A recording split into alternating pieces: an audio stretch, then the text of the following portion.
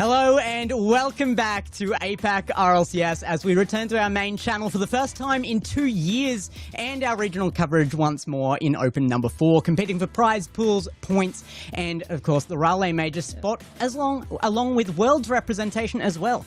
But not only do we bring back the main Rocket League Apac channel, but with it comes an old friend, the, dare I say it, pride of Scotland, Boy Arroyo, and our lovely ginger lad Rhino returns as well. That's right, shockingly we haven't put him back in the biscuit tin just yet. How's it going, guys?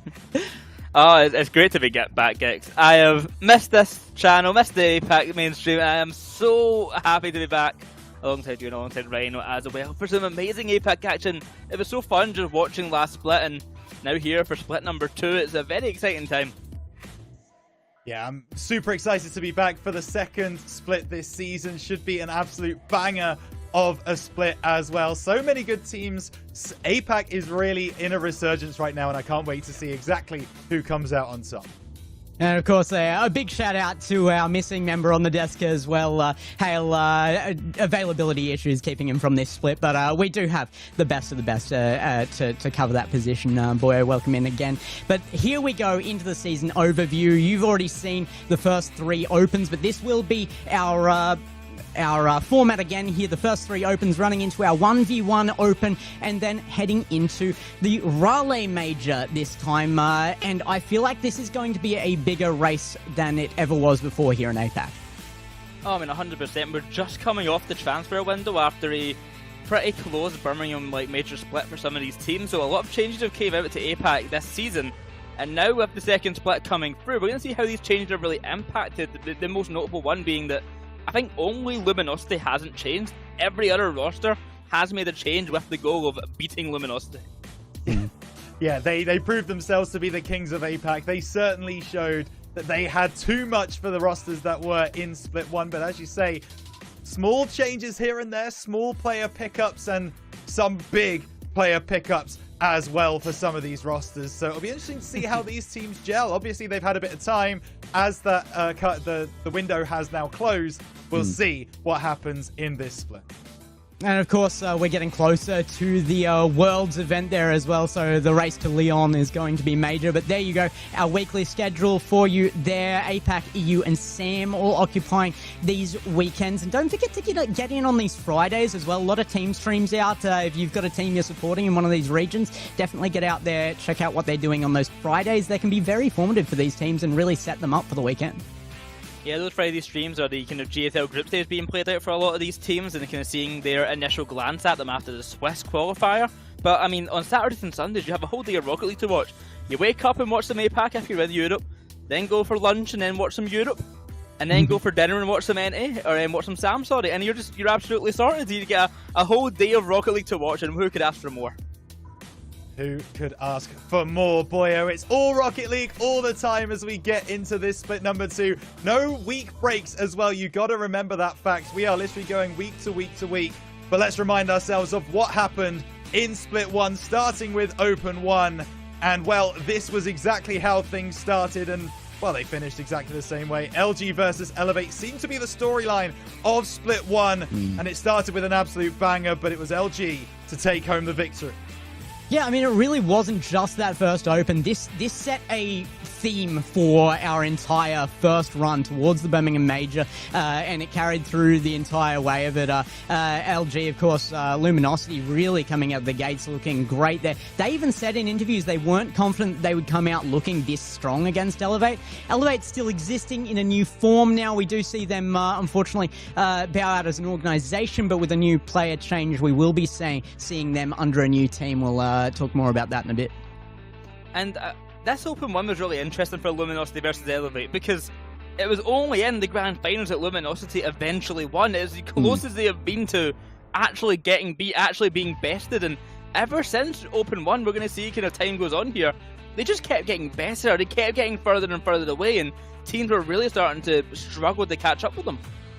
Yeah, it felt like very much what we've kind of talked about before of teams starting to gel at the start of a split, trying to find their footing. Luminosity was certainly that. They lost twice to Elevate in that Open before meeting in the grand final and beating them.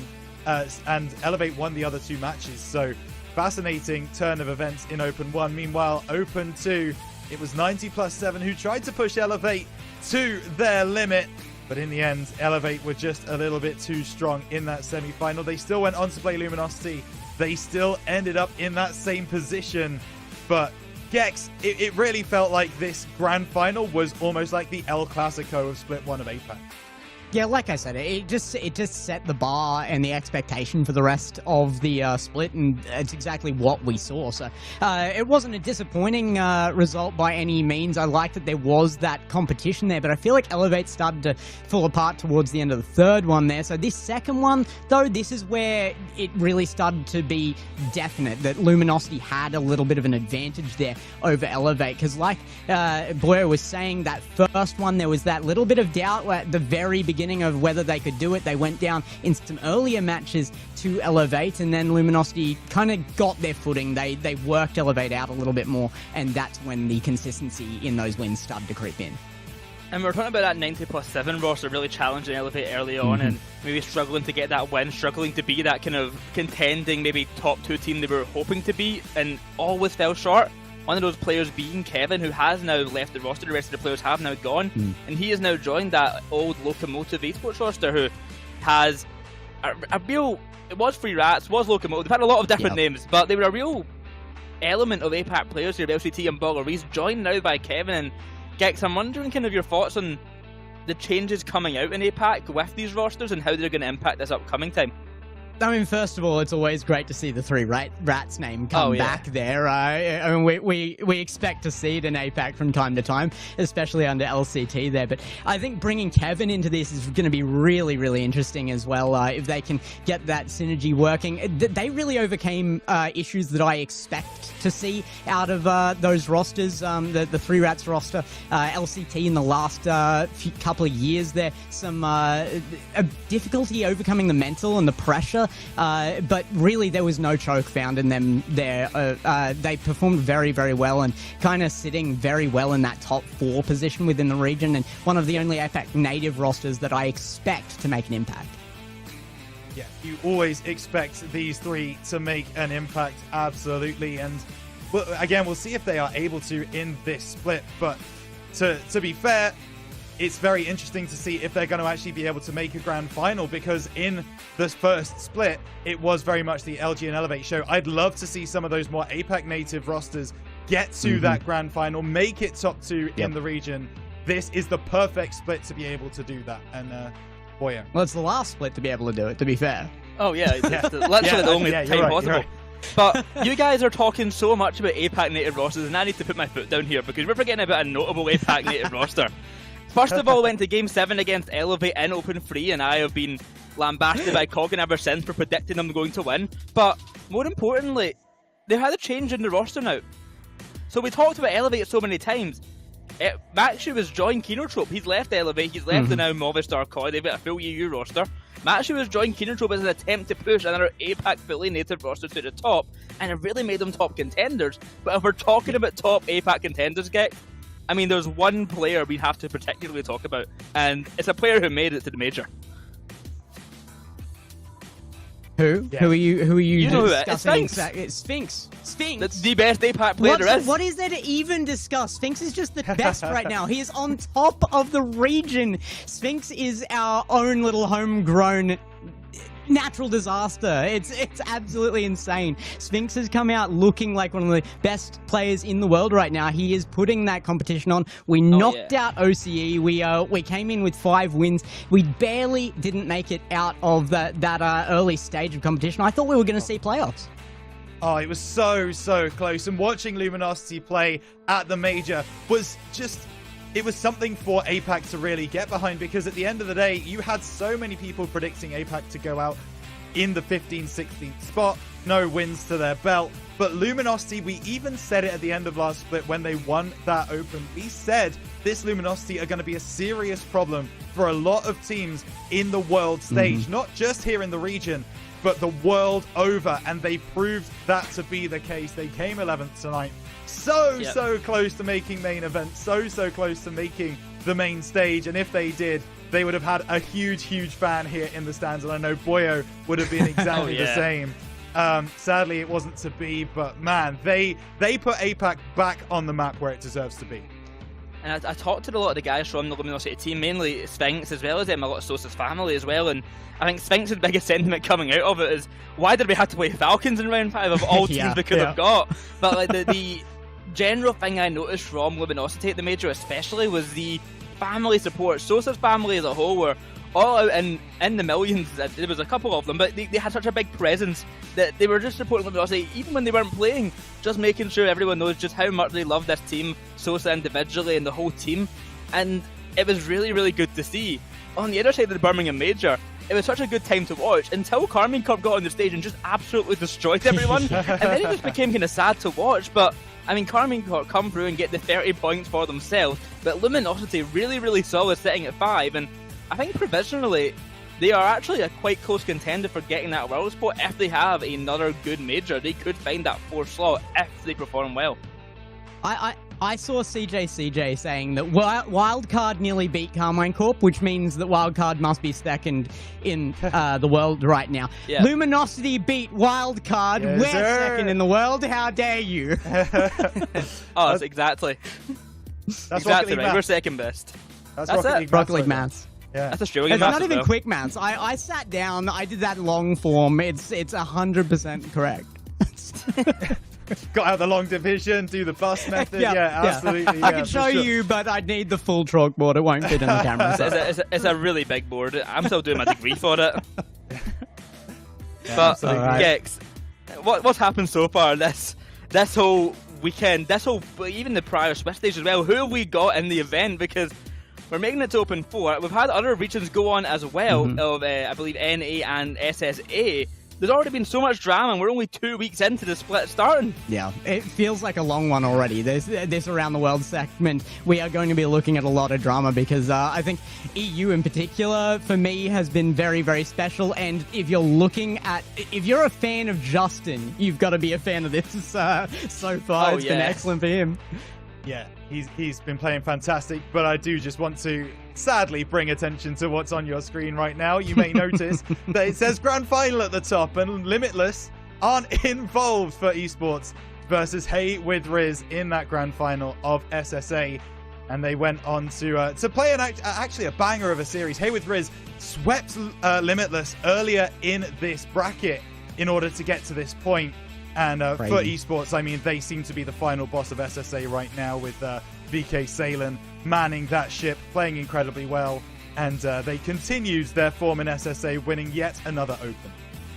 It's nice that we're seeing this right now as well. I just wanted to point out quickly that a lot of the big teams that we're seeing on screen right now as we look around the world, they're all on the decal shop right now as we get them across all the car bodies for the first time and everything. So some really, really nice ones coming out there. And I gotta say, I think Luminosity is probably one of the best. I've got all the decal. I've got Luminosity decal. I love it. But yeah, I mean, Hey with Riz getting that kind of push through to the grand finals gives them maybe an opportunity to play spoiler to Foot Esports. Limitless getting then beat early on in the semi-finals after dropping the Hey with Riz in the upper bracket really hurt their chances of making that kind of run. But as we look over kind of to, I guess across the pond, it's a bit of an odd term to use from SSA to America, but across the pond to the North American grand finals, we see Gen G make it there against the NRG. And I mean, coming into this, I think hopes were really high for Gen G. They took down NRG in the upper bracket. They had a really good run, but NRG are NRG, and even with the addition of Justin to this Gen G roster, NRG were just too good in that grand final. And I mean, Rhino, they just kind of smoked them at the end. Yeah, they did. And it is rough. We know that Gen G are definitely a crowd favorite. A lot of people love the Gen G roster, but NRG feel inevitable in NA at certain points. I mean, you've got the Ultimates knocking on the door. Gen G playing incredibly well. There are some teams that are really pushing NRG to play at their best. We might not have seen the best of NRG at the Major, but we definitely saw the best of NRG in Open 4. They took this relatively easily, and they looked good doing it. It's a far cry from exclusively talking about Laniel as well anymore. Daniel has been performing online so well, but I think Gen G showing up with the first time they've had Justin on the roster as well. They've had not that much practice with him on the roster, and they show up immediately into a grand finals with a really big way to get there as well. They had some huge matches in that playoffs segment this weekend, and they earned their grand final spot without a doubt. Oh, 100%. I mean, you can see the run they had. The 4-0 complexity, 4-0 Gen G. It was an exceptional ending to the match, and I mean, bet out to their point. But this Gen G team, as we mentioned, does really excite me. As well as complexity and speed, they've made that whole top 4 that are really good, putting that whole event already. It's certainly something I'm going to keep my eyes on. But I mean, Rhino, we've had NA, we've had SSA kind of go through, but we're going to have to eventually look at kind of these other regions like EU, like SAM, like Apac, and kind of see how our expected top dogs perform and see if we can kind of get anyone slipping through to the major. I mean, I'm going to ask you for not Apac, but early predictions quickly for kind of EU and SAM, if you've got any team you think might surprise us and get into the major. Oh, wow, that's a big question. Listen, I think NIP were incredibly unlucky to miss out in Split 1 from EU. For me personally, I think they've got enough in that roster to still make it through in this split without that unbelievable GK run that obviously they went on. And I know our host is going to be specifically happy about that. But yeah, I think NIP, without that kind of miracle run following them, I think they're going to have enough. And I think it might not be a surprise, but I would like to see them at the Raleigh Major for sure. Yeah, I'm gonna still back up the GK run. That's okay. Again, absolutely. You know, a lot of people calling that a fluke run and stuff, but then they beat the third position at the major as well, and now they've actually, for the first time ever, managed to win a round 2 in the top 16, get themselves into a guaranteed top 6 now as well. So I think they're in for a good split themselves, but I think there's a lot of competition. I mean, EU's never had as much depth as this, so I think that's the point to watch if you are a Rocket League fan, no matter which team you support. EU is the epitome of Rocket League right now. Of course, we still need the developing regions though, and that's why we're here in Apac. That's why we are getting into this one, and that's why we're going to be shortly getting into our first bracket as well. Guys, of all of our brackets today, what are you keen to see? I'm so excited to see Kenotrope. I'm so excited to see them. They've got the additional match to take that one off the bingo sheet. Apac roster coming in, and I think there's just such a talented group here. I mean, we've got such a good matchup coming up as well. It's Kenotrope against Toy. It's Matthew against an old team. Also, I want to quickly mention before we kind of continue, it's Realize's birthday today, so everyone go on Twitter, go whatever, and say happy birthday to Realize. Hopefully, he comes in with a birthday buff as well. So, if so, it's going to be a really exciting day for Kenotrope in that regard. So I'm really curious to see how that kind of pans out. We expect Luminosity to do really well, but we're not 100% sure who's going to be our second place just yet. And Rhino, of changes coming into this, we have a couple of new swaps, but we've also got some big team org pickups. What's your excitement there? I was literally about to talk about DreamStation in just a moment. I mean, Balleries LCT picking up Kevin.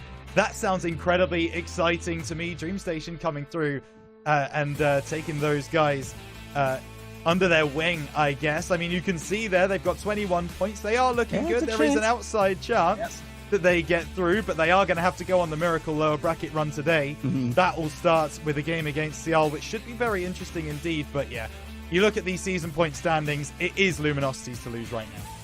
Oh, 100%. I mean, they're sitting 20 points ahead of second place. And it's actually really a fight I would say really a fight to make the major.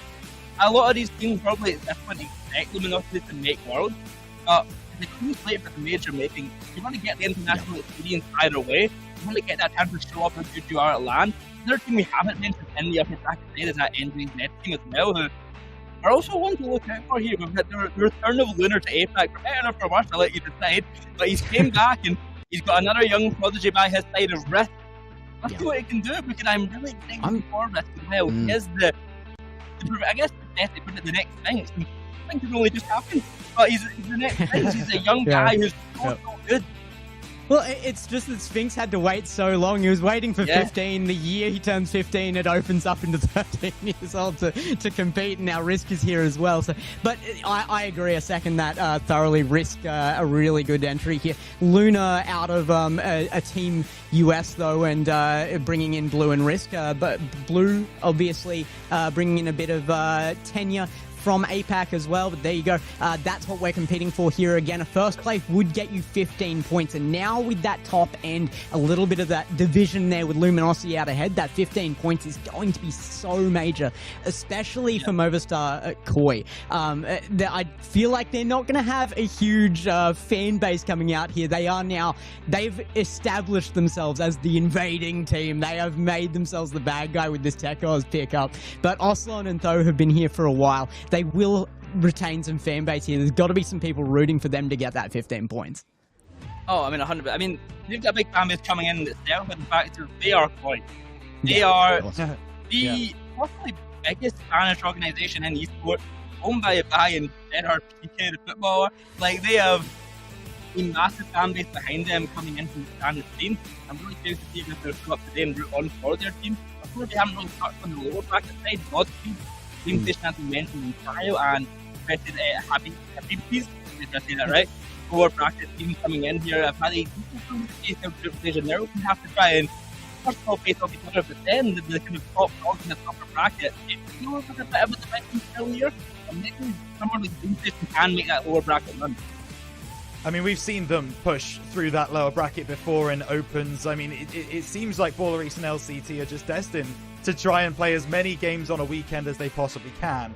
But here is your schedule for the day. The first game will be Presibis Habibtis taking on the new look Godspeed.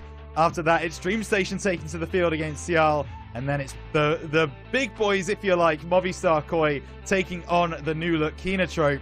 And the only team to remain as a team since Split 1 Luminosity taking on NJZ Gex. What a day of action we've got.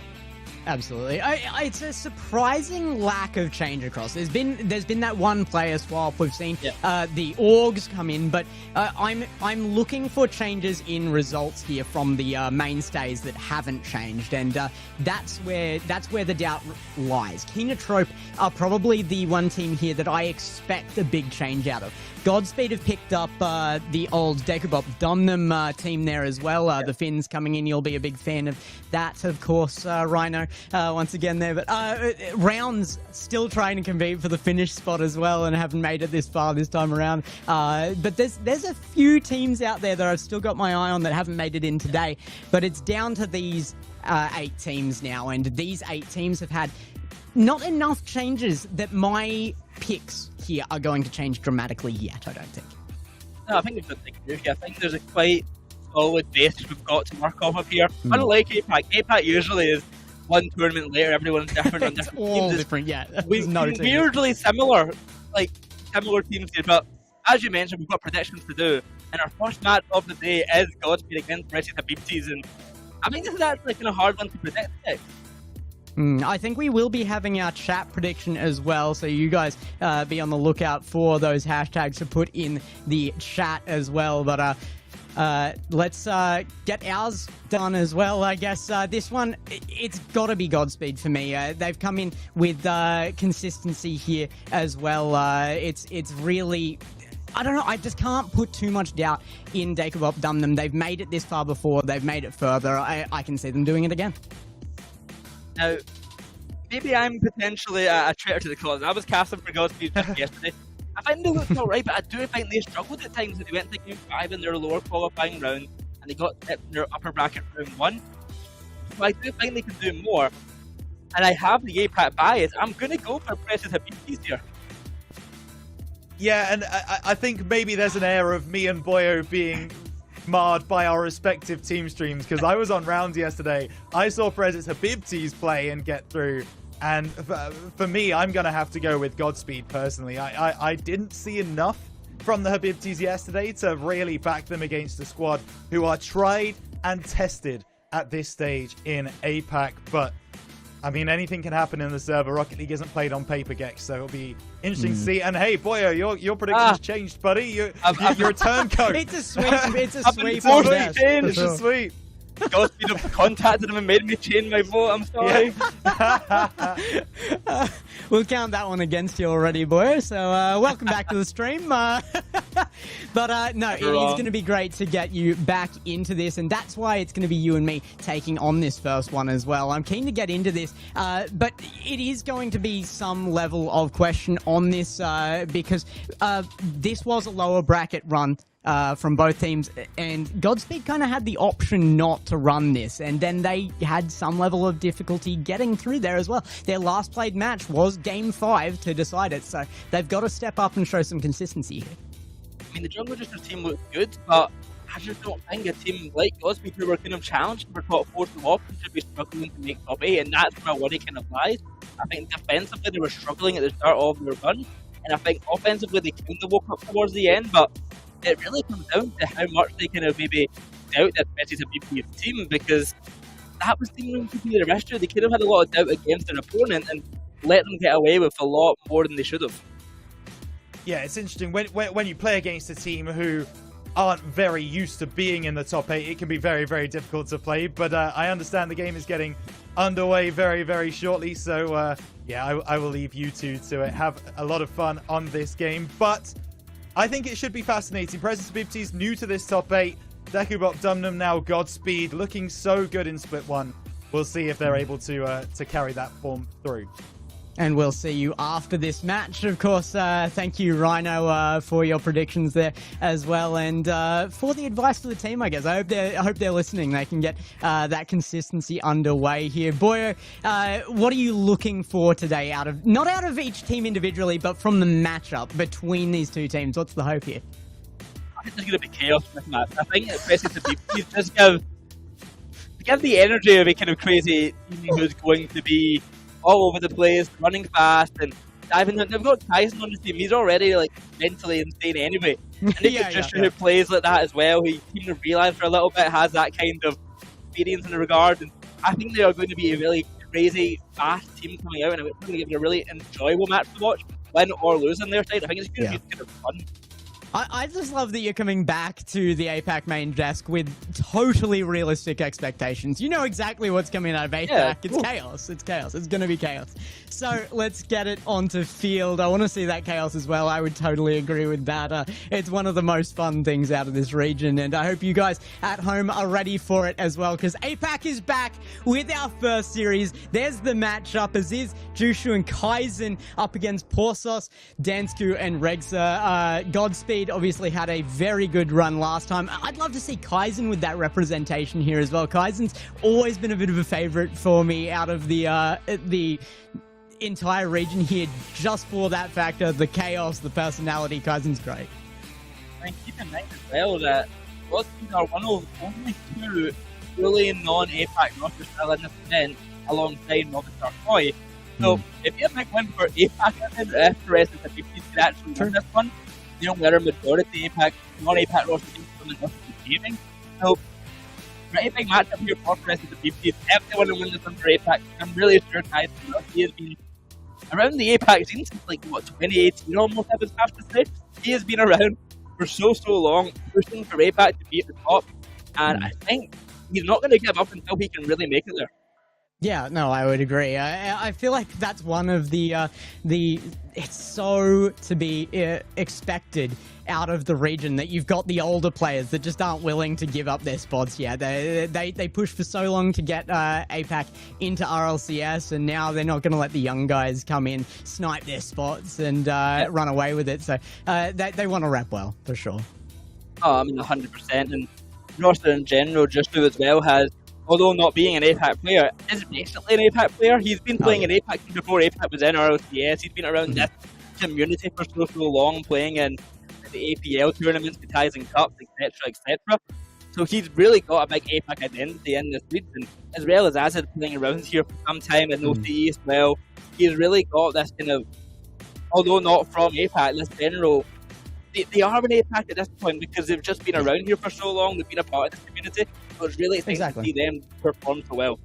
There's a lot of talk about the validity of some of the import players and stuff, but when you do just actually add something to the community, the conversation's out the window. These are members of the community here, so they're very, very welcome onto field. I gotta say, actually, I haven't had that feeling at all about these other rosters coming in here with the Finnish flag either. The Finnish players have been so keen to add something to the region. They've been playing with the other teams here. They've been very enthusiastic about respecting the players here, and they are coming in with the right attitudes, I feel like.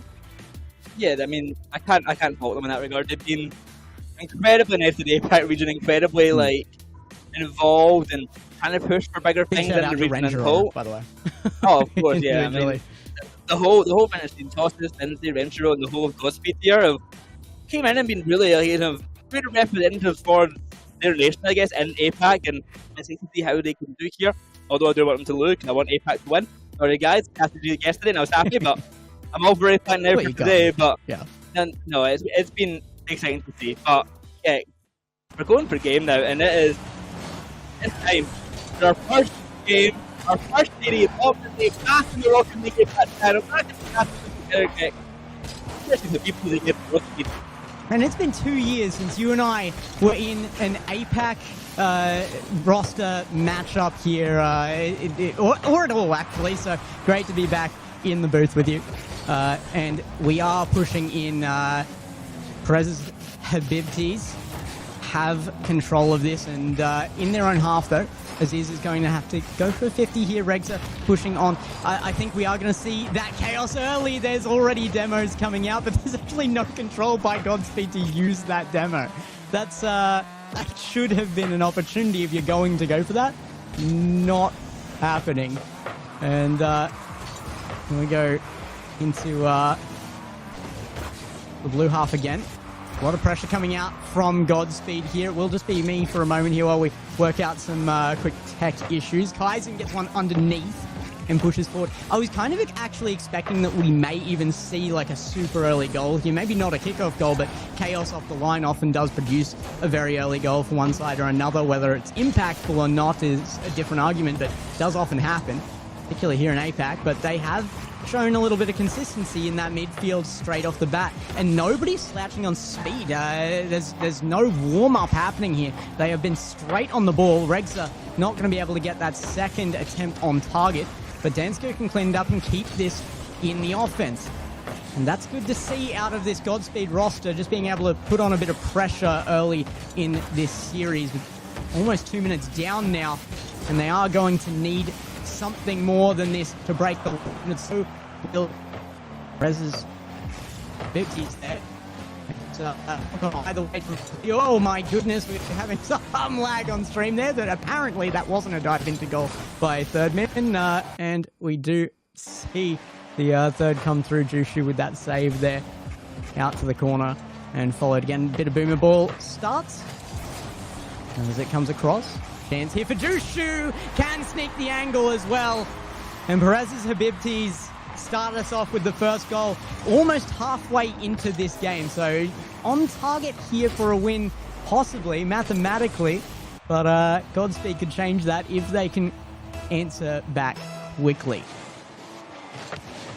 The second kickoff for our splits, and Kaizen wins it immediately. That is a 2-goal lead generated out of nowhere, and again we haven't quite hit that halfway mark, as this is so quick out the gates. 3 seconds down and another one to add to the bucket. Godspeed could be about to drown here as well. Game number 1, some pressure on them now to really perform. They will have to step up the challenges and make something count. Shot across in front of net. Jushu with an awkward touch. Forces will beat there. Drops it down. Chance for Regs. They can't find an angle. And it will be the push from third to try and keep it in the half. Can't do so. Pass from Aziz back to Jushu again, and the top left corner is found. That is a beautiful shot here. 2 minutes 13 on the clock, and a 3-goal lead is generated here off of such an awesome passing play. Gotta say, this is not what I was expecting to see out of Presibis Habibtis there. they are coming in looking really quite together as a roster. The backboard again, Jushu with a save. Godspeed can definitely change this into game number 2. Of course, best of 7s all season on mainstream, so more than enough time to correct errors here. Pass down, shot towards target. They will get one here as well, and with enough speed to still correct game number 1. Minute 51 on the clock, and Godspeed get there first. That pass down looking so good. Just pressure onto Jushu, who was already awkward. I'm sure he would have opted for that back right corner had it been possible there, but a quick response means that it gets left in front of net and pounced upon. Jushu with another kickoff win here.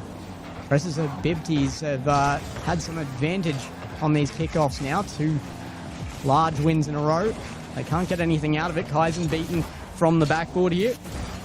Densky to hunt that down, but it does go to his ears. This Blues team turning on a dime.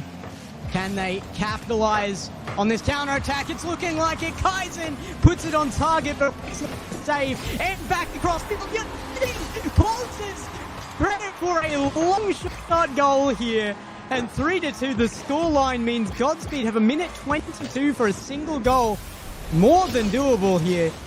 They have stepped up. I was waiting for them to really warm up into this one and come back swinging. Thought we might have to wait for game number 2, but no, they are back in this last half in a big way. Forces another shot on target. Jushu just there in time. Takes it across and into hand there. We are still looking at some tech issues.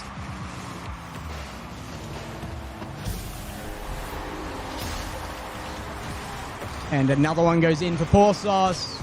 Godspeed with 56 seconds left. And a stop. Gets it on target. I thought Jushu would be just barely off target.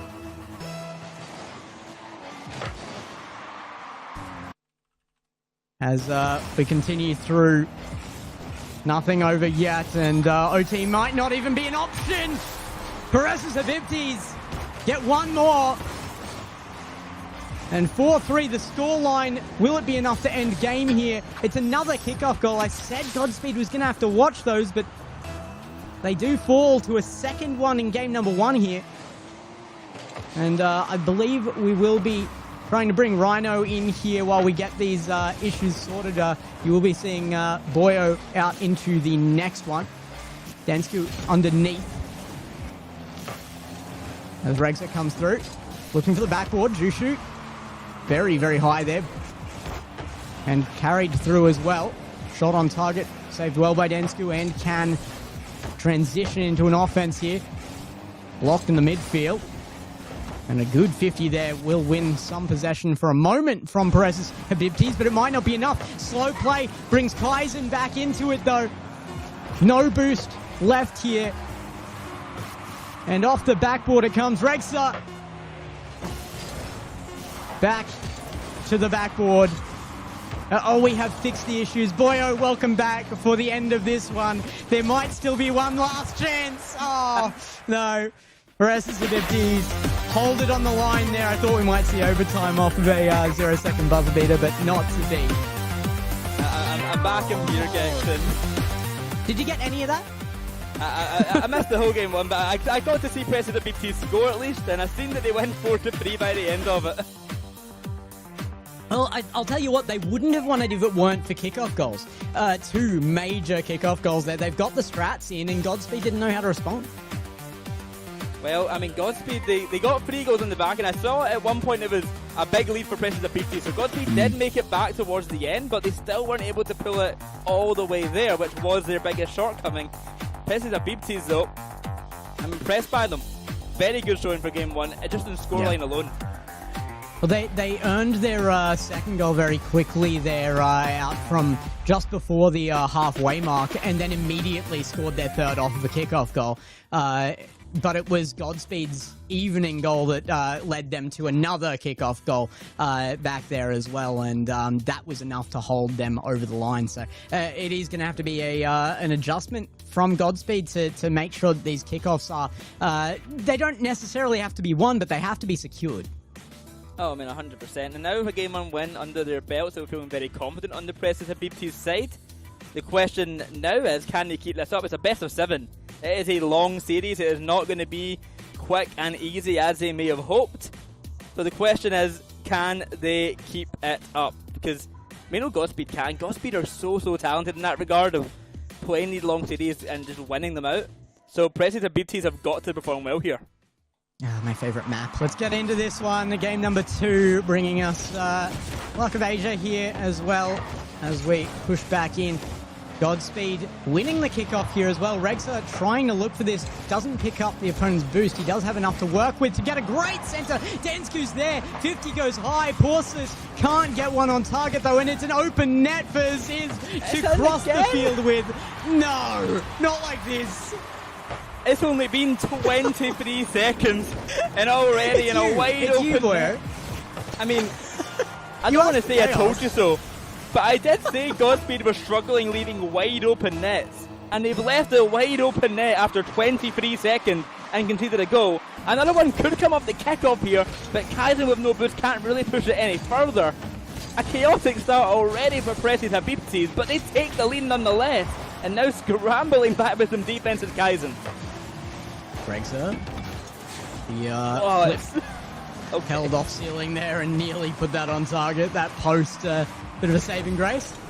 Godspeed definitely have what it takes to push back in here. I feel like it's the openings that are costing them here, not their offense, and they are going to show another one here as Iz gets underneath it, passes back to Jushu. No boost, but a great flip into the ball. Gets that high and just under the crossbar. A minute just about gone, and just like game 1, Gex, Presibis are storming ahead. Storming ahead to goal number 3 from Kaizen as well. He gets himself on the board of kickoff. Was that a fake kickoff coming out from Jushu as well? I think it was. Catches out Godspeed. This team's coming in with some strats here. I told you that they've been winning these kickoffs, and the strats, they're bringing them over from EU better than Godspeed. Isn't there the full EU roster? Oh, another one on target. They might do it again here. Poor Sauce gets it away. It's not looking good for Godspeed if they can't clean up these. Godspeed have had a disappointing start to say the least, with Kaizen upfield. It's another chance for Presibis to get goal number 4. Not going to find it just yet. Good clear away from Porsas. What can he find though? A tap off the back wall and sending it high is Aziz. Jushu rushing up for the ball here, trying to pin goal number 4, trying to push himself even further. But sending the tender from Porsas could cause disaster if only he could find the next touch, Gex. Oh, Jushu underneath it there. Rexer has reset. Double! He's going to get it to the backboard, and it's awkward. Porsas takes advantage, and 2-goal lead is reduced for Presibis. It's not over for Godspeed, but that's what we were saying last game, and they can't be on the back foot like this forever if they want to win in this series. They're going to have to push fast into a winning position now.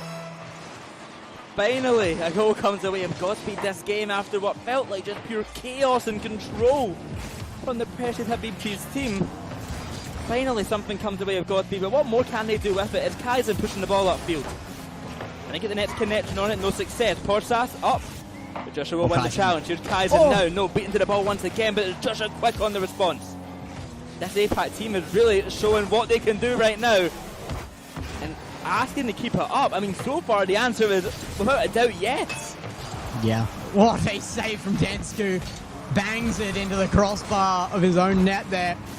Porsas gets a 50 on Jushu there, but nobody ready to receive that as a pass. I certainly wouldn't have been.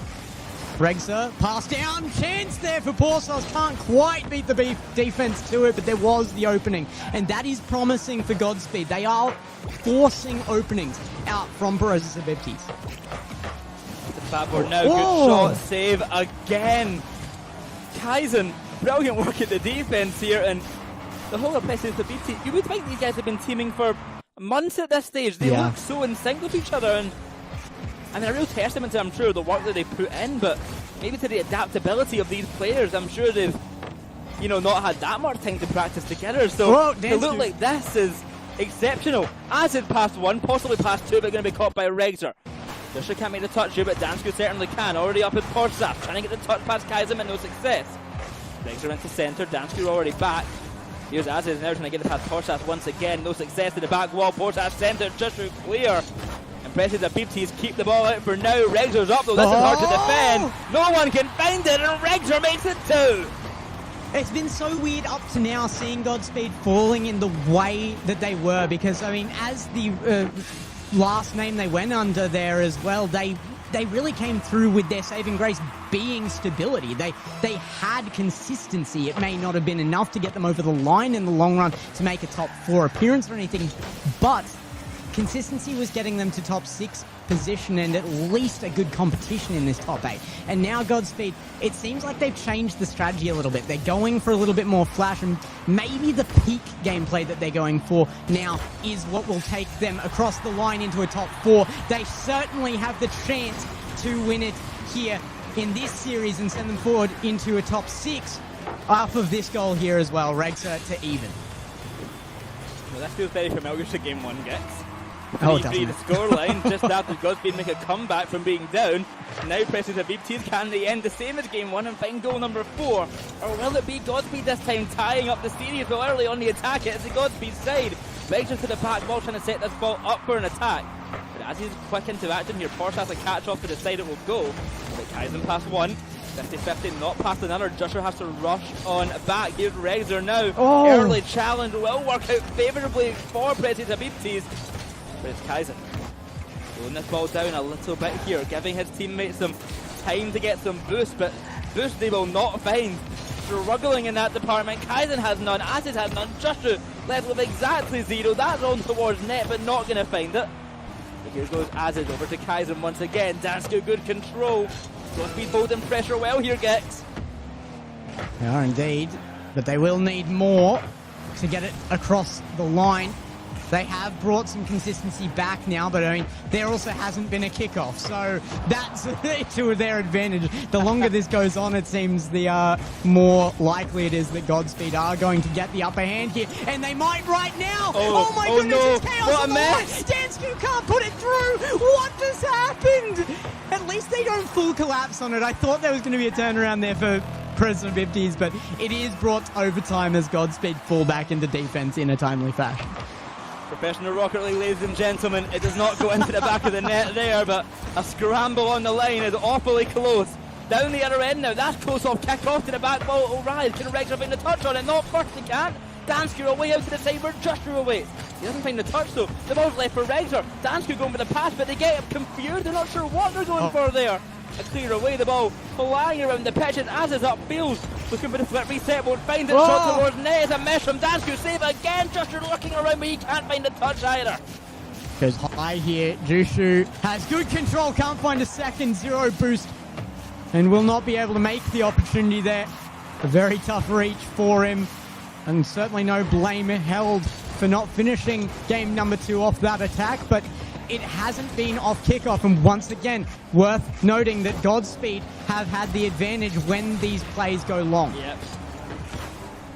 The better team in regulation time, the better team in kind of non-kickoff gameplay. Yeah. That sinking into centre. Oh no! He set them up terribly, but Jusher gets the save after Porsas and Dansku. Nowhere to be seen to get that goal in time. Just off the back wall, it's cleared away again by Aziz. Presibis, they have an otherworldly nature on their side right now in defense, because the fact they haven't been scored against yet is a testament to the post more than anything. Cleared away this time by Porsche, slowed down in front of net, but still not a goal. It'll roll round the back wall, but the game continues at 3 apiece. A minute and a half gone by of this OT, and we've got plenty more to be played. It's Kaizen to the side wall, into centre it will fall. Jusher tries for the touch, but beaten by Regzer. A roll around and away it goes into centre once again. Dansku waits, and Dansku cleared positioning, not good enough by Porsas. And possession lost for Godspeed once more. Back to their half and low boost again here. Every time the transition comes out of Presibis right now, it's when Godspeed is drained, and it will cost them. Nobody available to go for that final save. Jushu with one nearly on target, baits out the defense. Aziz, the third man, coming through early for that shot. And Presibis Habibtis come up with game number 2. They are looking very good in this series right now. Oh, I mean, yeah, that was a real showing it. I think they looked really good, but also that overtime looked terrible in their defense, except for the fact that Godspeed could not score to save their life on the open nets. It should have been. 17 shots. It was unacceptable defense by Presibis Habibtis for that to be there, but Godspeed, I feel like they just felt like they couldn't risk sending that third man, and I don't really blame them. I mean, twice in this series already, they've been counted on by sending 3 people into that kind of position. They don't want to overcommit their offense, and I get that, particularly in an overtime, so I don't know, it's just, it shouldn't have happened either way there. It's a bizarre situation. You asked for chaos. I mean, the only thing I can mention is, in Godspeed's favour, it was 17 shots to 9. They almost doubled the shots of Godspeed, of Presibis Habibtis, sorry, but they couldn't even score as many goals as them. It was 3 goals in a minute for Presibis Habibtis, and then Godspeed just, they tried and made it to equaliser, but even in that overtime, I mean, I'm sure in that overtime alone there was probably about 10 shots on net and not a single one went in. They've got to be more clinical with their shooting, especially. They're not going to be gifted like that the whole time by Presibis Habibtis. They're not going to keep making those mistakes. We often talk about like the rock, paper, scissors nature of Rocket League here, and I feel like that's happening a little bit here. The kickoff strategies, the kind of gameplay here that Presibis Habibtis are going for is a counter to Godspeed's gameplay right now, and it's baiting them out in the right situations. It's forcing their defense to be low boost where it needs to be for them to break through themselves. And Godspeed are just, I don't know, it's hard to see them deserving a top 6 position if they can't overcome this kind of gameplay and adapt.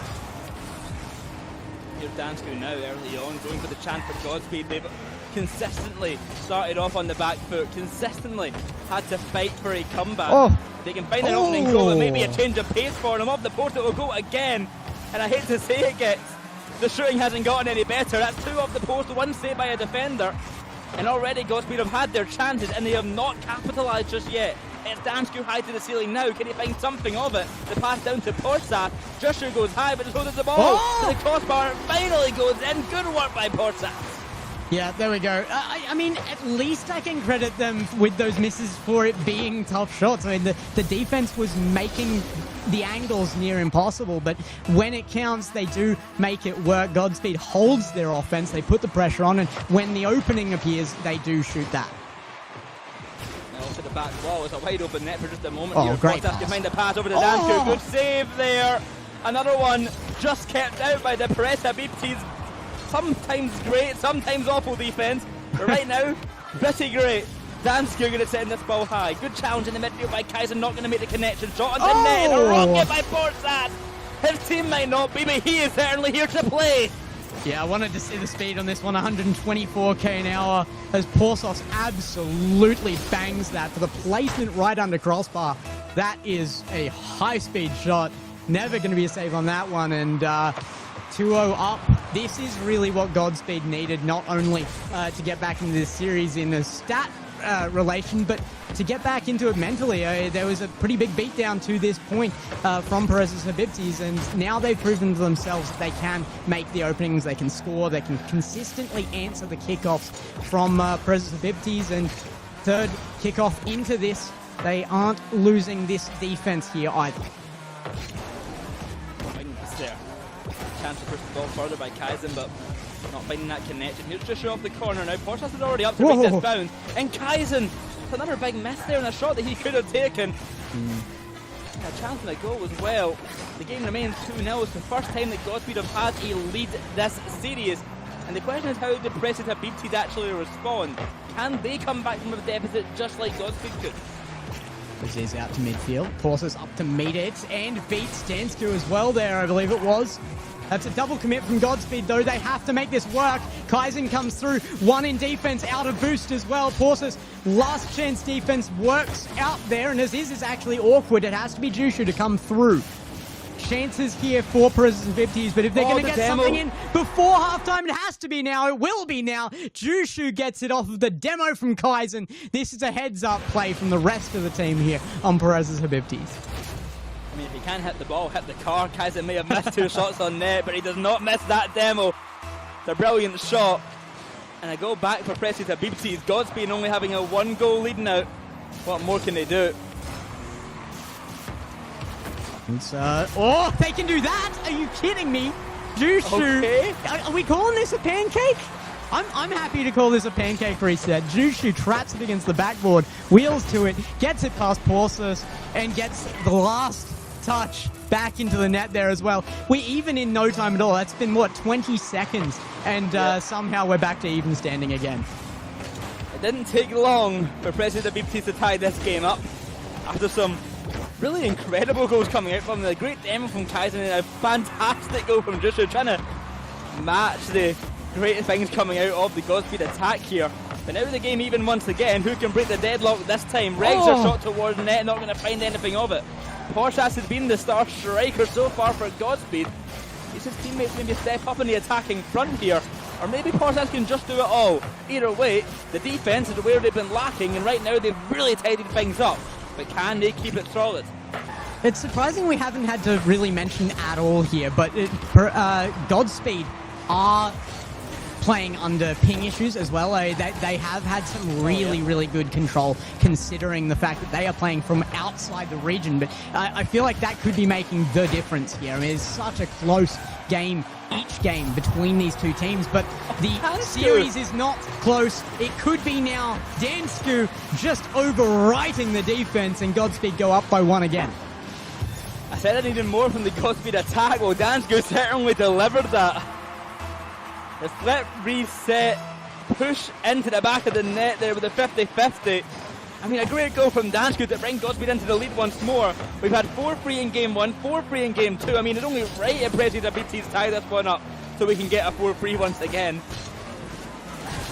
Back off the side wall here from Dansku.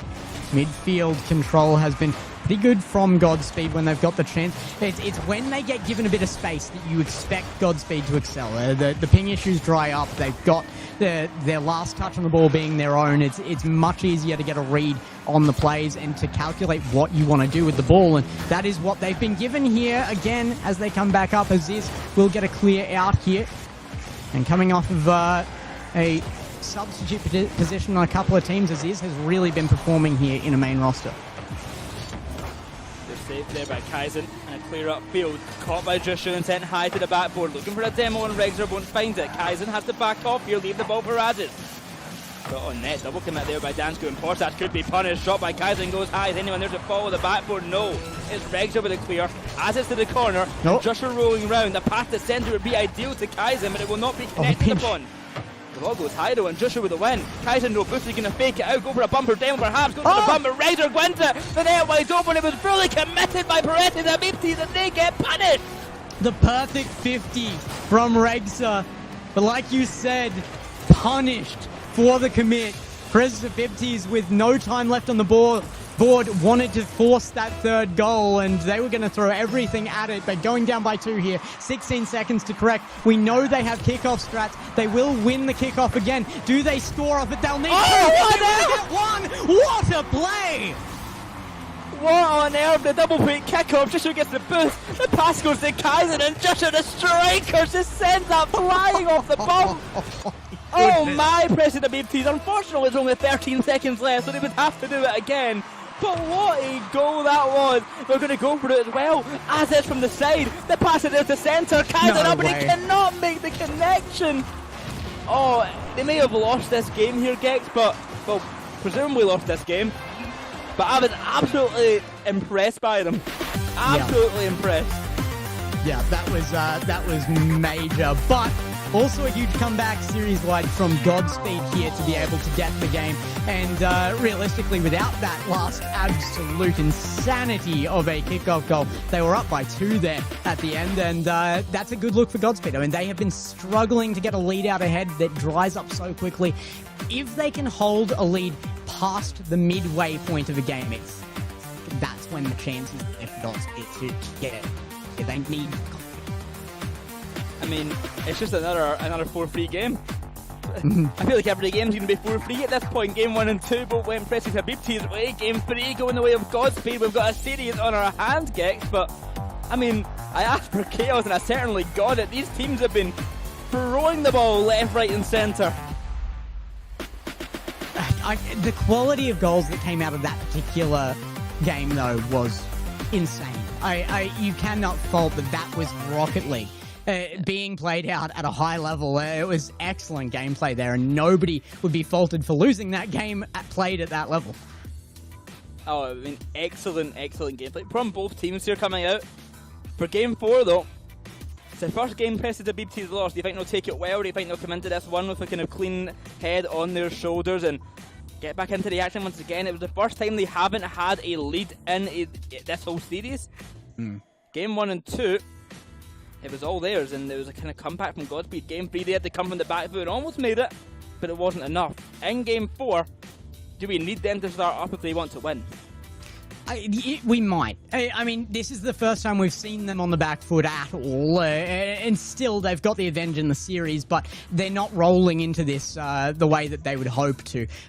Of course, the last goal to come out of the match so far, though, was an absolutely incredible one off of a kickoff. I don't feel like they're going to be comfortable relying on kickoff goals exclusively either. You need to be able to win the regulation play. Oh yeah, you've got to win it in regulation. You cannot rely on overtime. And here in game number 4 is what Presibis and Godspeed are going to try and do. Godspeed, a team that I don't think I've seen them win in overtime yet this whole split. I believe they lost every overtime yesterday, and they of course lost one just earlier today. So it's really not their friend overtime. So regulation is where they want to win it. In game 3, if they keep up kind of pace like that, then they're certainly in good standing too. Big pass to Aziz there. Dansku very solid on the line there. That's good defense from Godspeed. They clean that up quickly and with a lot of confidence. That's going to be scary for Presibis, especially going into their own half now. Goes very high. Kaizen quick to it. Jushu going to take it as a pass. Now off ceiling, looking for the pass in. What a clear there. Aziz actually back in time to read it, but the demo's starting to flow now, and physicality is entering the field. The demo's coming out. We've seen how good the Presibis team are at these demos, at these kind of aggression plays, and I think Godspeed are going to try and match them.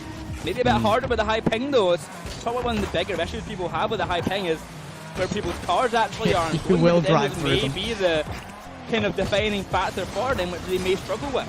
Kaizen into centre here, and Baz is waiting around, ready for his touch off the side wall. He will win the challenge against Forza. Oh. Here comes Jusher, quick into action, a bit of a double commit there. Has to be Kaizen, be careful at the midfield. Don't want to get punished, it almost does. Shot towards net, as is back. An easy save, and this might be the longest we've been in the game without a goal being scored so far, Gex. Yeah, absolutely will be. We're normally looking at a 3-goal lead from Presibis from game 1 and 2, but Godspeed corrected that last time, and it's looking like they're holding to that correction and maybe even bringing in a little bit more consistency on this one. However, it's not led to any goals for them yet. Great defense from Dansku.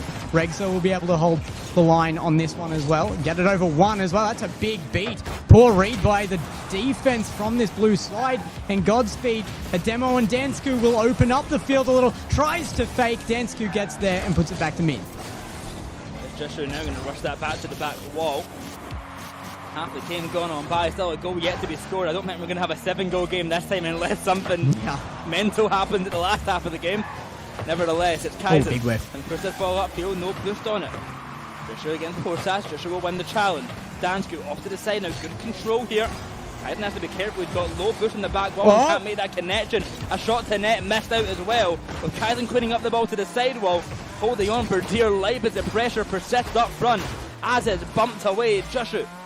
The big 50-50. Does Kaizen have the boost to play it? Yes, he does. A 50-50 win, but the landing not ideal. Tries to recover in time. Get beaten to the ball by Dansku once again. The recovery there was what was lacking for Presibis, or else that could have been a real attack on net. Consistency is great, and we're seeing it come out here, but it can't be at the sacrifice of your offense. There's really been nothing promising out of Godspeed, and now finally when they go for anything, it opens up. Nearly a goal against them there. Porsos will cross the field back the other way, and Godspeed gets one off of a mistake from a major commit from Presibis. I mean, they just left the net wide open. They went all in on the single counter-attack, and it didn't work. It was simple as that. They went all in for that goal, desperate to find the opener. But Presibis get punished the other way. Now 90 seconds to go, and 1-0 for Godspeed. We do know that Presibis are good at kickoff and good at getting that early control, but this time, not going to go favourably for them. Instead, it might be a goal the other way if that shot was a bit more on target. Shot towards backboard there, and Regza is going to try and follow this forward. Actually makes Aziz nervous, and they're enough to miss the touch. A little bit of panic on the line there. Regza comes through. Last man here, Dansku will make a challenge that goes well and picks it back up. Aziz in the midfield is going to stall it up, but can he get this with forward momentum? Again, the reset, the musty forward, answered by Regza once more. Kaizen through to center. Dansku now to chase. Can they put on the counter-attack? No, Aziz answers. Side wall. Here comes Kaizen. He's been really good at the aggression play, struggling in the kind of key moments to get the necessary touches. But as I speak, I am proven wrong. The most necessary of touches comes from Kaizen to find the tying goal. Just show off the ceiling, and Kaizen just slipping past to slot that one into the back of the net. 1-1, 43 seconds left, guys. Overtime looking possible here, but kick-off is where Presibis love to be. In the demo early on, it was one man off pitch, one man awkward, but finally back and no goal to come from it. Porsos on the ground here, as Jushu takes to the air. Presibis won their last goal off of extreme and extended pressure on their opponent's goal line. They nearly get a opening from the midfield there, but it's covered just in time. Porsos going through, looking for a solo play through the defense here. Can't get it, and Jushu remains with control of this. Gets a reset to ground. One more chance here, trying to take it from overtime, but the defense holds. Godspeed, they want it to go to ground here, and it looks like it will. Overtime found in game number 4. Well, Godspeed, can they win in overtime? They lost the earlier one today, and they lost every overtime that they played yesterday as well. It was only 2. Oh! And they will win this one. What? Right as how they're about to say it. An absolute travesty at the back line. I mean, I didn't think anything was going to go in here. What happened? Is this just no one's back? Is it just overconfidence in their ability to win a kickoff goal? Is that what happened there? I don't understand. Godspeed just get that through off the back of nothing. Off the back of absolutely nothing from their opponents. Godspeed will win an instant goal off the overtime there. Their first overtime win. And they will be back in the series 2-2 now. What a disappointing end to that overtime by Presibis. They just let the ball go in, basically. No one defended after kickoff. The ball sinks in, and it is a Godspeed win to tie up the series 2 apiece.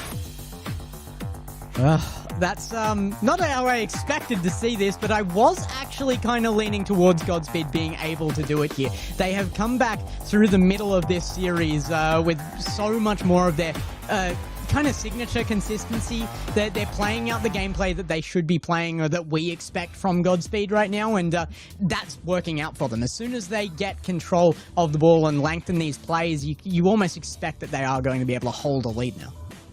Well, now with a 2 apiece series, some incredibly close games every single time, that kind of benefit that Presibis had after game 1 and game 2 is fully gone. They're on the back foot now.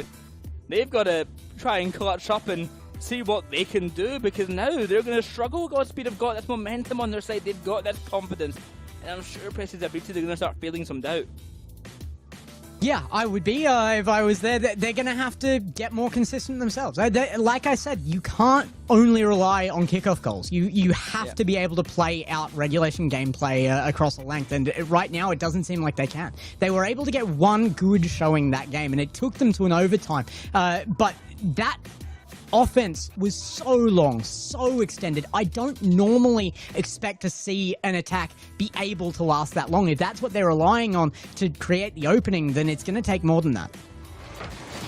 keep in mind that both of these teams have timeouts available to them. Both of them have elected not to use one yet. Will they use one at all? Who knows? But every team today will have timeout available. One per series for every best of 7 match. Maybe a moment to breathe, a moment to kind of talk a little bit more, think about what to do, talk with their coach. No election to use it just yet. Presibis want to come into this one fast, want to come into this with a clean slate and try and sneak out another game win here to take the lead in the series, and more importantly make it to match point. Next game, this game, sorry, so important in the series. The winner goes to match point, the winner goes 1 game away from moving on, and the loser 1 game away from elimination.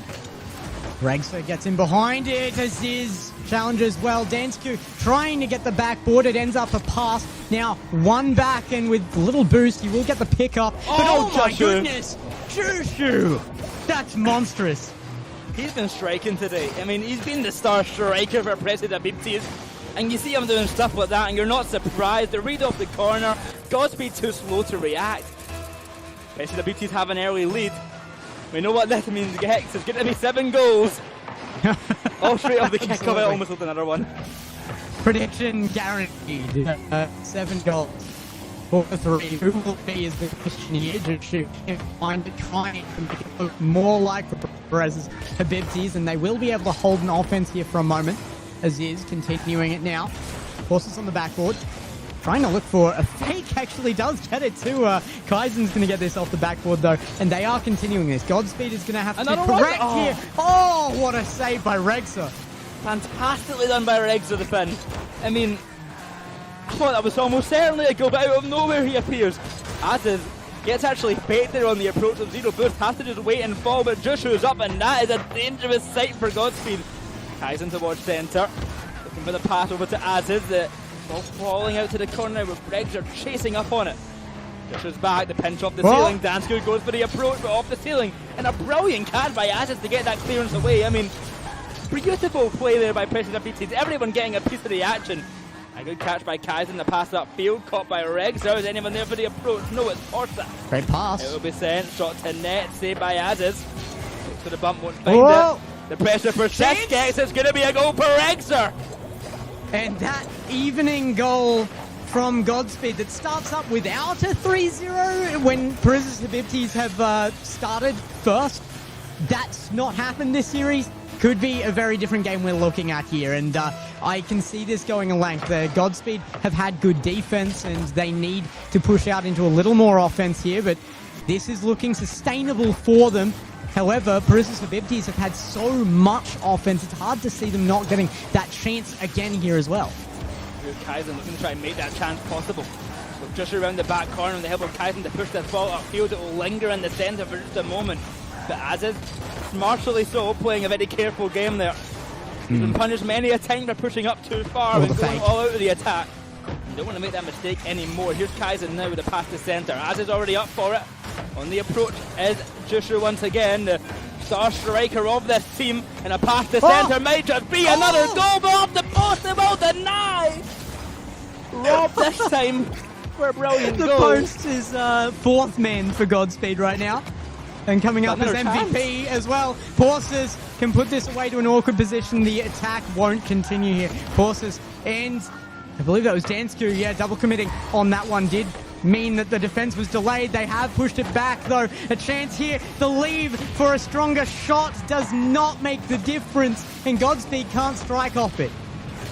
I mean, a brilliant reaction there from Kaizen. He gets faked out, but he sees what the vision is. He sees the better player, the stronger boost players, I should say, sorry, coming for that ball, coming for the attack, and he goes for the ball, doesn't get faked out as a lone defender.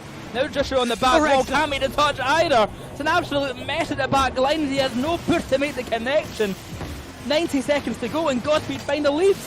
And with 90 seconds left as well, that's so crucial for the team that is defending so well. Godspeed have shown they can hold a scoreline. 1 goal sneaking through from Presibis right now, and a minute 30 is sustainable for Godspeed. They won't be resting on their laurels here. They are going to be pushing for more if they can, but their defense can hold this time frame if need be. But the demos to open it up are the right choice. Presibis, if they can defend well, just remove the defense. I mean, you said that at the exact wrong time, but their defense holding on. It didn't. Only a matter of seconds later, and Presibis get another goal back and tie up the game once again. No matter what way the series goes, we can all admit, it has been incredibly close and entertaining. Trisha with a quick reset early on, going for a shot onto net. It's as it now with the approach beaten by Dansku. Kaizen off the corner, not going to get the read. There's a wide open effort at the moment, but a big save coming in just in time. Shot to net once again, but saving the line this time by Justru. A clear away and the ball goes high into centre. Now the clear needs to be found by Acid. Caught by Regs, the attack persists. Off the ceiling and down it goes. Saved by Kaizen. They need to get this ball away. No boost in the tank for anyone. Finally found by Aziz. Saving the line again, and Gexter barely holding on for dear life. Looking for that clear, and finally Aziz to find it. 30 seconds to go. And a breathtaking half as the ball finally leaves their half. 30-second countdown on your screen as an immense amount of offense comes out from Godspeed. They cannot break the line, and they turned on the full demo mode offense there as well. They tried to break the line. They couldn't do it. Kaizen bumps his own teammate though. They can get the physical play online for Godspeed. What just happened? The advantage now in the orange favor, and Dansku to shoot it off of just a marish defense. Oh, it's a travesty there for Presibis. A team bump in defense to what looks like lose the game. As you said. The kickoff won by Godspeed, control taken by them. Dansku to shut down that net's attack, and with the ball lingering in front of net. Go forwards here for Godspeed. They're head to match point here, and Godspeed, my oh my. They lock in off the back of Kaizen's insanity. That was something you were looking for coming into here, but it's proven wrong for Presibis. That team bump coming out of Kaizen, not what you want to see there. And they lose the kickoffs now as well. The pinch kickoff not going their favor, and another one on target. Godspeed would you a third for the lead there, and Godspeed, my goodness, a comeback at the last possible moment. But a good one at that. All they needed was a tiny glimpse of weakness out of their opponent. It was all Rouser that time with the scoring. 3 goals to his name, 5 shots, 2 saves. He did a lot for Godspeed there to push them to match point. 3-2 in their favour. But I don't want to count out Presibis yet. I mean, it's been 3 games lost in a row, but everyone's been so close. Of course, Godspeed are probably now the favourites here coming into this. They've got that momentum on their side, but I've been so impressed by Presibis that Godspeed have to be careful still. Regza personally, though, might be the MVP for this match for me so far, though, because he's just been so reliable on the defense. He was what brought Godspeed the reliability they're known for back in like game number 2, 3. Game number 4, he really stepped that up again, and the rest of the team came up to join him. Game number 5, he comes in, he's performing on all fronts now. It's not just the defense, and the rest of the team are really being brought through by that player. Regs has made a huge step up here. Incredible impact on the pitch here. But coming into game 6, can they close it out? Or will we get that game 7 for our first game of the day, Gex? Game 6 though, it is a chance for Godspeed to secure a very close series, get themselves into the lower quarterfinals, get themselves on this run, and see if they can actually make the top 4, which, I mean, they were so close many times and actually did make a few times back in Split 1. Can they keep up that kind of pace? Because right now, maybe being put into question by Presibis. Boy, I think they just want to welcome you back to the region. That's all this is. You expected insanity, chaos on the field. That's what you're getting, man. And I hope, for your sake, they send it into the full game 7 here, because that's the only real way to welcome you back. I think you've earned your fair share of APAC representation here, and you're getting it all in one series. I mean, I'm used to APAC games being like this at this point. Crazy games, crazy goals, and crazy stuff happening. It is the region in a nutshell. But I don't want to speculate, but I'm going to speculate. Considering we've had a longer break than usual here, I'm imagining a timeout has been called. No confirmation yet, so if we get confirmation, I will let you guys know. But I think a timeout would be the best call here. I mean, they need that moment to breathe and talk about a game plan, because it does seem like a team quite actually reliant on their game plans. They came out playing real strategy again in their play here. We're seeing kickoff strats coming out, A lot of pass attempts coming through, a lot of bumps and demos coming out from Kaizen specifically. They've got a game plan that they're working on here, and I want to see if they can develop that coming into Game 6. That is something that you're probably not expecting out of Apac. I certainly am not. For Kaizen to be a key player in a team that is working well off of game plan, that's unheard of. Oh, exactly. I mean, it's great to see though, but can they do more? Can we see more of them is the question, or will it be Godspeed coming out on top? This is a team who obviously has so much team cohesion. They have been playing together for so long, even outside of the Rlcs, these 3 players. They are the best from Finland, basically. I mean, everyone in Finland is trying to catch up to them, trying to take them down. Yeah. The guys on rounds are close for sure, but they're still not there just yet. These are the target for the Finnish players, so what can they do? What can they do indeed? Well, they can take us to a Game 7 if we're lucky here. Like you said, though, I think it's the right call for the timeout. I was coin flip on that until that last game came out the way it did. And now I think that Godspeed are on a bit of a roll. They came through in that last section with a lot of confidence coming out of those goals, and I think that needed to be shut down. If it was just barely a win, I would have maybe just taken it through. Keep your own warmth as well. And when that question mark is there, but it wasn't. Godspeed put kind of an exclamation mark instead, and that should have been the warning for Presibis to take the time out. And that longer overtime off screen there will definitely be the right choice for Presibis. Corner was just early on. Kaizen pushed up quite far here, but got the boost to make a play. And it's like that ball past Dansko, no success. As is already up into the corner, he'll send it. Clear away. Shot onto net. Joshua will find the save, and a follow-up touch will send it long. Just off the post, it will not find the back of it. But Joshua and Aziz going to try and keep the pressure alive. Presibis are coming in, and you can already see that there's a little bit of a difference in the gameplay here. They're going for something more direct, and it's working. Kaizen will get the 50 into the net here, and just challenge after challenge coming out from Presibis early, and they are not giving any room to breathe to the lagging Godspeed. You think at the timeout they just said, guys, we should try to score more? Because since this game has started, they haven't left the Godspeed half, basically. They have lived in that half trying to get the goal, and eventually they do find it. Coming in early on here, it's just again Dansko in a 1 versus 1.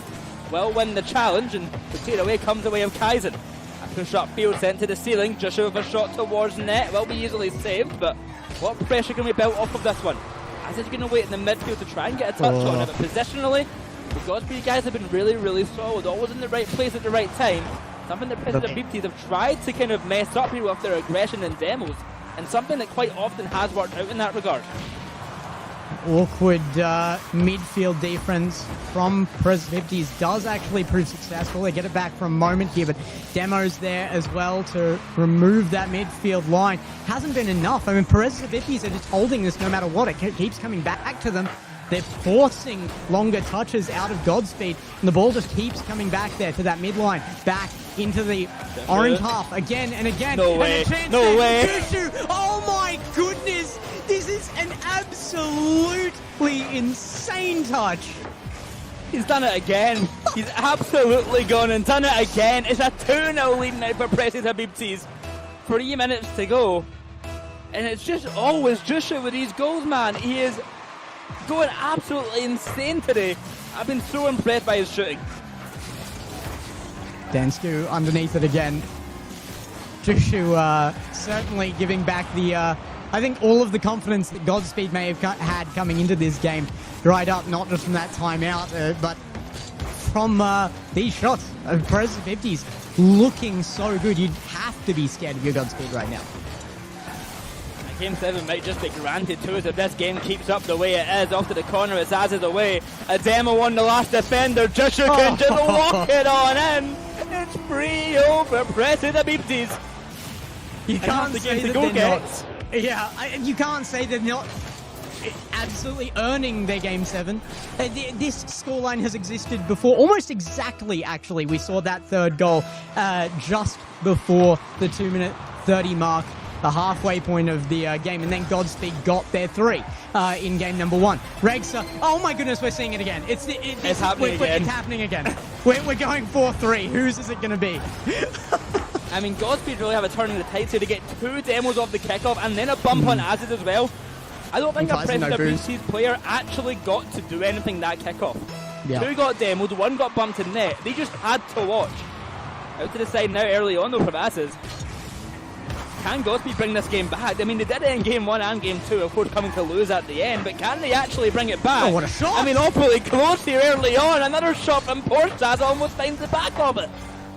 Great defense though here, and that's going to be crucial after 1 good goal from Godspeed for Presibis to come back into this and show confidence in their own half, not just their opponents. They can't show weakness here, or Godspeed will get that 2 goals that they need and even this one up. I can see it happening.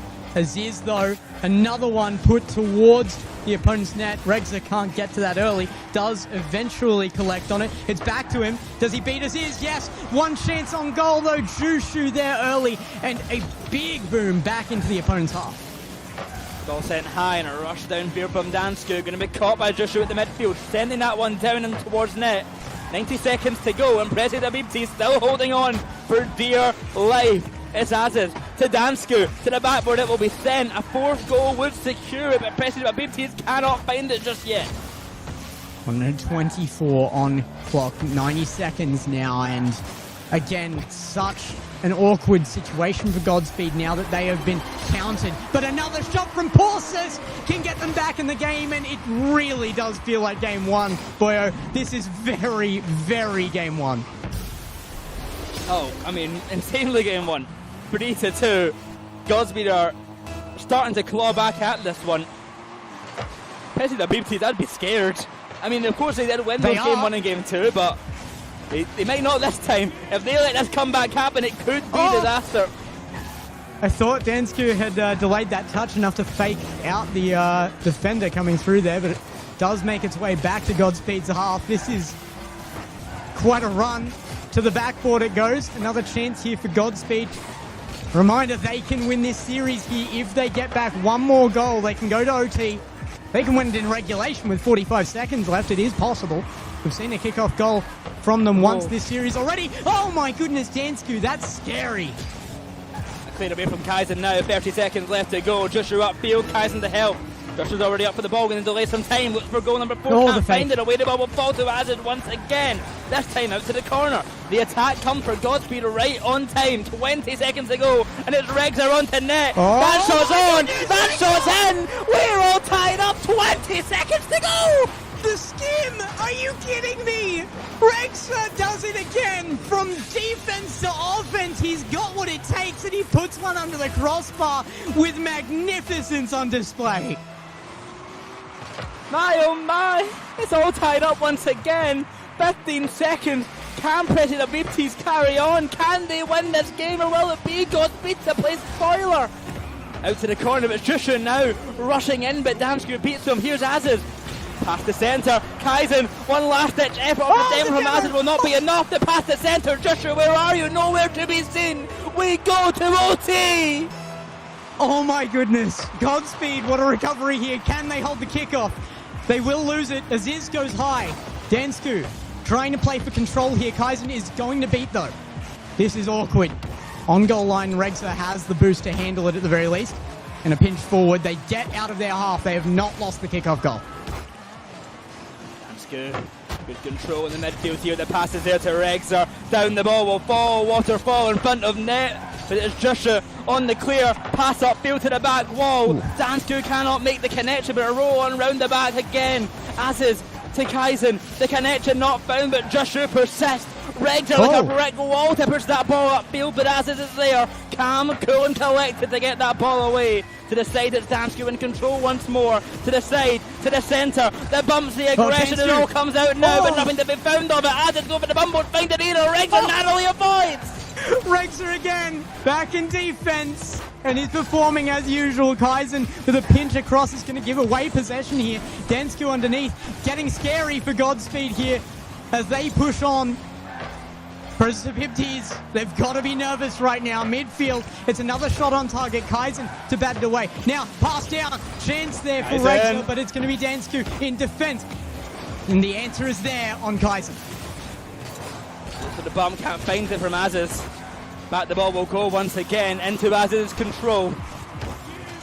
The backboard narrowly defended there. As the Godspeed players know, it's a key area for Presibis to find the goal. Everything quiets down for a moment. 100-second play of overtime. A moment of rest for Presibis as the ball lingers in their half. They've got the boost to play with, but do they have the defensive power? Intercepted the ball will lie Gex, and a clear away. A chance the other end. Joshua to find it. Gex. Oh my Game goodness. 7. Godspeed had the chance there as well, and they didn't want to overcommit. They had two players that could have gone for it. The communication just wasn't there, and they were being led around by the nose by a defender going for a demo there. It opens the midfield, they get the clear out, and that's it. Game 7, like you said. We're going the length, and welcome back to Apac. Are you not entertained? Chat, are you not entertained? Our first series of the day. We're going to 7. Joshua with the MVP of that game. Without a doubt, the MVP of the series in my head so far. 3 goals, 1 assist, 4 shots, 3 saves. It's been exceptional today. Absolutely exceptional. If I were Regzer, I'd be furious right now. I mean, he nearly earned the, absolute goal of the game there, of the series there, for a win for them. Got them to the overtime, and they gave it up. Godspeed absolutely could have won that. I just wonder if that's going to affect their mental going into Game 7. Well, it affected their mental. I mean, presumably, a timeout will be called here for Godspeed. We'll see. Maybe they want to go in with the momentum here. Maybe they want to just go straight into it. We'll have to wait and see kind of how long this break takes. But, I mean, if you're Godspeed there, it was in the palm of your hands that game, that series. And now you have to go to 7. They were able to win yesterday in a Game 5 against Jungle Juicers. They are good in these clutch games. They won it in the Swiss against Jungle Juicers as well in Game 5. Can they close out a Game 7 here? And they were the better team in the last half of that game, for sure. They just gave up that one opportunity. It was a bad giveaway as well. But if they can maintain the mentality that they had throughout the last half of that, I wouldn't be taking the time out here. I don't feel like any team is at significant advantage as far as momentum goes, despite a game win. But Game 7, the pressure is on both of these teams. There's expectations both ways. Anybody's game right now. And this has turned into quite the first series for Apac. 2 teams, 1 can move on, 1 will be eliminated. An Apac roster on one side, and a full team of Finns on the other. Incredible series so far, guys. Started off strong as Joshua on the attack. He has been the star player. May not be an Apac player, but he damn well feels like one with what he's done in this region. Played here since before RZ, played here since the start. He is part of this region's identity, and he is proving how good they are. Early chances coming out though from Presibis, denied by Godspeed and sent away. For now Godspeed to push on the attack. Forces in behind as well, looking for that center. It's been all Presibis on attack so far, but Godspeed get their chance there and they lose it back to their own side immediately. Very, very scared looking team right now. They are definitely feeling the pressure on them. They can't allow the offense to get out of hand and get that back in their own half, but that's actually forcing some mistakes right now. Off the back wall, it's Damscoot. Kaizen waits in the centre here, looks for an approach on the ball, will find it. But Baz is sending it out to the corner now. He'll to try and send it even further. But the left for Kaizen. The good defense is coming out from Godspeed here, controlling the ball well at the midfield line, trying to push up for an attack. Damscoot will find an opening. Kaizen last man back for just a moment, but the shot not on net will not be challenged. Regzer with an he's answered, but he extended off and often has been the case. No answer. But oh my goodness, they just get away with it. Versus the 50s gifted a clear out field. Dansku demoed there, but the effort on ball is enough to bring it back to their opponent's half once more. It's been Godspeed with the attack for the vast majority of this game so far.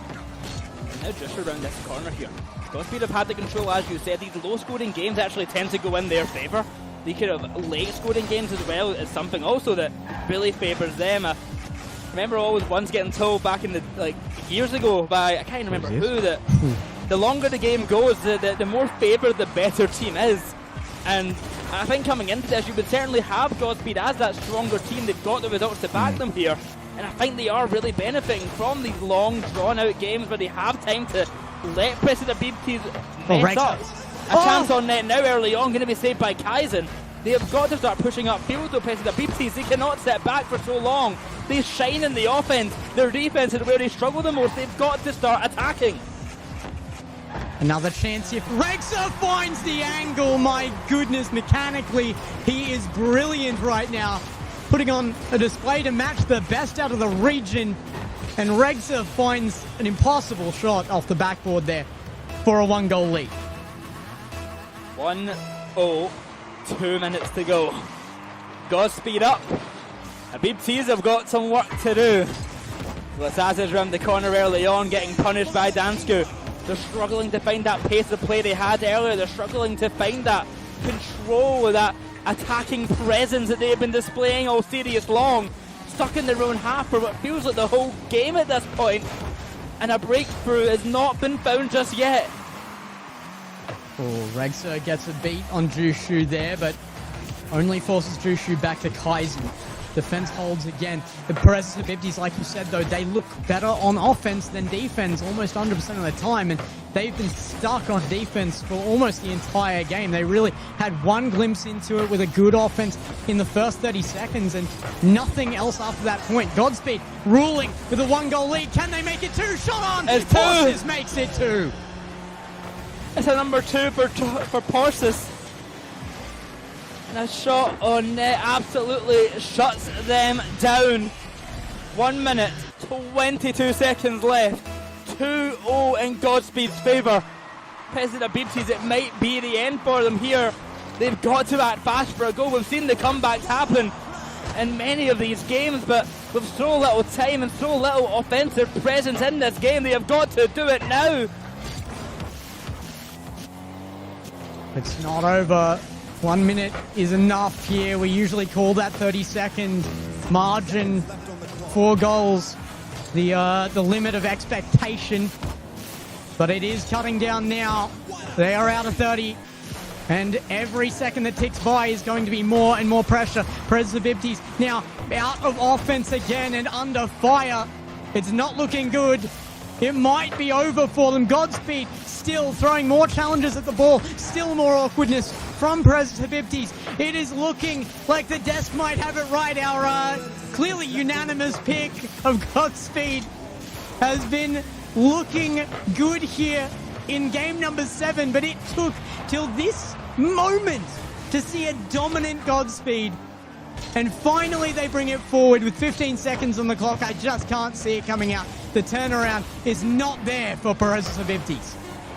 Dominant Godspeed play incredibly well at this dying game as the time ticks on down and the game goes their way. It was pure domination here in game number 7, and Godspeed, they take it in 7. Presibis eliminated and Godspeed move on to top 6. Well, everybody out there at home, welcome back to Apac. That is the first series back for the split, and if that is anything to go by, you should be sticking around for the rest of the night and the weekend, because that is one heck of a start here. We've got Rexer, though, coming up the MVP for that last game, and deservedly so. I mean, MVP of that series by far. Rexer just came up over and over again. If we get shots of that quality out of any other series today, there's only 2 teams I could possibly expect it from, and even then, it's just not usually that expected. That was a high quality of gameplay out of Rexer. Really well done by both of these teams, to be honest. Both of them played an excellent series, and Jushu in particular and Presibis was so offensively gifted that series that I didn't think they were going to lose for a while. I thought that Jushu was just too good for it. Kaizen as well with the demo plays, and Azid as well facilitating in that attack and also getting some incredible goals himself. It was a really well-rounded roster. I'm excited to see their future, but my oh my, Godspeed impressed me there. A real step up compared to yesterday. They looked so strong at the end of that game as well. They were in full control in game number 7. Absolutely loved that one. That was huge to come through in that game 7 and actually have that, but really, really massive to be coming through and just putting on an actually dominant display. That Game 7 is huge. So let's get back in, Rhino, get back in to our third caster and get the opinions here, because I feel like there's so much to talk about out of that one. One thing you brought up, they looked so strong, the losing side there looked so strong when they were on the physical aspect of that, but they dropped it frequently. There were big sections where they weren't going for that, and I would have liked to see more. Anything that you were looking for in particular, Rhino? I'm just looking for good Rocket League Gex. Let's be honest. That's all. That's all anyone is looking for. I don't understand what it is about Apac starting a split with a 7-game series. It happened in split 1. Right. We kicked things off with a brilliant game 7, and now we do the same in split 2. We really want to rope people in early to try and get them watching a bit more Apac, and it's fantastic. Run. It's a trap.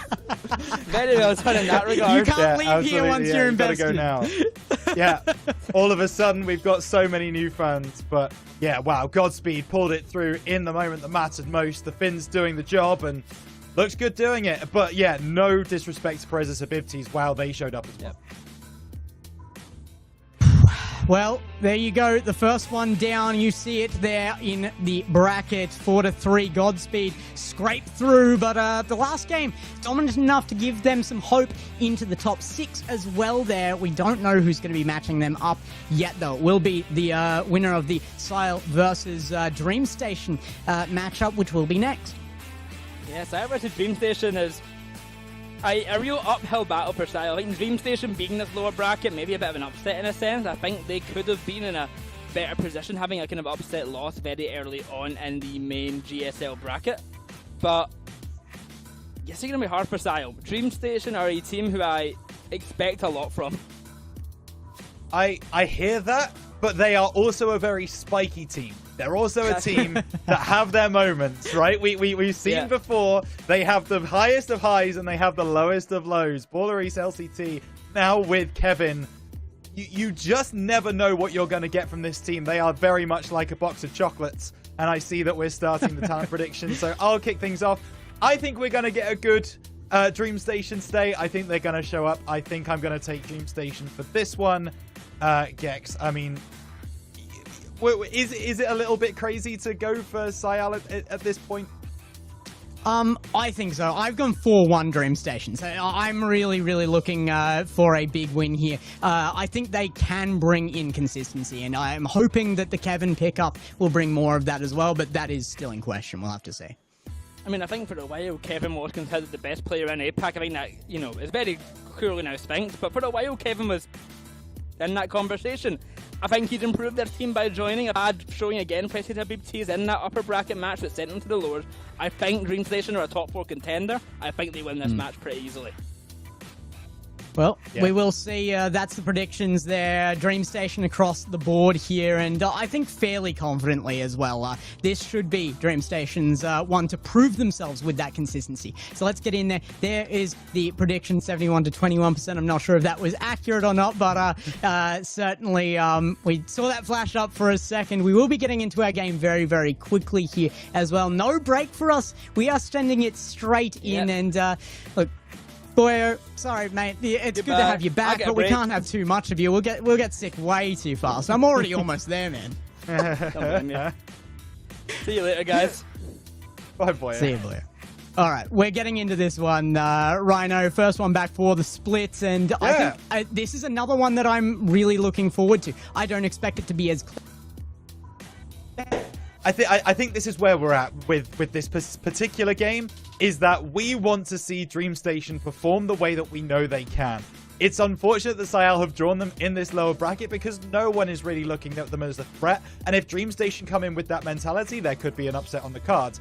However, we know what Dream Station were capable of, or back then the Locomotive roster were, towards the end of Split 1. If they are able to get another top 4 place, if they're able to play like they deserve another top 4 place in this game, this should be an absolute no contest.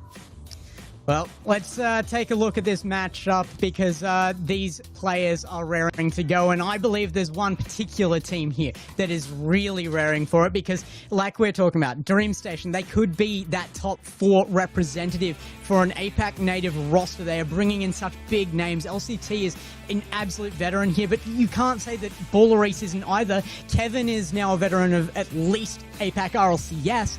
They're all bringing in huge names here. You wouldn't say that Marchi and Ryzen are unknowns here. Bacon Hero maybe a little more for APAC, but it's got to be the consistency of result of half on the side of DreamStation. Yeah, of course, we've seen Bacon Hero in this position with Jungle Juicers in that first split, in that Open 2. Came 8th to 7th, did lose in that lower bracket at the start of that second Open, but proved that he deserved to be here, proved that he's got the ability to make it into the top 8 of APAC. And by the way, the other 2 Opens, he got top 12, so always on the cusp of that top 8 mainstream situation. But yeah, Bacon Hero surrounding himself with new players, I think was a good change in the roster move. Let's see just how good a change it was as he plays against one of the toughest teams we've got here in the APAC region. Well, it has to be. He's appearing here on the main stream, so let's get him on field and see what he's got to match up with some players with some pretty serious tenure and metal here. These are players that have been forged through the flames of combat here. It has been a long path of a journey for the likes of LCT and Rlcs in particular. So I want to see that come to the fore for that team. I want to see the expertise, the experience on the line. I want to see consistent gameplay, and that has been the issue for them, shockingly. So if they can bring that through, I can see that they have conquered those issues even more than last split, where they did have big improvements, don't get me wrong, massive ones. Yeah. If they can even more get on top of that, then I will have no doubt with my confidence of this team being a top 4 contender. I'll tell you something that I'm quite excited for is the fact that we don't really know what this team is going to look like. I've not seen this DreamStation team play yet this split, and the combination of LCT, Kevin, and Rlcs is a fascinating one to me, because I don't really know who plays what position in that moment, right? Like, you got LCT and Rlcs both wanting to go forwards. Kevin is quite attacking in his own right. So it's going to be fascinating to see exactly how they gel together as one. Who takes that third man position? Or is it just all gas, no brakes? And I hope it's the second one.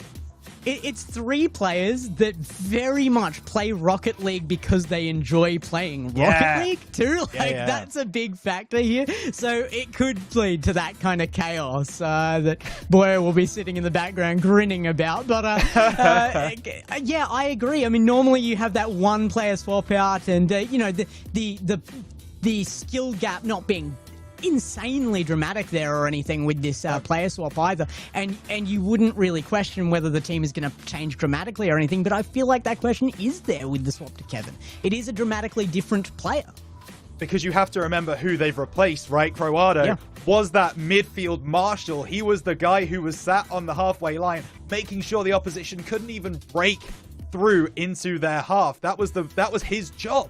That was the number 3 role, and as we say, who takes that job now? It's going to be a difficult one to figure out. Clearly, they're still trying to figure it out, because we've seen this roster go into like guaranteed top 6 from before. But now we get to see them have to go through the lower bracket. Rlcs LCT with new teammate Kevin against a Syal team who, it's fair to say, are a bit of an unknown quantity. 10 seconds gone, but this is game number 2 of APAC Open 4. Can't wait to get this one properly underway again. Chat correcting us to CL apparently there. I appreciate that, genuinely. Sometimes we just get stuff chucked at us. So CL on field and getting good control of that. I love that we are still seeing the likes of Marchi and Ryzen teaming together. That was such a surprise appearance the first time it was ever made, and they've just been consistent in the region ever since. Yeah, they have. And it's been fantastic to watch them. I absolutely love it, seeing the way that DreamStation, these 3 players, do play. But at the moment, it's Syal currently in charge. DreamStation being penned back into their own half at the moment. Kevin tries to get a clearance, but it's a bit of boom ball. He's not really found a pass there, not tried to maintain possession.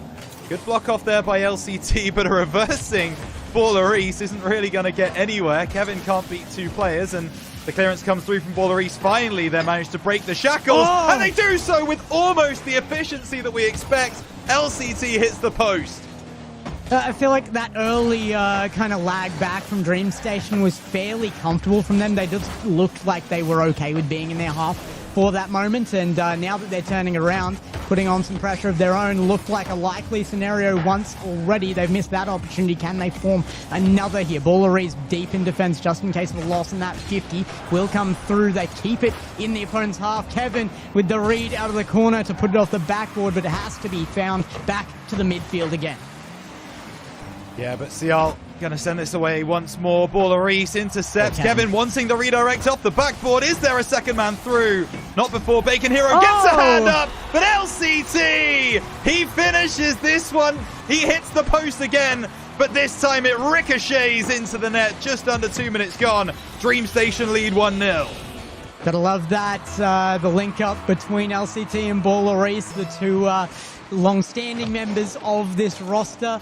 As Rlcs comes through again, Kevin certainly pulling his weight already as well. We've seen some great challenges on ball there, and the pressure coming out of him did help to open that situation up there.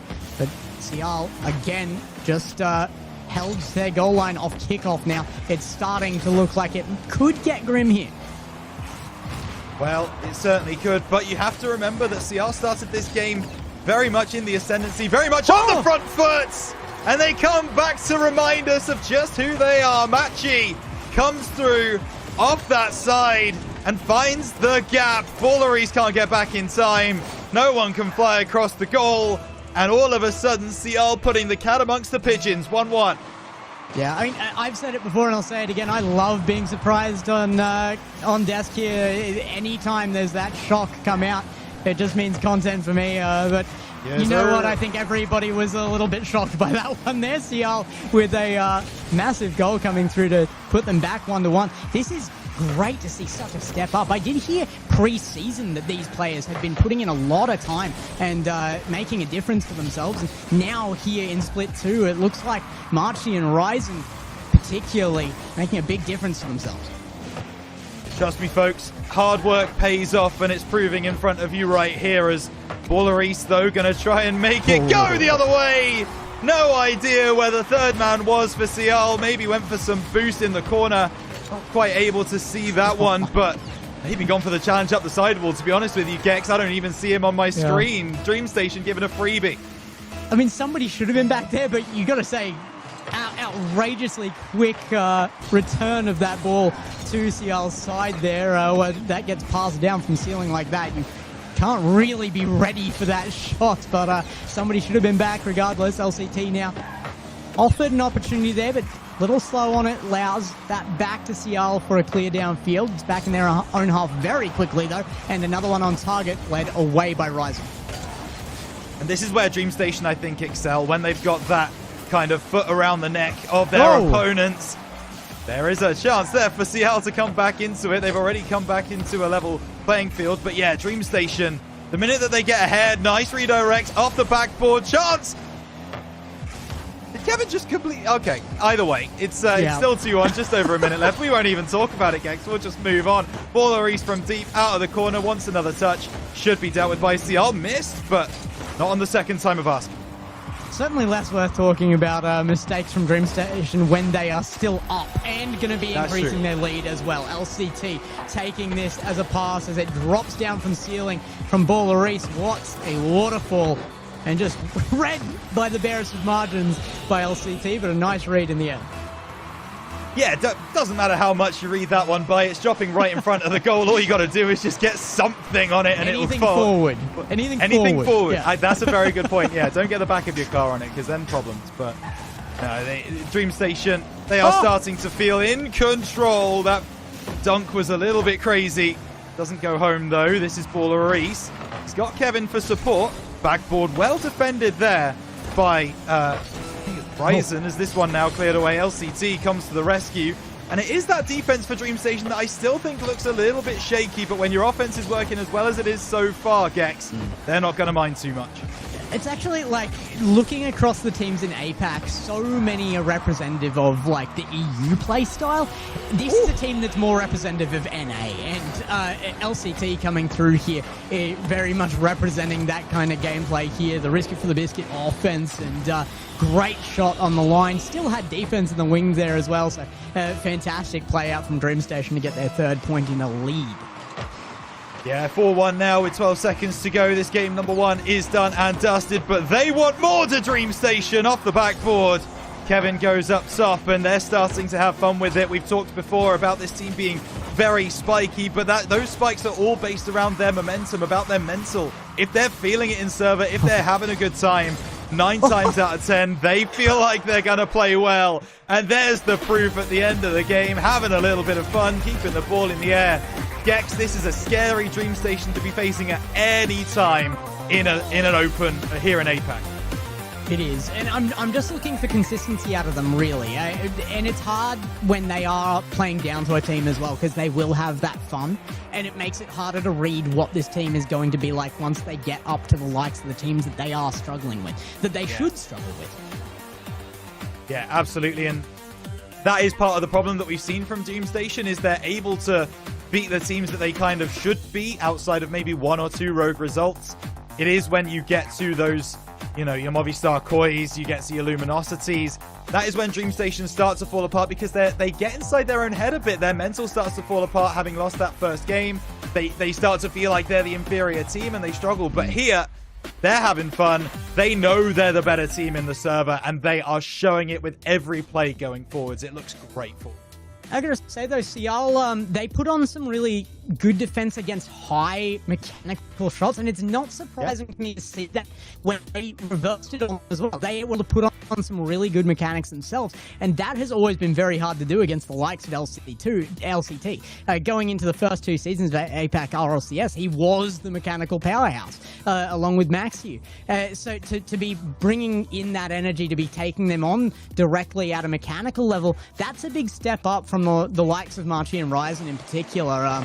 They've always focused a little bit on their mech to try and get on that level, but this is the first time I've really seen them rise to a position where they can, and they're showing it on both offense and defense. They know what to expect out of mechanics. And again, that comes back to the work that they've been doing out of lobbies, right? They are still trying to get those mechanics online, and as you say, it's proving that it is working, but you've got 2 of the most unpredictable players in all of Apac facing up against you in LCT and Rlcs. So difficult to tell what they're going to do at any given time. They're going to fake out about 5 mechanics before they hit the one that they actually want to hit. Yeah, exactly. So, Cial staying with them for this long and maybe even getting in front here. Or Wifty going by on the front of the goal. Cial immediately making a point in game number 2, saying, we've not gone anywhere. We are still very much here. Reset, going low 50. Chance at the back post. Demo comes through. The smoke screen. Oh, no. Cial should be in the lead. How has Cial not scored that? Rise with no boost, can't reach ball. It's chaos on the line. LCT doesn't have the boost to finish this play or get the reset. Marchi stuck on goal line. A backflip to put it towards net. What is happening on field right now? Magic and fun, Gex. That's what's happening. Here it is. LCT finds the bottom left-hand corner. He loves those bottom corners so far today, LCT. He's been finding them with great efficiency. 1 hit the post in the first game, but since then he's been really having his radar locked in to that bottom left corner, and DreamStation take the lead just as they did in game number 1. Now Cial did fight back in that game number 1 to a level playing field. DreamStation, they want to prevent that from happening, and LCT goes by. Rlcs left awkward on the backboard, but he will be able to deal with it with his boost. I feel like we're just checking off all of the bingo cards for Apac right now. I mean, right off the bat, we had Boyo propping up his beloved Kenotrope, and coming in, we have the full best of 7 that goes the length in Series 1, and now we've got the Chaos Series. We're really just going through them very rapid fire. Maybe we can introduce something new this season. Why bring something new in when the old stuff is working? We love playing the hits, you know. That's true, it's true. It's fantastic. Is this one now coming through? It's over to the left-hand side. will be Bacon to drop it down. Rlcs left all alone, takes it forwards, doesn't really take possession with that though, and will be easily cleared away by Sial. And Kevin, about half a tank of boost, gets past the first challenge, doesn't really do much to get past the second challenge, gets past it nonetheless. The third does come through from Ryzen. All big interception. No one's back in goal for Sial. Dream Station double their lead. And there it is, the dominance coming back onto field again after the first goal coming off of awkward play. This one comes back to the midfield. Big commits onto it, but Dream Station very certain about that one and put it on target halfway through the game. And a 2-goal lead is looking kind of... Well, it's what we expect, isn't it? Yeah. Yeah, I mean, it would have been nice to have, you know, sat here and maybe had a little bit of jeopardy for this Dream Station roster because, you know, we weaved such a story before the game of yeah. This game shouldn't really go too many. But CL, they are still sticking with Dream Station as much as they possibly can. It's just a couple of rotational mistakes that I'm seeing in defense that are costing them. You know, Dream Station's mechanical plays, yeah, they got a couple of goals in game one. This game too, it has mainly been that defense that has been letting CL down. Here's another opportunity. The dunk down. There is a defensive play. And the counter-attack will come through. Machi off the right side. Oh. Big 50 pull shot. Bottom right corner. Get the snooker cue out. Bacon Hero is denied here his goal or assist. You only actually get awarded for the pull shot if you bump an opponent into it. By the way, interesting fact, everyone calls it pull shot. It's called a break shot. In the game calls it a break shot. Yeah. The more you know. Do we have the star graphic with the rainbow? No? Okay. It's, no.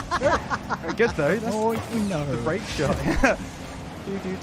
As Machi now comes back down the line, it's going to be a chance in the middle of the Dream Station goal, and Sial actually playing with their tails up, the ball very much in Dream Station's half, and they're struggling to get it away. There is a touch forwards, but it's dealt with on the halfway line by Machi. He's got Ryzen up, wins that 50. Rlcs has to pass back to LCT, who does get around one. Won't get around a second. These 50s, these early 50s from Sial are really putting Dream Station off a little bit, but maybe not enough. LCT had a chance there, goes by. Yeah, 0 boost, but it's actually one even with 0. I expect LCT to be scoring, to be honest. Maybe just giving a little bit of reprieve to Sial here. And they will get under it. It's going to go very high. Kevin with a challenge beaten. Sial is going to even this with 39 seconds left. Look, I predicted 4-1 here for Dream Station. I thought maybe I was betting on a little bit of chaos. Maybe it's just a little bit of hope for the underdog here. But it's possible. Right here, right now, Sial can make that one. I actually gave 2 to Sial in my predictions. You did, I know. That was insane. Yeah, that was crazy. We'll see how insane it is if Sial win this game. Hang on a moment. I considered calling someone. That's Call my mother to complain for some reason. Yeah. LCT. I more meant the men with the white coats. Oh, yeah, very, very... We have very different people who we report to, that's for sure. This one now gets picked up by Rlcs. Ball into the middle. LCT off the backboard. No double touch found. And Kevin's not in a position to collect. So we may be going OT in this game number 2. Not quite as easy for Dream Station in this second game as it was in game 1. They have looked in the control for a majority of it, Gex. However, Sial have been able to take advantage of the opportunities that Dream Station have given them to get to OT. Good boost grab by Bacon Hero will actually keep LCT out of the attacking play here, but he can form it for them. Pass upfield. LCT actually is just going to stay with the 0 boost, and he scores it anyway. Yeah, it's fun when you do that as a caster, isn't it? You're just like, oh yeah, he's got no boost, so he's going to go back, find some. Surely, like, yeah. You know, this attack is done. Oh, he scored. Oh, right. Okay, fine. Yeah. Oh, right, it's LCT. Yeah, it's LCT. Yeah, we're in the Chaos game. You forget about this, Gex. Anything that you thought you knew about Rocket League throws out the window at the start of this game. But Dream Station take home the victory. 12 seconds of overtime required. And LCT having an absolute game. 3 saves, 4 demos, but 2 goals from 2 shots as well. 100% shooting accuracy. Dream Station working well so far in this first series that we've seen them on the Open 4 stream. He's still representing the Rat's name well. He's a sneaky little one at that, and does get it through at the end there. Yeah, Gym Rat too, so maybe the muscle getting involved there as well. LCT definitely backing up the rumors of his prowess on field with great goals there and good positioning. He just used it well despite low boost. Yeah, absolutely. And sometimes positioning does just get you that little bit further. I do want to give credit, by the way, to Bacon Hero's goal, because that angle from the top off the backboard, difficult to do. Really tough. So credit where it's due for CL. They have got those mechanics and they can make it difficult for Dream Station, but holding on in OT, just not something that we've seen from them yet. And Dream Station take the victory. But yeah, it is interesting to see, isn't it? Because you do wonder if LCT still makes that move if he's playing a Luminosity, if he's playing a Movistar Koi. Yeah. Does he still have that kind of vibe, or does he go back for boost? I don't know what the answer is, Gex. Maybe we'll find out later this weekend. I don't think you wait on ground for them, but regardless, it's always going to be an attack-heavy roster from Dream Station, and if they're going to push that forward, they're going to have to be careful on their defense, and I think that's definitely an area that even CL can take advantage of if they're careful about how they do it. The counter attack can be their winning point, and just about anybody's against Dream Station as long as Dream Station are caught unawares. And that's a really key point there, is that Dream Station do still need to be caught unawares because they play so aggressive. They've been caught a bit unawares there. Machi, not sure anyone was knowing that he was there in the middle of the field. Bacon Hero finds the pass. Rlcs and LCT panicking in the backlines, and CL take the lead 1-0. Machi was actually the one off wall there. It looked like a whiff, but it had to be calmed because Bacon Hero was already up. He leaves it to midfield. The pass comes from Bacon back to him as he lands, and then he scores it. I mean, that's a really, really well thought out team play if that's what happened. And that looks to be the case, absolutely. CL working very well as a unit, as a team. They need to. If they're going to take down this Dream Station roster, the teamwork must be on point. LCT getting past one, but getting bumped off the play. Ryzen goes up, good 50 from Rlcs, but he can't stay with it. CL a little bit all together. You saw all three members of their team right there in front of that moment. That's a nice touch. Chance for Kevin to come through, but it will be pushed away by Bacon Hero. Back again. Rlcs goes by. Dream Station not really getting those passing plays, not getting those team plays as much as they were in Game 1 or Game 2 right now. They need to find one here. There's a chance for the redirect from Kevin. He's not able to find it, and Ryzen gets back in time to make a big save. Very, very weirdly, I actually faced off against... I'll tell this story later. It's all LCT. Yeah. He's taking away. He's such an intention hole. Honestly, just trying to get too much screen time, LCT. You're trying too hard, buddy. That's a bit crazy. Just winning that ball off the right-hand side with relative ease. No one's back for CL, and Dream Station back in it. 1-1 with 3.5 minutes to go. Oh, we might have another one here as well. LCT, and he's certainly earning the attention right now. Pass comes into Rlcs. Kevin underneath. Awkward situation. LCT with full commit. This has to be a goal. What was that? Dream Station. You get nobody back. Yeah. Just completely empty half. Yeah, Bacon Hero steals the ball, turns around. Bosh. That's it. So, yeah, CL able to get that one over the line. And, yeah, Dream Station are going to be having a conversation right now in VC as to who was playing third man at that particular moment. And I imagine all of them, it's like that Spider-Man meme where they're all kind of just pointing at each other, like not really taking any argument on that. I would be so concerned for the state of game awareness. LCT was third. There's no argument on that one.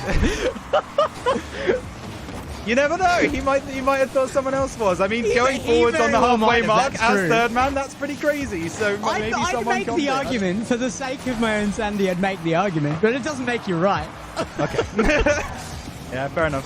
This is Kevin LCC. Oh. Almost. Rlcs off the sidewall. Now looking for some more work, but he just can't find that finish. LCT, no boost, no problem. Passing field. Ryzen sends it away. Rlcs tries to intercept, but Ryzen takes out one. Well won there by Kevin on the right-hand side.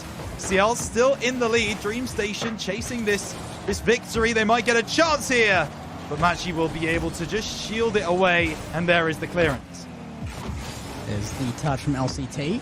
Can center here as well, looking for Rlcs underneath. He's late to go, but was waiting for the first commit from Cial. It's a shot chance for Rlcs. He wanted to get behind that for a redirect and a pass in. What a play! What a save! Cial hold their lead again. They do. And it's getting a little bit dangerous now for DreamStation. Big 50. But it is in the favor of DreamStation. Rlcs now working inside. Kevin, big clearance. He knows he's got Rlcs up there. I don't think Rlcs got the 100 boost, though, so he can't really make a play on it. Touch forward, Bacon Hero taking it through. He's been a shining light for Cial so far, and that continues to be the case. But he can't get that below the crossbar. Cial, they are looking so dangerous in this game 3. Third man commit from Marchi. There was a little bit scary, but there was no quick answer. They will find it in the long form, though. Kevin going to be the one to strike this one at 111k an hour. He's got the trips. He does. The slot, though, into that bottom left-hand corner. It seems like there's a magnet there when DreamStation go to shoot. Yeah. They are loving that corner. It's behind all of the Cial players. And they're back level. They've been chasing Cial for, the last 2 minutes or so. They've had a few opportunities. Kevin pushing forwards as that third man. Now it's LCT up to bat, and Rising goes by. LCT trying to bring this one away. Just about brings it under his spell. Machi intercepting. Big 50 as well. But LCT, he still has the ball. Doesn't quite win that 50, though. And Cial, they are pressuring DreamStation much better than they did in those first few games, and it's looking good for them. Yeah, I mean, this is actually bringing us forward into gameplay where we can kind of start to see what we expect out of DreamStation as to whether they will make the errors that are going to bring their downfall against the bigger teams and stuff. You can see the errors are still there. It's not kind of enough to bring them into any downfall here. There's still risks being taken that wouldn't be against those teams as well, but the issues are there. It's about how they're going to deal with these and how they're sorted against those teams that are the threat. Yeah, and I think, the fears that I kind of portrayed before this game even started have kind of come real. Obviously, Croado playing that hard third man. Kevin is not a direct replacement for that, so the team is still getting used to rotations. They're still trying to figure out exactly who is that third man more often than not. It does seem to be LCT who's taken that mantle. I don't know if you really want to stymie him in that way. Of course, he's been very attacking as well, but it always seems that when there's a counter-attack, when Cial are moving forwards, LCT does seem to be that last man back, and sometimes those decisions that he's making to go for the challenges on the midfield line have put DreamStation into some real problems. It actually is a huge change that LCT is willing to take that role, though. I mean, when it came to LCT's previous rosters, I mean, as long as he was working with Maxiu, it was Maxiu that was forced into that third man role. There was no other option for it. LCT was always going to be the big commit out front. And Bacon Hero, my goodness, he brings it forward. Cial up a game here into the series. And it is 2-1, but Cial, they're going to take anything they can get here. They're against a big team, and that is a big win. Huge win. Huge win, and credit to Machi taking it down that right-hand side, getting the beat on everybody on the side of DreamStation. Finish comes through from Bacon Hero, and Cial, well, suddenly they've got some momentum to use, and suddenly maybe they've started to get rid of that DreamStation momentum that we talked about. This is the moment in a series where DreamStation we might see that kind of crumble with the mental. They love playing forwards. They love it when there's no pressure on them. Now there is pressure. They kind of have to tighten things up a bit, and will they take fewer risks? I'm interested to see if that is the case, because DreamStation, they almost need to at this point. Yeah, I think DreamStation will definitely find this a bit of a wake-up call to just lock in here. However, they did have issues in the top 16 before this point to making it here, and we've seen the weaknesses. Is this just something we can expect, that Cial is a team that can take games off of DreamStation? I still don't expect a win here, but certainly I'm conflicted because the one win out from Cial here makes me look like a genius, but it makes you look almost sane as well. So that's conflicting for me. Yeah, I'm getting to the point now where people can see what I was cooking, right? There's a moment here where people are like, oh, you know what? It actually wasn't a million miles away. Like combining like insane ingredients and then coming out with something that's actually kind of plausible. Yeah. people don't like, it's not a Michelin star review, but people kind of just like, you know what, that wasn't terrible. I'd eat that. Yeah, that kind of works. LCT is going to take this through. Musty Flick going middle, just completely trying to get this one off the backboard. Rlcs is the furthest back, turning inside, but he gets bumped away before he can finish the jump. Such good control from Rlcs there, but yeah, it was never likely to make its way into the net there. No boost to power that all the way in, and without that power, a fairly easy save away from Cial, and they get an opportunity. Can't find the top left corner. It goes wide. Ryzen going to be rushing back to intercept this again, though, after the shot attempt. Rlcs in the midfield with 0 will beat 2. Bacon Hero back in time. Yeah, and this is Bacon Hero just trying to make sure that that ball doesn't go towards the Cial net right now. Blocking everything. Here comes LCT off the ceiling. Reset. Did just about get it, but it wasn't enough. Wasn't controlled enough. That's a nice shot from Rlcs. LCT at the back post gets a good 50. Chance for Kevin! And it does hit the crossbar and land in. Dream Station take the lead. I can't believe this makes it. What a placement across all 3 members of defense from Cial there, and nobody can predict that bar down in the back right corner of the net. That is brilliant placement there, a perfect shot coming out, and it earns them a 1-goal lead. The only one who's really been able to put an answer to them is bumped out of the way here, beaten by LCT. Bacon Hero gets sent back. Yeah, this is beautiful work from both LCT and the pass from Rlcs was good as well, but LCT, the main man to finish that one off. And I think it's fair to say they found their mojo again, Gex. The story I was trying to weave in between games of their mental kind of fading after that game number 3, yeah, proving to not quite be the truth, and Dream Station picking themselves up exactly where they left off game 2. Yeah, I mean, the possibility was there. And it still is. Bacon Hero again. After such a quiet game number 1, he has stepped up to be an absolute monster as far as offense is concerned. He has been on it. Yeah, and it's really interesting, isn't it? Because I remember when Bacon Hero was a member of Jungle Juicers in that split 1, he wasn't really a member of that team that we particularly talked about. I seem to remember it was Nim and Wines who were mainly taking the headlines. But Bacon Hero proving in this series alone, he very much is capable of making into this top 8. He has got those mechanics, got the skills, and he's been playing outstanding so far in these first 3 games. Cial, as a roster, they need to be stepping up and supporting him a little bit as Dream Station continue to maraud forwards with 3 minutes left on the clock, and that's a double commit in the corner. Dream Station can't capitalize. Look, I don't care where it's come from Bacon Hero as long as it continues here. It's a good look for Cial to have this member of the roster really putting stuff on target and putting a pretty big team here to the test.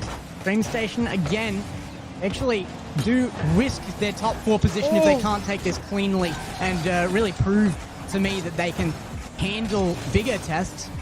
And Dream Station right now leading by 1, but I want to see more. Yeah, we do. But Bacon Hero wants to see less as he tries to go forwards. LCT robs it from him. Reset tries to get on the end of it. Just can't get an extra touch. He was a pixel or 2 away. Ryzen might have a pass. Bacon Hero, no boost to speak of, so he can't get there first. 2v1 attack. Rlcs gets absolutely dunked by Machi. Great defense from Cial. And they have had really good responsive defense to Dream Station as long as they're held off of the top half of the field. I feel like those really high plays are still mechanically just advanced enough to take Cial out of their comfort zone in defense, but when it's grounded play like that, Cial time and time again are getting to these balls. They are proving to be the quicker on the ground. Rlcs gets a reset. This is now CT sending it to the side. He needs a bit of help. Ryzen intercepting. Rlcs, I don't know, for net to aim out there, decides to take it into the corner instead. Doesn't matter, still scores. LCT, top left after Rlcs' pass out of the corner. He tucked that one in, and Cial, if they're not careful, might be tucking themselves into bed soon enough. This is looking like a good response from Dream Station after a win from Cial. Yeah, it's getting a little bit more scary that I may have to face up to the point that Gex got an exact prediction here on the Apac mainstream. That is a very scary prospect indeed, and I will be cheering for Cial in game number 5 if Dreamstation do go on to win this game. As Machi drops this one into the corner. It'll be collected by Kevin, trying to get around the side. Bacon Hero intercepting, getting the pass back as well, but a big demo might not matter. Oh, that one hits the crossbar. Ryzen, you gotta bring that one down a little bit, buddy, as that really should be 3-2.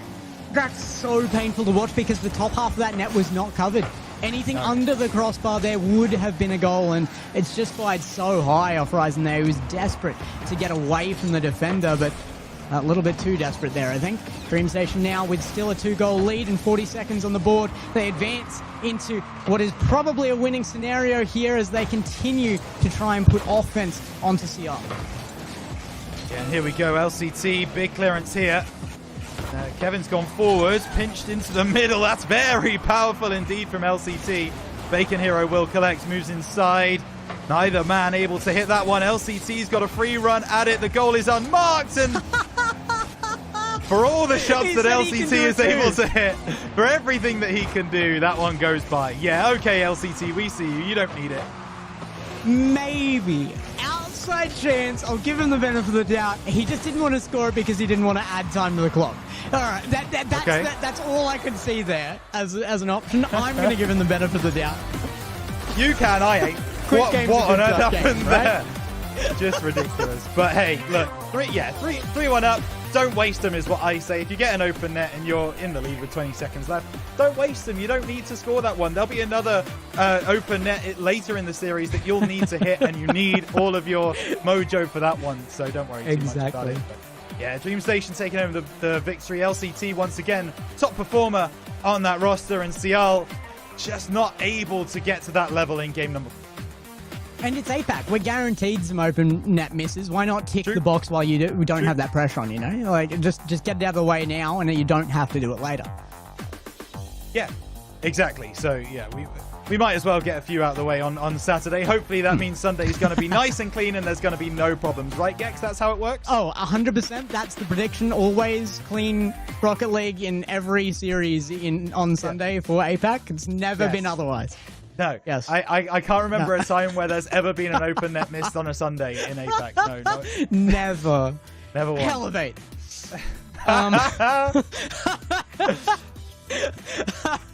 That's a deep cut for some people, man. I know. But they deserve it. So there it is. I'm bringing the heat to, but you got to stand up if you're getting to that point. You get into a grand final, you can't be missing those. I will call it out for sure. But LCT didn't need to score that one. That's the story there. They do bring it in very, very comfortably there. And now you, like you said, are going to be rooting against me here, or against my prediction. I think this one is going to get tucked away. I don't think you got a chance here, buddy. I'm sorry. Yeah, no, I don't either. But you know what? You can believe as much as you like. But believing is free. All right? You don't need to. Doesn't cost a thing. So I am going to be here and still believe that it is possible. And if Cial score...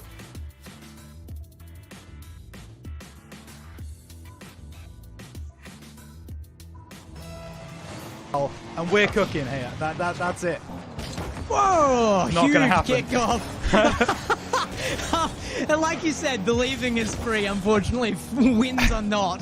They will have to be earned. Marchi to the backboard now, looking for offense for Cial. This could be their last game if they come through. I love that you're more concerned about me not having an exact prediction than you having one. Because if they win this, you would have the right prediction. Yeah, I would. And that feels a lot better for me. I don't know. That's a you problem at that point if it does come through. This is glass half empty from you right now. That's what I don't want to hear it. Negativity on the devs. Listen, if we could rig this game in our favor, right? If all of us choose a 4-1, a 4-2, and a 4-3, we could all be right all the time, Gex, and we would support each other. But we're not going to do that because we don't support each other. We want to see each other fail and crumble. That's the whole concept. Not support each other. We don't at all. Yeah, for sure. We support Apac as a region, but yeah, on the desk it's war, absolutely. So Kevin, nice pass inside, but once again the ball is over the top. Rlcs can't find the finish. At least there was an ask. There was a demand there of Rlcs to force a miss out. However, The post found again there means Cial gets away with murder right now. And Dreamstation still looking for their first. They are. And there's actually a minute and a half gone so far. Here comes Bacon Hero. He's been good in front of net so far. Fakes one out, gets a second touch. But it's Rlcs to send it away. Big pickup here by Ryzen. Tries to find that ball across. No one is there to finish that one. And Kevin out of the corner. Pushes it into that corner again. Matchy.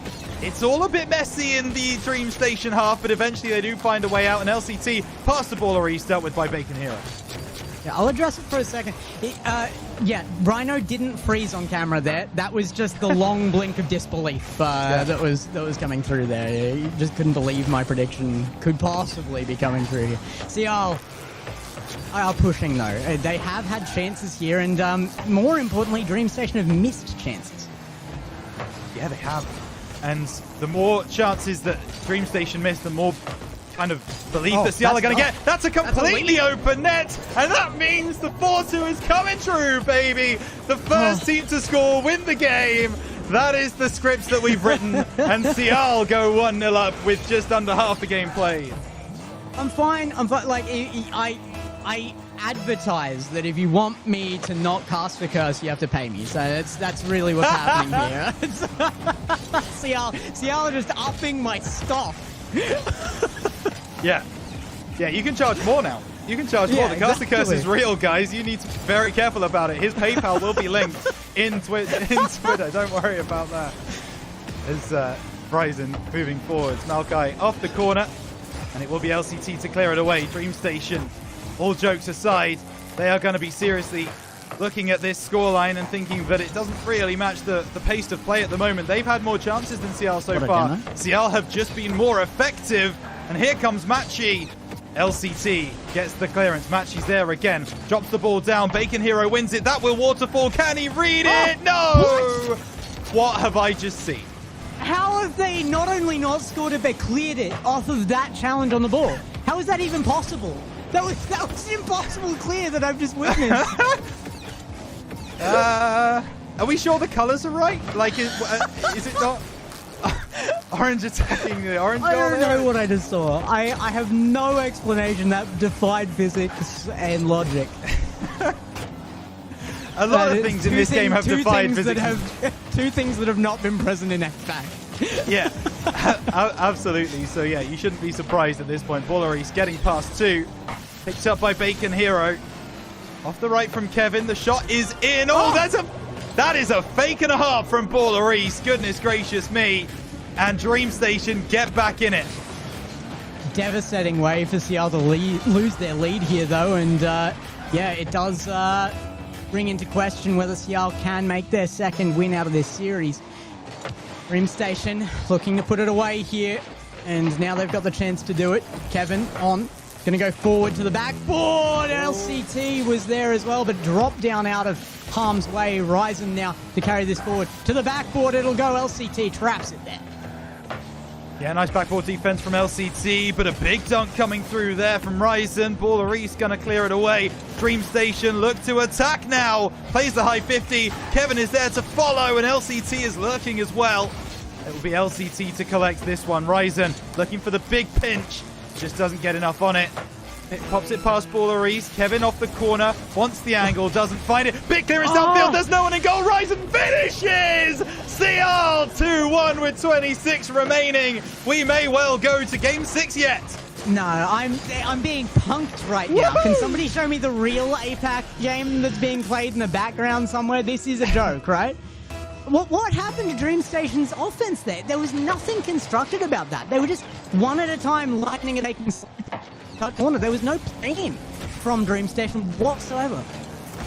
I didn't see a plan either, but Cial certainly did have a plan. They saw that there was an empty net and they decided to take a shot at it. We got the ball on target. Sometimes it's that simple, folks. Rocket League is not a complicated game. Cial tries to get one more for the road. And it's Ryzen to finish that one off. He's got 2 goals on the game. Cial will extend us.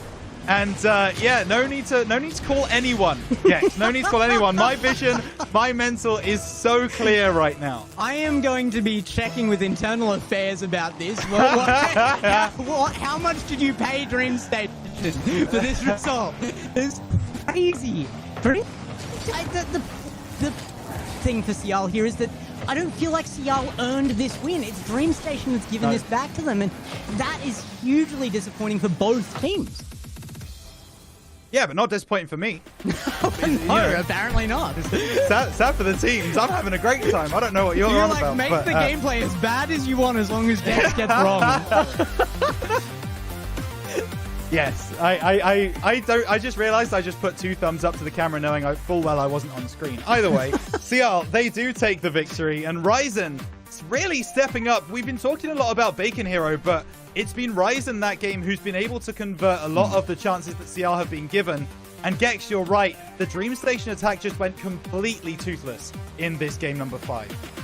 It wasn't just the attack. Every touch from DreamStation seemed to be unplanned, and they didn't know where to go with it. They didn't know where each other were. It looked like a complete lack of communication, and they didn't look like they were even having fun with it, which is what I expect from this roster.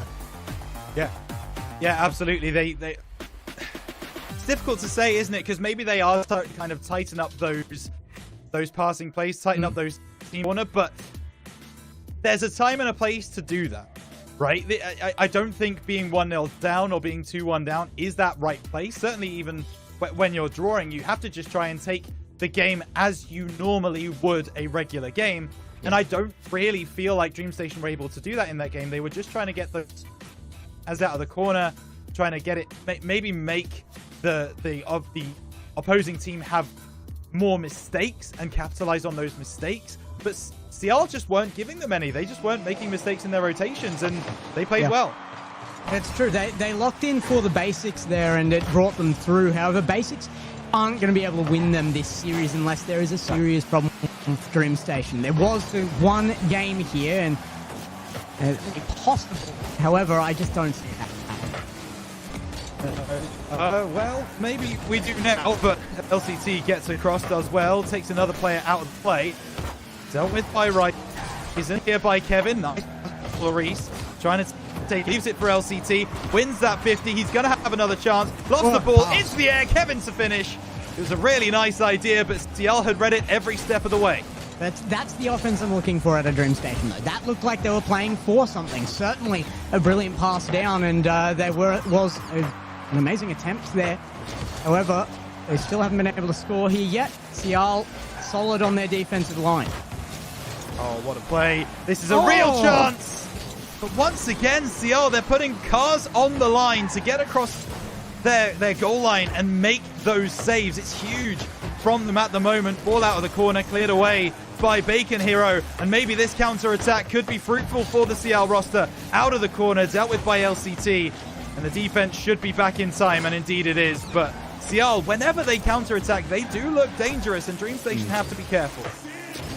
Oh, another one just saved by LCT, sends it off as another attack round. Cial is putting on major pressure here. This is an unlikely event, but Cial looking like the better team right now. They've had the majority of big pushes in, and the best look at these goals, I think. Really only one chance for DreamStation so far, and they haven't been able to reform it from the midfield line. Oh, here's a chance, though, off the top. LCT got called off the play. He's beaten out 2 off the top. And he's looking to follow it through, and will just about be dealt with by Cial, but the pressure's not gone. Rlcs and LCT working together. Rlcs called off that play, and now it's down the left side. So Kevin off the ceiling. Just needs to kind of pancake that and actually gets a pretty good job of it.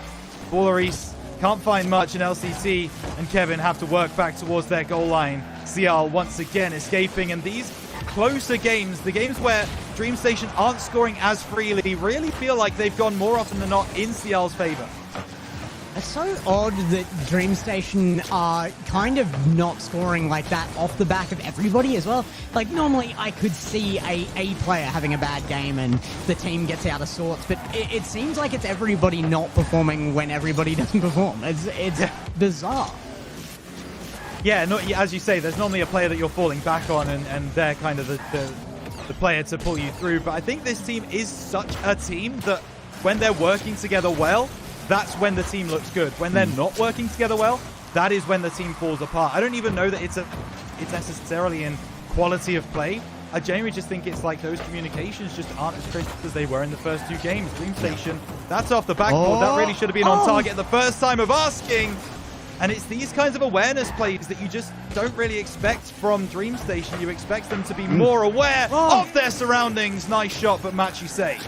And as you said, even in his last roster, Bacon Hero wasn't getting a lot of the attention out of our commentary, and right now he's been the one to make those step-ups time and time again.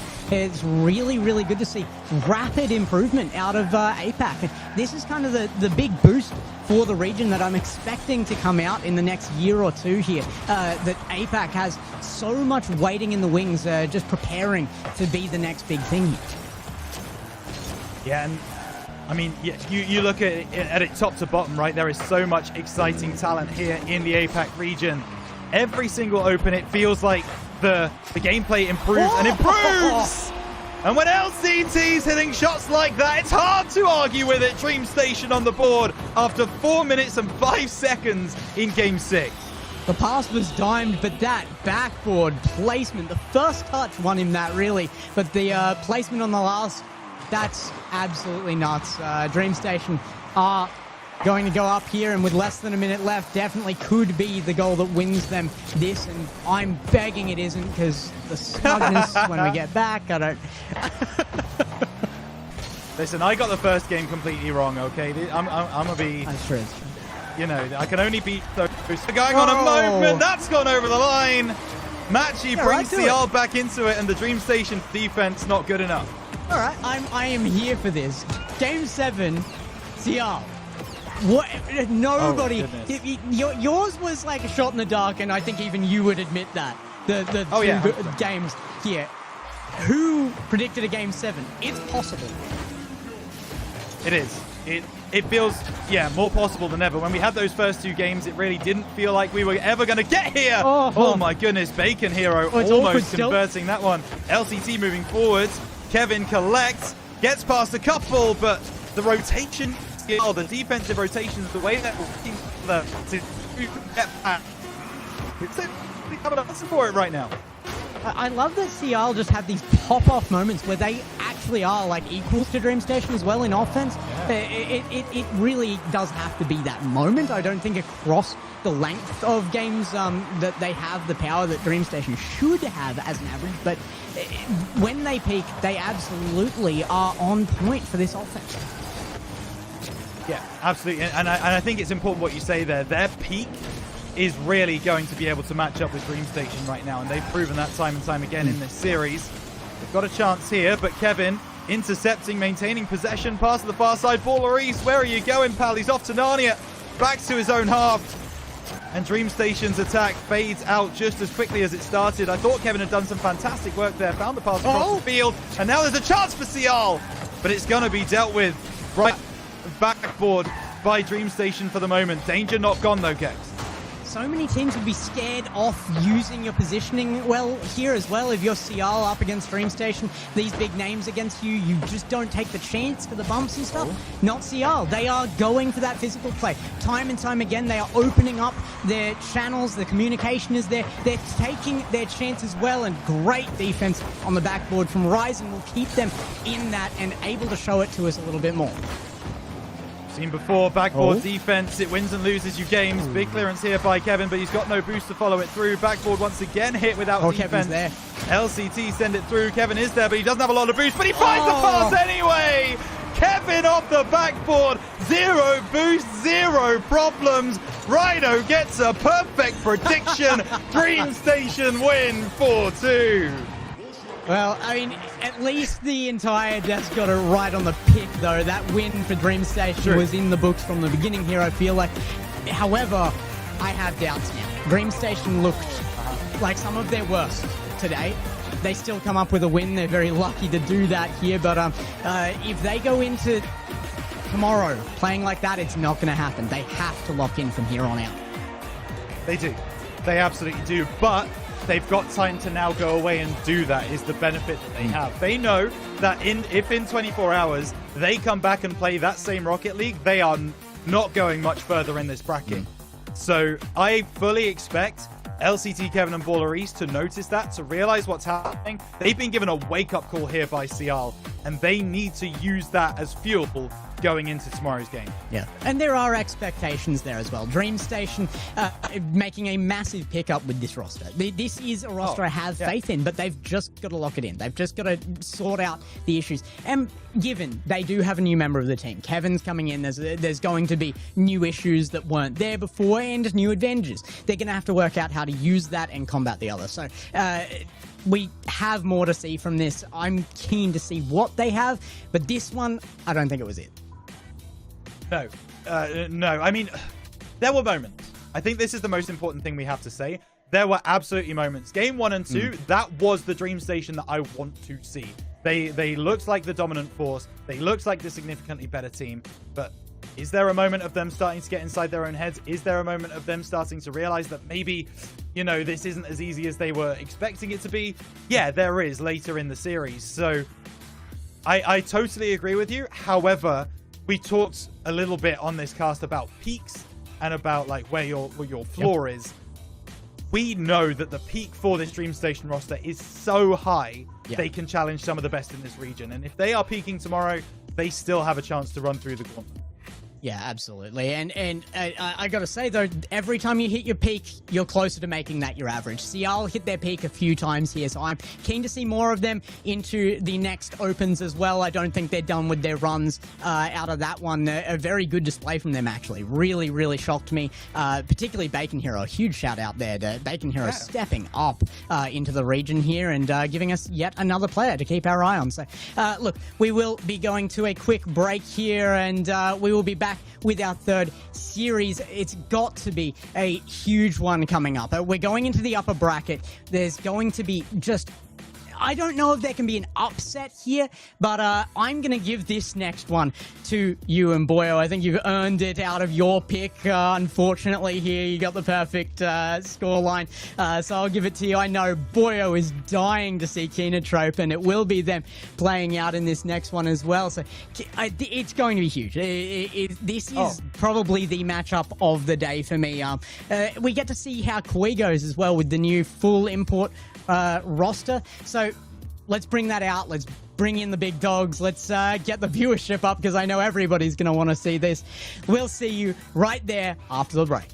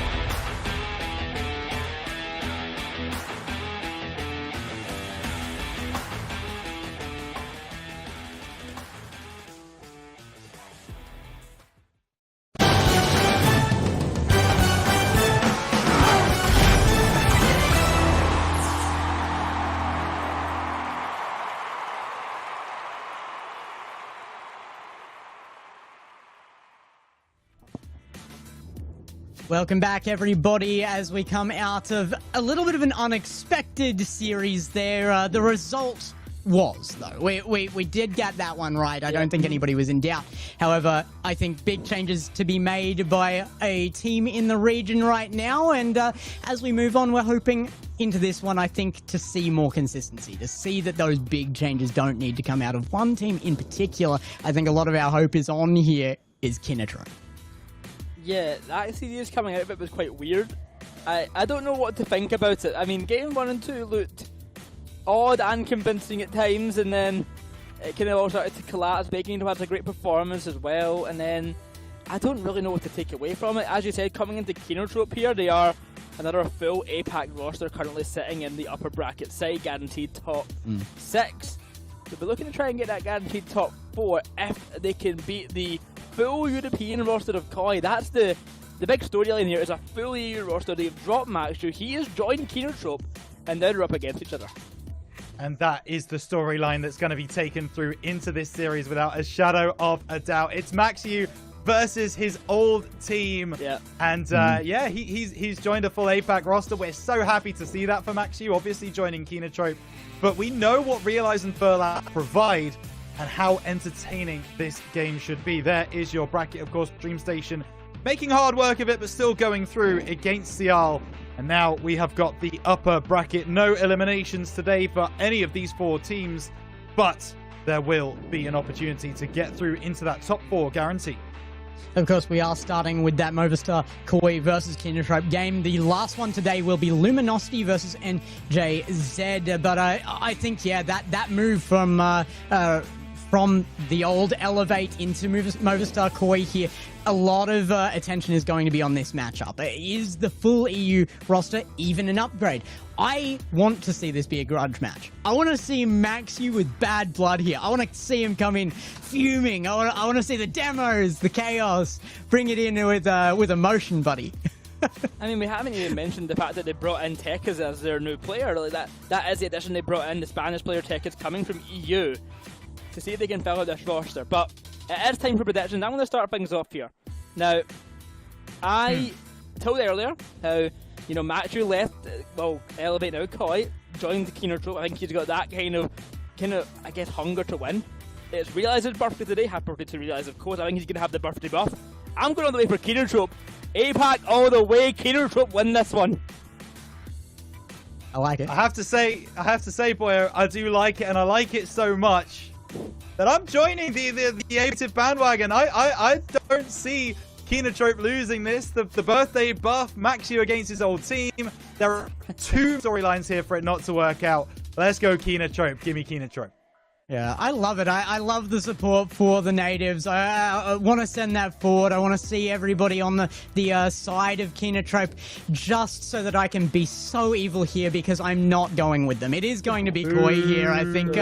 But wait, I have reasoning here. This is early days for this swap, and I think more personality is swapping over onto Kenotrope. I think it's going to take them longer to adjust to having Maxu on the team than it will for Koi to adjust here. And I think that adjustment could bring them wins in the future, but I think the solidity is going to be on Koi right now. I got to go against you. I mean, they've got Rlcs and Maxu together with Furlash as well. Like, people forget how good Furlash is. Like, he's not talked about it enough in the conversation for one of the best players in Apac, but he really is like a top contender or one of the best players in Apac. Like, behind Sphinx, Furlash is really, really up there as best Apac player. Yep. No argument here. I think there's an argument to say that Rlcs is also one of the best in the region, right? We've seen what he's been able to do in region. Furlash, obviously mechanically gifted, but Rlcs as a team player is also fantastic. You pair that with Maxu, someone we've been talking about for so long in this region. It's difficult to look past this roster. Have they had enough time to gel? This is the question that we're going to be asking ourselves now. Is there a team there, or is there 3 brilliant individuals? We'll find out in the server today. Well, I think it's an obvious statement to say that Rlcs is still one of the best in this region. He has been for so long. I want to see him be that head on the shoulders of this team. I want to see him take a little bit of a backseat here as well and let Maxu shine for a change. It's been a long time since he's been on a roster where he can do that. And I want to see you guys take us through it. So, guys, enjoy this one. It's going to be a banger of a match one way or another. But my faith is in Kenotrope, even if my prediction is not. So, yeah, have fun with this one. Yeah, okay. Thank you, Gex. Thank you, Gex. As he said, it's our first ever bracket match of the day. It's Kenotrope against Movistar Koi, the full Apac team against the full EU team. It's to see how good Apac is. Was it a mistake from Koi dropping Matchu, picking up Tekkas? Is Kenotrope, is Apac full rosters actually able to compete with these top teams? Well, this is a real showing here. I mean, in the Swiss stage, I would say that Koi struggled a little bit. They had a couple game 5s, but they still won all their seeds. But then in the GSL groups, they looked so good, Rhino. Yeah. What are we going to expect to see from them today? I mean, again, it's difficult to say truly because you never really know what you're going to get with this roster because we've seen them play against Luminosity a few times in that last split, and they did not look like the team that plays in the GSL, that plays in the Swiss. Though, Ocelon picking up Tekos, it should be a fascinating concoction of Rocket League talent, and it'll be interesting to see if they're able to see it through, but this is going to be one of their first huge, big tests so far in this split, certainly in Open number 4. So, Kenotrope coming through with a big 3-1 victory over Jungle Juice. Yeah, okay, they got a forfeit win over CL. We don't know how that would have gone, but you'd have backed Kenotrope playing the way that they did to have got through that. So, I think we would have ended up with this matchup anyway. And both teams looking so good yesterday. I'm fascinated to see how they look today, knowing what is at stake and the storylines behind it. I'm so excited to see them play. I mean, it's a team who, for quite a while, for Kenotrope, has been kind of on the precipice of pushing. They almost beat Elevate in that Game 7 just last split. They almost made that big monster run to get these big upset wins, but they just fell short. Matchu is definitely an upgrade for this roster, so I really do think they can push even further. But as we get in to game number 1 of our best of 7, it's Kenotrope against Movistar Koi to see who advances through the upper sides and who'll drop down to that top 6 match. Already a quick start. Furlash takes a shot into the top left-hand corner, saved away. That one might drop in, and it will. And it's an unfortunate, it's an unfortunate challenge, though. Off the right-hand side, gets there way quicker than Furlash expected, and it will be listed as an own goal. But I don't think we can give that one against Furlash too badly. No, not too badly, but certainly an own goal. But the first goal of the game is not ideal for Kenotrope. But I mean, what can we expect from that? It's actually in perfect Kenotrope fashion to have some like silly goal go against them early on. So I'm not too worried about it just yet, but I'm very excited to see how they kind of fare, especially now coming off of a deficit against a team like Movistar Koi.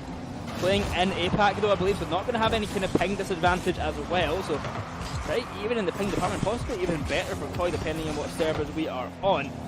Out to the corner, the ball will bounce right now, and early on control for Realize. And ball lingering in that Kenotrope half. They're looking for that clear away, but not finding it just yet. Koi have done a great job at really getting in the way, putting a foot in, and disrupting that attempted attack.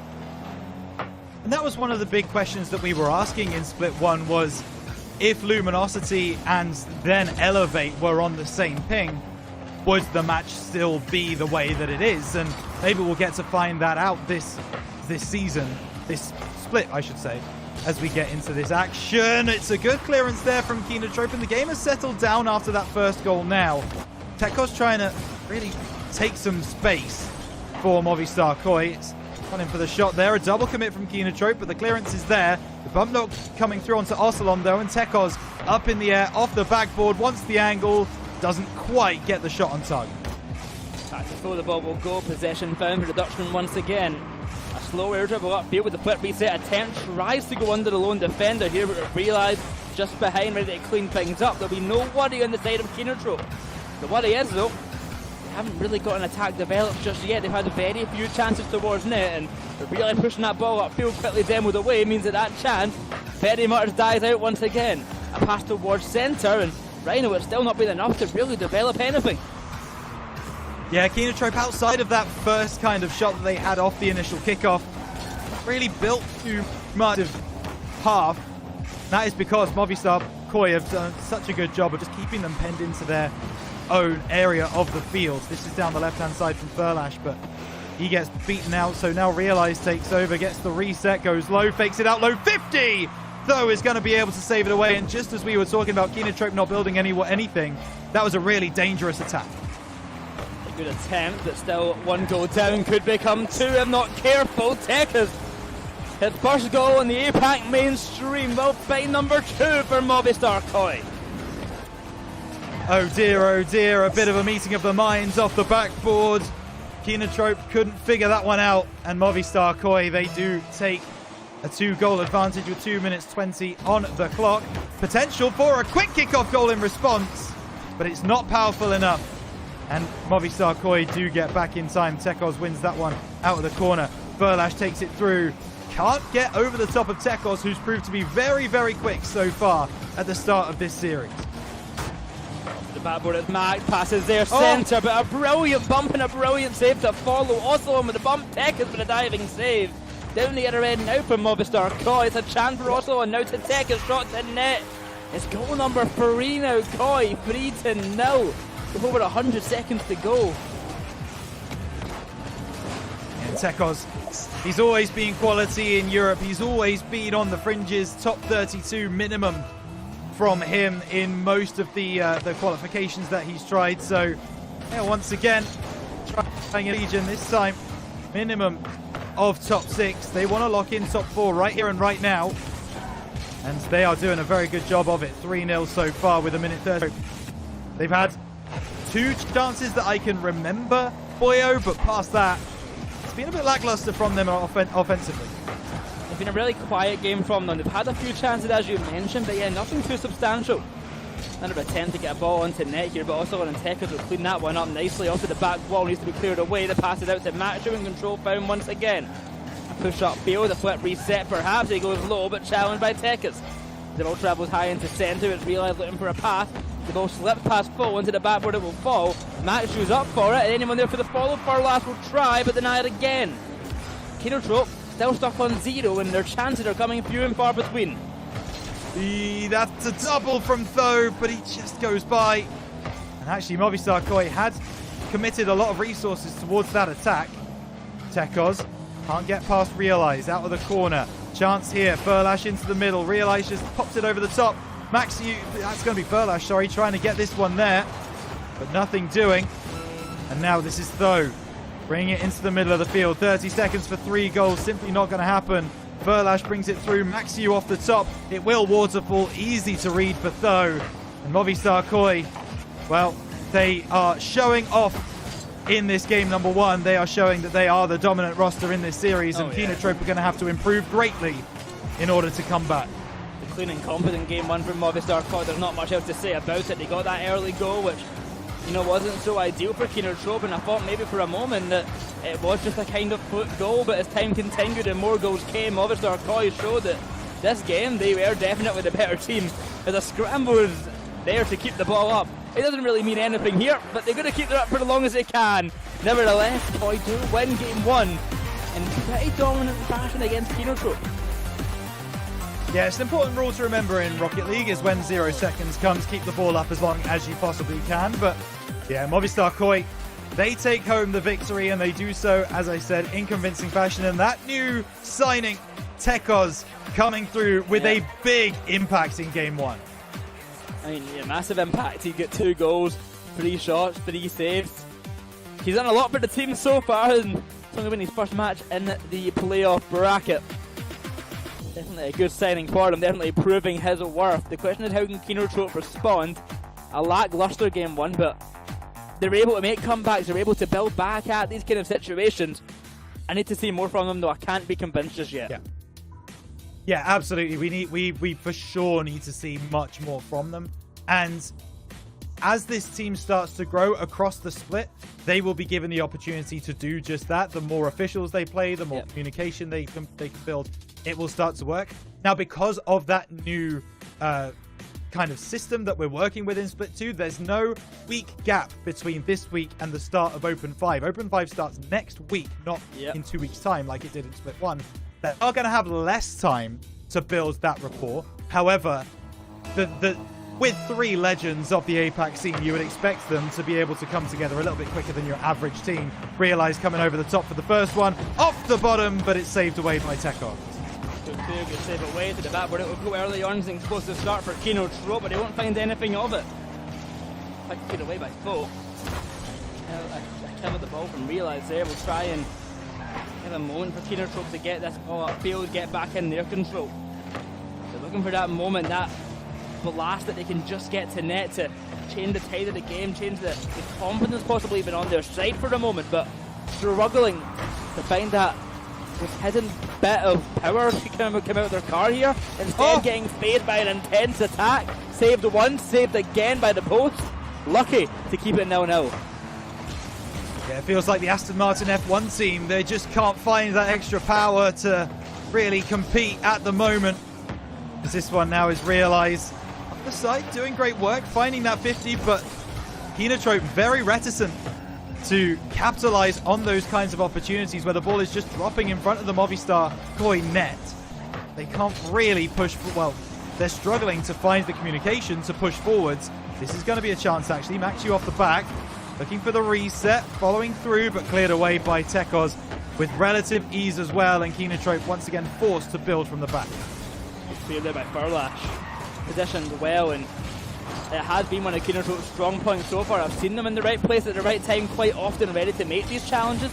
The question is usually if the challenge is going well or not, or if they're just getting out the mechanics by a team like Goy, who has 3 star-studded European players. A shot towards net will be saved and cleared away here. But falling off to the side, Maxi can't make the connection. That one will be found as a double commit comes from the defenders. Also on finds the first for Koi. You hear concern in my voice because Furlash, that was Furlash and Realize actually both going for that ball. Those are the 2 players on this team who should have the best rapport. Played together on Kenotrope in split 1, and they double commit there for that shot. And they don't communicate that one of them should be back in defense to try and protect the goal line. Movistar Koi take advantage of that. Rise highest. That's the first goal on the board. Trying to prevent this one from going back towards his net once more. Those bumped away. Very close from Ocelot. Now Tekos trying to take over. Though out of the corner, looks for the pass to the back post. Tekos will meet it. What a save by Furlash. So sure that was in there, but a line save by Furlash just in the nick of time. For the backboard it will go now. But Realize looking for a clearance away. Pressure being put on him here by the incoming attack of Koi. Captain Furlash over to Max shoot. Control was there to the corner now. Foe is up past the centre, shot towards net. But they won't find the back of it. Half of the game to go. It remains 1-0 for Koi, within reaching distance here for Kenotrope. The downside is their still goal was in the whole series, so they've got to score their first goal of the series before thinking of a comeback. It's the most important thing. Realize works down the right side, and we know they've got the quality, we know they've got the style to be able to get a goal here. They just aren't showing it in the server right now. Furlash, big 50, Max out of the corner, chance here following through. Tekos, the first to respond, and now Tho down the other end, reset pass to the back post, dealt with by Kenotrope for the moment, and a little bit of a tennis match ensues. Back and forth we go, dealt with by Tekos on the backboard, and Movistar Koi will clear this away. Also stealing the ball will bounce, but we're also on diving on into the corner. Where Furlash will wait, it's a dive on through, will not be connected on by Raleigh. Magic has to cut out the pass there from Foe. He won't get in the way in time. Foe takes full possession of this ball off the ceiling. He looks for the bump now, leaving it protected, but Furlash interjects. Pushing all the way, 50-50 win. Kenotrope will find their first and tie up the game 1 apiece. Here's an interesting stat for you, Boyo. Only 2 games out of 6 in the upper bracket in split 1 did not go to a sweep. 4-0 was the scoreline in 2/3 of our upper bracket matches in the first split, and of course it was to Elevate and Luminosity. Yeah. So Kenotrope, being that 1 game down, they have got a long way to go. However, they have started on that journey. They need to make sure they stay there though. And that was very dangerous in the backlines, Boyo. Goodness gracious me. Goodness gracious indeed. They barely survived that one there, and the game remains a 1 apiece. Ball back towards centre off the backboard now, a clear to the side. Farlasha waits for the clear out centre. Machu has zero boost, he has to play careful. Stuck in that corner waiting for something as it rolls on back to Wasalon. A demo will be found by Farlash and realize Rise is high. 50-50 in the centre here. Tech is going solo, wins at 50, gets the goal, and Koi back in the lead.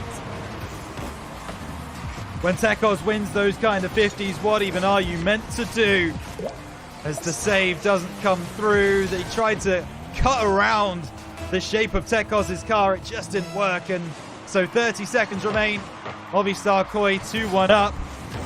Very interesting kickoff tactic there from Movistar Koi as Kenotrope tried to take advantage of it, cleared away off the top, and now Ocelon wants the musty, doesn't get it cleanly dealt with there by Realize. Here's Machu, what can he do? A heavy touch off the backboard, he can give a possession back to his old team. The man who replaced him receives the pass and will score the game-winning goal. 3-1 with 13 seconds left. I mean, a hard ask for Kenotrope, who's only scored a 1-0 series long. It would be a real comeback if they found this one, but no, I think we can safely say that Koi go up 2-0. And I do think the way to look at these kinds of games, when you look at the way that people predict them, is quite telling. If you predicted Kenotrope to win, you absolutely had this going 5 games, right? You absolutely had this going the distance because you know the quality that's on the other side of the field. If you had Movistar Koi to win this game, you could have predicted anything from a sweep up to a 7-game series. So I don't know about you, Boyo, but that tells me a lot. Movistar Koi, they are living up to their expectations right now. Kenotrope, well, it's exactly the opposite. Oh, 100%. I was saying that, yeah, I think this could either go 2 ways. It's either a close kind of Game 6, Game 7 win for Kenotrope, or it is a Koi sweep or 4-1. Currently looking in the direction of the Koi sweep or 4-1 right now with how they're playing. Tech is once again getting that MVP title and living up to the expectations put on him by the team, picking him up, getting picked up by an org like touches Koi. It's been a really good showing by him. Yeah, but Maxu showing up on the other side as well, you know, he's right there with them. I mean, 3 saves, obviously you are going to get a fair bit of a score for that, but also as well as that, the ball touches, that was so close to going in as well. The equalizer here, we really thought this meant that Kenotrope were on the comeback. Turned out to not be the case, as obviously they move back down the other end of the field, and then this just slightly heavy touch from Maxu is enough to give Movistar Koi the victory. So halfway there for Movistar Koi, Kenotrope, a mountain to climb if they're to get back. A real mountain indeed. You mentioned the stat on how many sweeps there's been in the upper bracket, and I'm sure the Kenotrope players are hoping they do not become a statistic.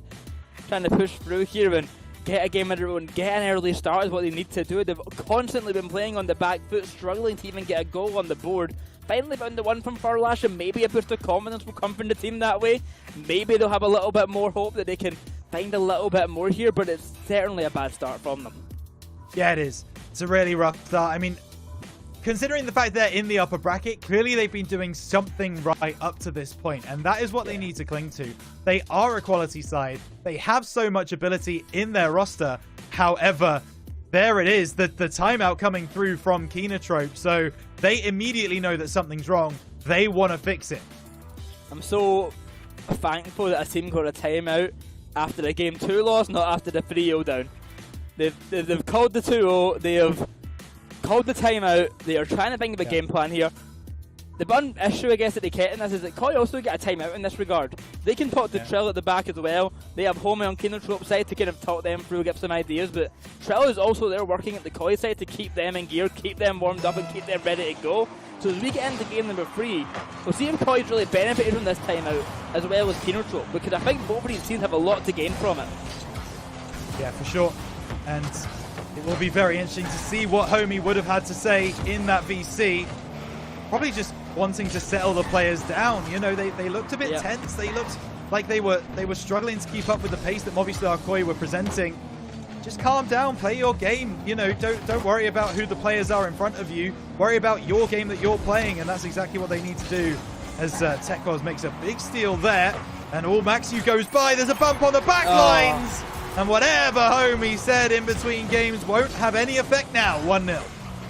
Off the backboard, the clear not found, and then Tekos just goes straight for the bump on the lone defender. Taken out, not a chance to survive. It is a 1-0 start for Koi. Starting off just like they ended last game. Yeah, which is not going to do well for Kenotrope because they've obviously now used their one timeout of the day. And so if this one does go the way of Movistar Koi in this game 3, I mean, they won't have a break in between games 3 and 4. That will be just going straight through. Movistar Koi, on the other hand, if they are able to take this victory here, they're going to be feeling pretty confident they can see out the series in a sweep. Get the brooms out indeed, and there's another chance for Ocelon. 2-0 to Movistar Koi, playing incredibly well as a team now. Well, not much seems to have changed since they went from Elevate to Koi. They are still as good as ever and showing it here on the pitch. It's 2-0, just a minute gone by and it is looking clean and a clear game plan from them here. They just know how to win in every situation that's facing them right now. 2-0 up, not even 90 seconds gone. Kenotrope need a fundamental change in their gameplay to try and figure something out. Yeah, they do. And just a little bit slow there between Maxiu and I think it was Realize. Oh, there's a chance there, Realize! There's one. Well, he's not slow on that one. He latches onto that opportunity. Kenotrope back within one. They found one back, 90 seconds gone. But they've still got more to do. They scored 2 goals all series long. Need 2 goals to tie up this game. 1 more to tie it up. 2 more to take the lead. It's a long way ahead of them. And the ball sent high and long upfield. Realised to the backboard. They're going to be met there by Tekkas instead. Round the back ball again. It's Furlad. Zero boost. Going to try and sink it in front of net. The ball lingered for a moment here. Touched back and forth by Macho and Furlad. But realised too far back to get involved. They had to get the corner put to the other end of the pitch. A shot toward net by Tekkas off the post. It will bounce. Followed by Otto on Tekkas. Waits for the bump. Will find it. The Macho waits in the backboard. Once again a clear upfield. But nothing to follow. Yeah, now Ocelon looks around that right hand side. The ceiling. Chance for the pass. What has happened there? A bit of ping pong. But in the end, it doesn't fall into the net. And actually, Furlash, he's got the better of 2 on that right hand side. Now looking for the pass back, though. Just shields it well and able to send it away. We're approaching half-time here. And that is going to be Movistar Koi regaining their 2-goal advantage. Great work from Tekos to find the gap. And the finish from Ocelon is pretty nice as well. The hat-trick there for Ocelon in this game. Half the game still to go and he's already found 3 of his own. More than Kenotrope have the whole series. If that doesn't tell you something, I don't know what it does. Machu's up off the kick-off here trying to find something. It'll go wide. Furlad shot on net. Double commitment. It will be saved. Realize the follow-up. The ball drop by Furlad. Saved again. Kenotrope can't buy themselves a goal. Another shot saved on the line to clear away. And half the game gone on by. Kenotrope had their best chance yet, but they can't find anything of it. Also onto net now in a counter-attack attempt. It'll be saved by Realize that a backboard send, but the ball flying long and far, but no one for Kenotrope to follow, to help, to score, to do anything. Head in hands moments for Kenotrope. Maybe this one will improve. What a save from Tho. Flying across his goal line to make sure that one doesn't get over. And now Maxiu looks for the pass back to Furlash, but possession lost. And these kind of touches from Kenotrope, they are troubling. They're really just looking for the boom ball away, trying to hit the ball downfield, not maintain possession, and it's causing them problems. Ball off the backboard. Will be a chance for Tho. Into the corner. Has a chance at the pass back. Will actually just look for the bump. Tekos finishes. Wrap it up. We're going game 4. Oh, just the intelligence in the play there for Fo. He knows he's not going to do anything with that ball from that position, so he can leave it for Tekos, go for the bump, and ensure a goal is scored for his team. 4-1 now for Movistar Koi. They are looking so good. The team cohesion right now looking fantastic. They're on the same page for everything. They know what they're going for, and Kenotrope are just being left in the dust. Yeah, and this is the difference right at the moment. Movistar Koi working incredibly well as a team. I'm not seeing too many double commits, not seeing many over commits from them at all. They're not leaving the back door open, but they are pushing together as a unit. That is very impressive to watch. Realize big 50 there, but the demo onto Maxiu on the back lines. It's all 3 of them there. They know they can overcommit this time because there's no defenders around. Communication out the wazoo from Movistar Koi. 2 goals away from sending us on a trip to South America. I'm asking you, do you think that Koi, I know I've not seen them yet, in this fashion though, look like they could be a challenger for Luminosity, could they be a real contender? Kenotrope may get one back, but 3 goals in 50 seconds doesn't seem very likely. I more want to focus on how good Koi have been. Do you think that they could be a contender to win Apac, just how they look currently? I mean, there's an argument to say it. Kenotrope, they do get one back, but realistically with 52 seconds remaining, they're not really going to get there, so... I've been here before with Movistar Koi, though, well, with 2/3 of Movistar Koi, Boyo, where we've seen them play against everyone other than Luminosity and gone, well, that's a title contending team. That is a team that is going to really push the best in APAC. And then they crumble against Luminosity. It just seems so strange.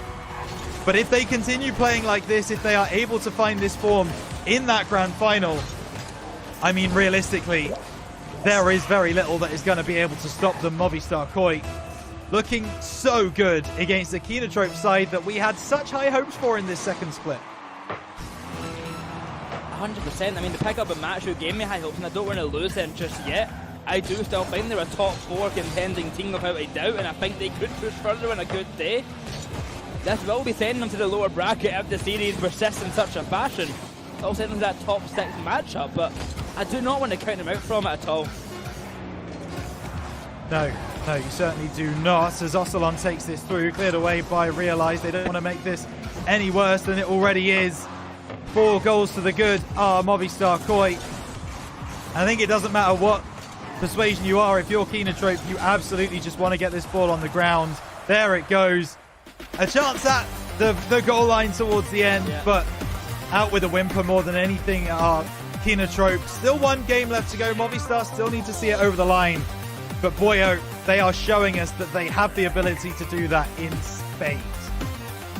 Well, a reverse sweep is needed now for Kenotrope, or else Koi will be moving on to top 4 easy as they would have hoped. I mean, they've not been challenged this game, this series I should say. It's been a complete wash. Yeah, and you can see that here in the scorelines as well. Just look at the difference. Realize trying to get Kenotrope moving, but when everyone on the opposite team is getting a score of over 500, they are working as a unit. It's so impressive to watch. Ocelon getting the MVP on that occasion, taking it away from Tekos. But Movistar Koi, they started this game good, but it really feels like they've even warmed up and just leveled up even more so as they've moved further in the series. Oh, 100%. They just keep getting better and better as the game goes on, so it makes me excited to see how they perform later on in the event. Of course, we've got Game 4 to come underway. I don't want to call the series just yet, but unless Kenotrope can really do something to shut down this Koi attack, defense, anything, this is series all but over. 100% all but over. Yeah, and they need to. And wow, everyone just wanting to skip the minute break between games right there. And maybe it took a little bit too long as Maxiu has left the server. We are going to get a pause and we might get a restart. Everyone is dropping like flies. And it wouldn't be Apac without a server problem. So we will have to, you know, figure this out and we'll get back to you. But yeah, not sure what's happened with the server. Maybe we're going to go in for a remake, boyo. But hey, we're here. We're waiting for that game 4. I just forgot to bring Maxiu into the game. Just forgot to bring him along. He almost joined the wrong team or something like that, probably. He almost joined Koi for a bit. He forgot what team he was playing with. Forgot. We'll get the lobby remade shortly soon, but yeah, while we're here, I guess, looking at Kenotrope and the other teams we've saw today, we've saw Dream Station, we've saw Godspeed, which that was the NJZ and Luminosity, of course. Where do you kind of, I know it's maybe a bad time to look at them, but where do you kind of see Kenotrope in that situation compared to those teams? It's a fantastic question because I mean, you could put them anywhere from probably like 6th to 3rd, really. I mean, the loser of this game is going to drop down to play against Godspeed. And actually, I don't even know that I put them way above Godspeed. I still think I have them above them based on pure mechanics and pure gameplay. But I think Godspeed's peak is high enough that it is really going to cause problems for this Kenotrope roster. And if they're playing the way that they are today, they're going to get beaten by the all-finished roster. I have no doubt about that. So I don't know. I see them in that mire, in that group of kind of 6th to 3rd. I think there are two clear first two kind of teams that we're looking at. Everyone below that, I think, is on a level playing field. I would say even more deep than that. I think we probably have a kind of maybe 8 real contending teams. I think this top 8, 2 top 4 could all contend with each other, perhaps. Maybe 6 to 3 is a better kind of divide for that one, but yeah, it's a really close time in APAC right now just looking at the playoff bracket. I think a lot of these teams are fighting really close, giving us some really good matches, but as we get in and look at these highlights here, it's just all Koi. It's just incredible goal after incredible goal. It's Fo, it's Tekkas, it's even Ocelon as well, just constantly scoring, and Kenotrope just having to sit there and watch. Yeah, they are. And, well, I think their watch might actually be broken. They have to set it every single second in order to keep it up with everything because, yeah, so far today it has not been right. Although they do have glimmers of hope. Obviously, that's a nice goal from Furlash. But it is glimmers. It is moments. It is kind of 30 seconds maybe of gameplay where Kenotrope look like they're on Movistar Koi's level. Everything outside of that is Movistar Koi just way above them. 100%. I mean, it was 1 goal in game 2, 2 goals in game 3. That was all Kenotrope has been able to get. On the head of Koi, they got, I believe, what, 6 goals in game number 3 alone. They have doubled the total goal count for Kenotrope in 1 game. It is destruction. Absolute destruction. Yeah, it's a dismantling. I mean, there are so many other words you can use, you know, get your thesauruses out and find some yourself, but at the end of the day, what we're seeing in front of us is Kenotrope not performing at the level that we expect them to. Can they pull something through? Something for their fans? Something for the APAC region to cling on to? No. No, they can't. Tekos gets a goal. It's Movistar Koi immediately in the lead in game 4. Well, it took 6 seconds, and it's already a goal for Koi. So anyone who had hope for Kenotrope, best of luck with that one. Oh, that means Gex is right. He did say 4-3 though, not to expose him. He did say 4-3. That is true. Yeah, it's not a perfect prediction, but we're still okay. Still alright, but either way, Kenotrope, I mean, getting 3 at this point is a pipe dream, let alone 4. Yeah. There's a chance here for Realize, but he gets cut off by Tho.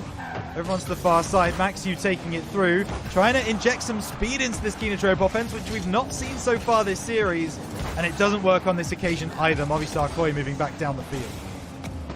Where the ball goes to the back wall, almost sinking in there. Tekkas and Ocelon bumped off of it to centre. The pass has been made, and a caught ball in the midfield will be nothing but left alone to the hands of Koi. Control had been pounding the pre-flip jump pass there from, I believe, it was Ocelon. Almost sends it into the back of the net, saving the line by Matthew this time around, but Fo will keep the pressure going. Kenotrope trying for that breakthrough, but try some more. It's all trying and no doing. Tekos now moving back down the field. There's a chance there for Realize to get in front of Ocelon, but Ocelon just a bit too quick. And over the top of the back lines. Movistar Koi double their lead inside the first minute and 20 seconds. And it's just more of the same, boyo. Movistar Koi, they are well above Kenotrope's level today. Oh, 100%. They are excelling past them with 2-0. Not even 90 seconds gone. The bait kickoff attempt comes out, read well by Kenotrope as they go the distance there for the goal, but nothing to come of it as defense stands strong. Double commit from Koi, but they don't care. They get the touch, they get control, they get the ball back upfield. They're playing fast and loose. They're playing like they know they've already won, because, to be honest, they do know they've already won. It's something that we didn't see a lot of Elevate in Split 1, certainly not when they were playing against the bigger teams, is they are now playing with a lot of fun. They are playing with enjoyment and playing like they're having a good time in the server. Quite a few times we saw them in Split 1 all too controlled. It looked a bit robotic at times, that they were just kind of told, this is the situation, this is what you need to do. They're trying things now. They're really making it look like they're, as I say, having a lot of fun in the server. And that's a double coming through from Kenotrope. Team bumps in. Ouch. Ouch indeed. The team bump on the rotate back. Looking for the ball touch, will not be found. Koi make it 3-0. There's still half the game to go, but I think it's half the game where we have to watch Kenotrope get beaten to a pulp. Yeah, and I mean, what can you kind of say that's not already been said is the honest truth. Kenotrope aren't really giving us too much to believe in right now. They will drop down to lower bracket. They will face Godspeed tomorrow in the first game of the day. And I really hope that they do some reflection between now and tomorrow's game. They've got to work with Homie, start to figure out what went wrong, do a VOD review, figure it out, because if this Kenotrope shows up tomorrow, I've said it already once, Godspeed are going to run through them. Oh, absolutely. I mean, yeah, they've got, and maybe they look worse just because of who they're against. I think that can often happen where maybe an opponent will completely dismantle a team and make it look worse than it is, but I do think that they need to have a step up for tomorrow if they want to make a run to top 4, a place where they are quite deserving to be, a place where, I mean, Maxu is so used to being in top 4 at least. Be odd for him to not be there. A chance for Realize to get something for fun on net, but even that won't be granted to him. Koi just mean they're not even giving them anything, not giving them a chance. Yeah, it's you know, the Simpsons thing, you know, kicking him being like, he's already dead. As it's gonna be a chance for Kenotrope to show some more defense, and they've shown a lot of it already this series. Not a lot of it very positive, unfortunately, as you remind us that 6-goal game in game 3 or game 2, whichever one it was. And Movistar looking a bit too good for this Kenotrope roster as it stands. And now into the corner. Kenotrope, something to hang on to, something for momentum going into tomorrow would be beneficial. But it just doesn't look like Movistar Koi are in the business of giving them anything to go with. Well, here's the matchup again. And with every shot, there's like a whimper of hope, but it quickly whisks away. Movistar Koi, though, look at the positive side of it. I've looked excellent. Without a shadow of a doubt, an excellent performance from them. All 3 players, yeah. Tech is especially showing up here on the main stream for the first time in APAC. And acting like he's just, you know, maybe the best player on the team right now. He is performing like absolute gold. And he really is the driving hope for this Koi project, I would say. Their goal is to make the major. Their goal is to beat out Luminosity, make Worlds even maybe. And he might be the driving force behind that. Let's just see if they can actually perform and do it. They may beat Kenotrope, but they've still got even bigger challenges ahead of them. If the ball hits the ground, it will be declared. Movistar Koi win the best of 7 in a 4-0 sweep. But they've still got more to do. Yeah, they do, but trust me, Boyo, you talked about Tekos towards the end of that cast, and absolutely, that is the player that is going to be the focus. It's the player that has been the focus ever since he was announced to have been picked up by this Movistar Koi team. All of a sudden, the conversation changed. Dropping Maxu, he's a difficult player to replace because of just how good he is, just how legendary he is in the scene. But picking up Tekos, that is it's a steal, really, from the European scene. And Movistar Koi, they have laid the gauntlet down to Luminosity with this win today, saying, we are chasing, we are coming for you. They are coming for them, but we've got to see what Luminosity can do first. What have they learned from the major? What lessons have they found? We've not seen them so far. We've just looked at their group stage results. They've looked good. We've looked at their Swift stage results. They've looked good, but now they are here against a really good team of NJZ, so I don't want to count them out just yet. But Luminosity have been here before, and they've won so many series like this. They've got their eyes set on Major 2. I'm excited to see what they can do, but they've got a real competitor against them.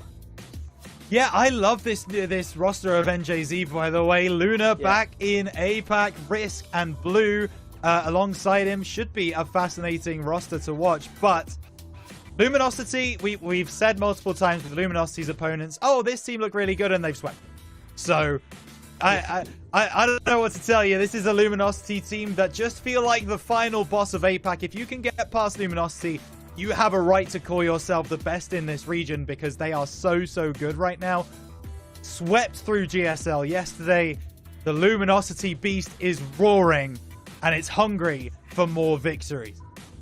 Well, with that all said, congratulations to Koi on their 4-0 win. And Kenotrope, good luck to them tomorrow against Godspeed. But as you have alluded to, as we have mentioned, coming up very soon after the break, it will be Luminosity against NJZ. So do not go anywhere. We've got the reigning APAC champions to come and watch. Again, some more up-and-coming players of Risk.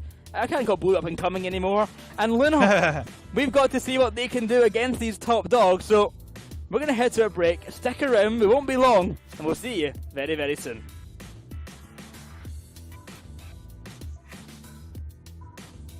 Not sure the break is actually ready. Never mind. So we will just We're keep not going on talking break. as we continue going through. But we will be cutting to a break very shortly. Let's just have a little bit of a think about this Kenotrope roster, because to be honest with you, Boyo, I want to know what you would do if you were homie right now on the Kenotrope side.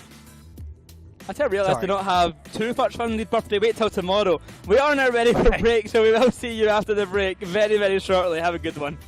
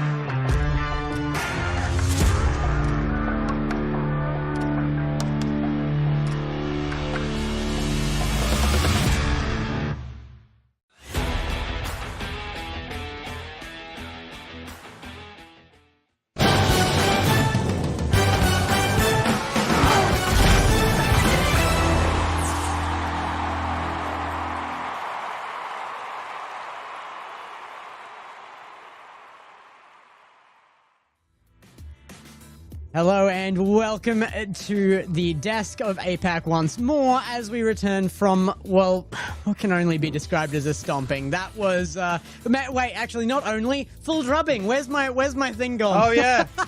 It's gotta be full drubbing. Oh, boys, that's tough. That is a tough one. It was tough as one way to put it. It was a stomp. It was not close in any game, really, for Kenotrope. They just got outclassed. I don't think they looked like they were playing their best. And I think that Koi just looked so much better than them.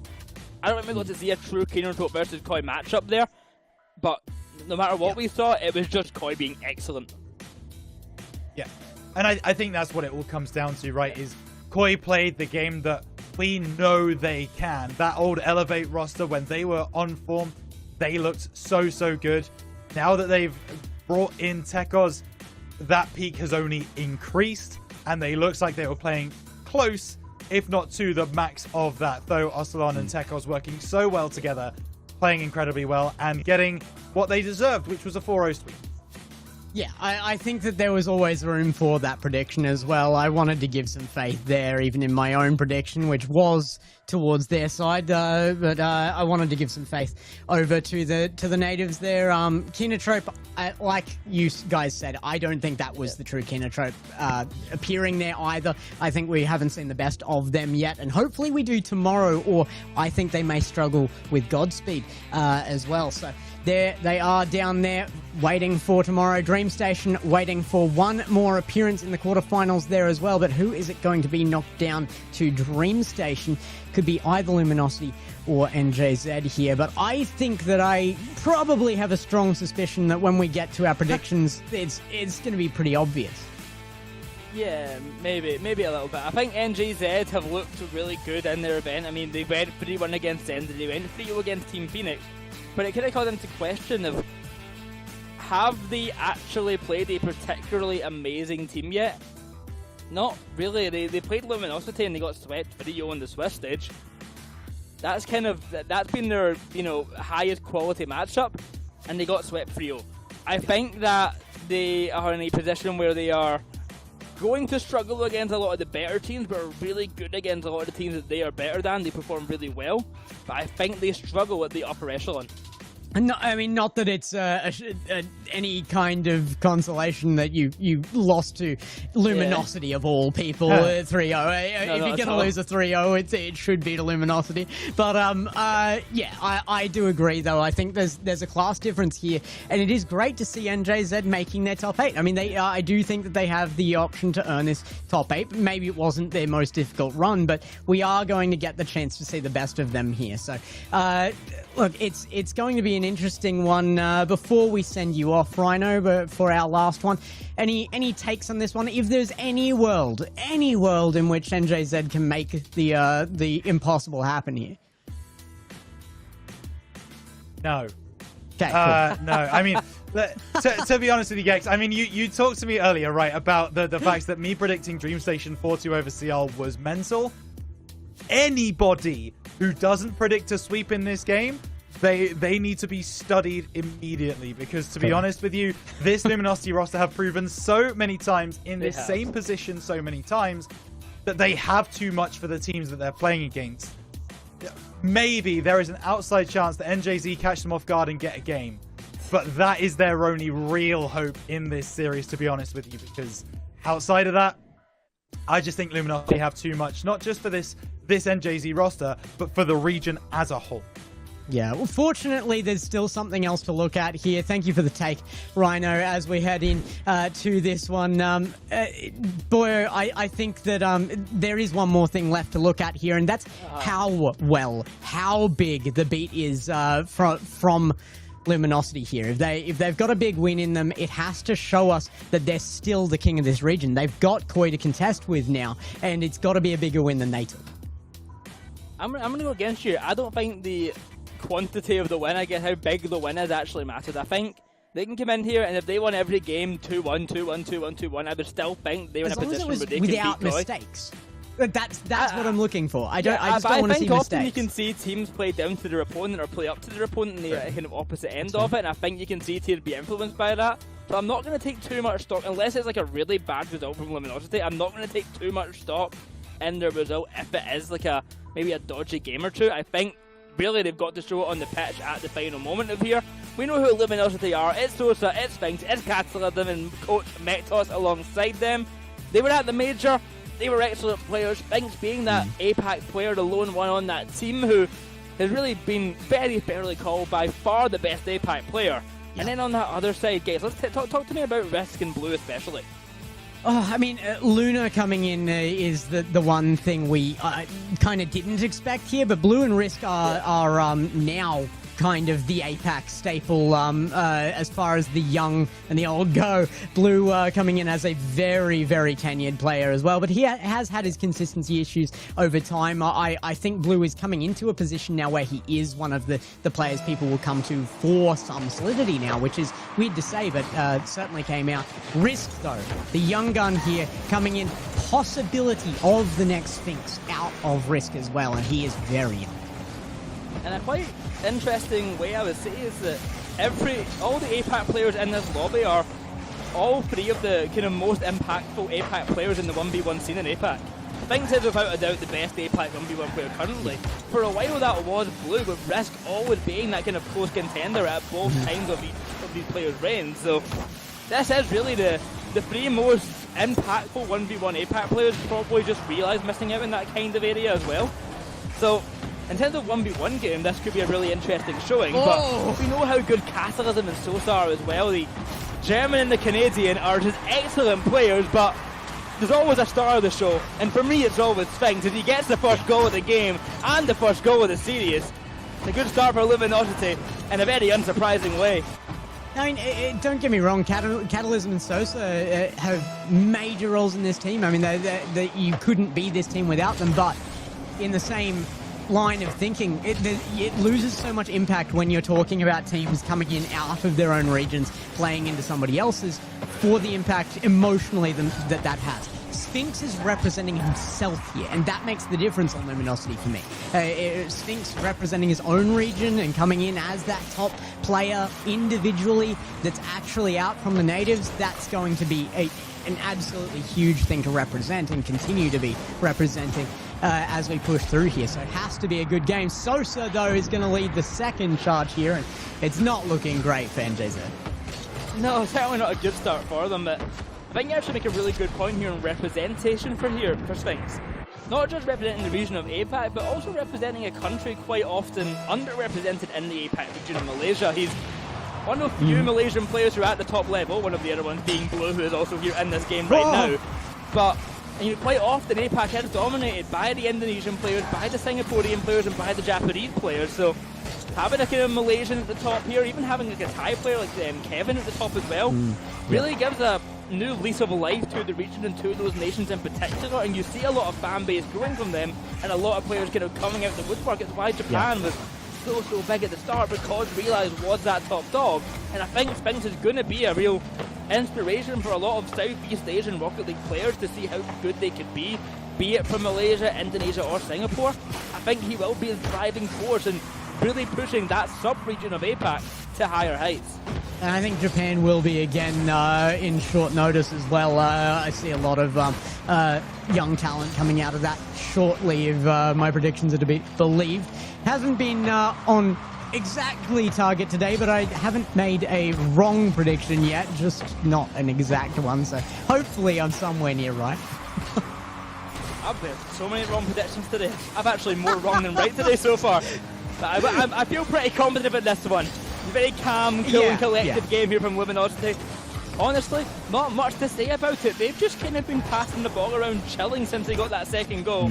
And NJZ have kind of just allowed them to and maybe joined in a little bit. Nothing substantial particularly happening for either side. But, I mean, you could see maybe a bit of explosion of mechanics coming out, namely from Risk on the NJZ side. That would be maybe the driving factor for them finding something. The issue is that for Luminosity, it doesn't really come as a shock when they have this kind of blast of mechanics. They just do it all the time, as we see right now. Yeah, I mean, it's almost matter of fact for them. Love that we get to see the one Esports decal out this year for the region represented here as well. Luminosity's decal just absolutely awesome. Like, probably one of the top two of any team in the world right now for my choices of decal. And bringing in their goal explosion as well. I love when the players do rep their own stuff. It's the right look for the team. But I completely agree with pretty much every take you've had here, except for the wrong predictions, of course. Except for the wrong prediction. No, I can tell you that Sphinx might just get a goal on the board again there.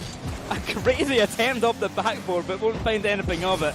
With 90 seconds to go, NJZ will try and push this ball upfield, but to no avail. Sosa now goes for the Musty Catalyst on the bump. Sphinx with the goal. It's like clinical. Everyone has their role to play, and they play it to absolute perfection. It's goal number 4 for Luminosity. Absolutely, everybody has their role to play, and that role has come to the fore for every player. They were one apiece until that moment. Sphinx setting himself up for the second now. For himself, Cataclysm is going to win a kickoff again here. Sosa's diving past the play to go steal boost immediately as well. You can just see they're so confident to go for the offense so fast. Get their opponents drained, get them absolutely out of the plays that they want to make, and now Luminosity gets to play their own gameplay no matter what the scenario. Pass into center for NJZ. They know this game's over. They'll be looking for a plan for game 2 and onwards. Also trying to keep the goal from falling one more time here to make the scoreline a bit less embarrassing for them, maybe. Don't want to lose 5-0. 4-0 will be good enough. But nevertheless, Gex, I mean, how do you beat Luminosity? I know it's a bit of a loaded question for someone who's struggling to get out of Diamond like you, but how do you beat Luminosity? Sorry! Not even a correct call-out, but the call-out is wild. Okay, I see how it is. Now, I don't know. I don't think there's an answer for Apac right this second. Get good, I guess. Luminosity, they've shown that Apac can. Sphinx is here. Sphinx is an equal part of this team right now.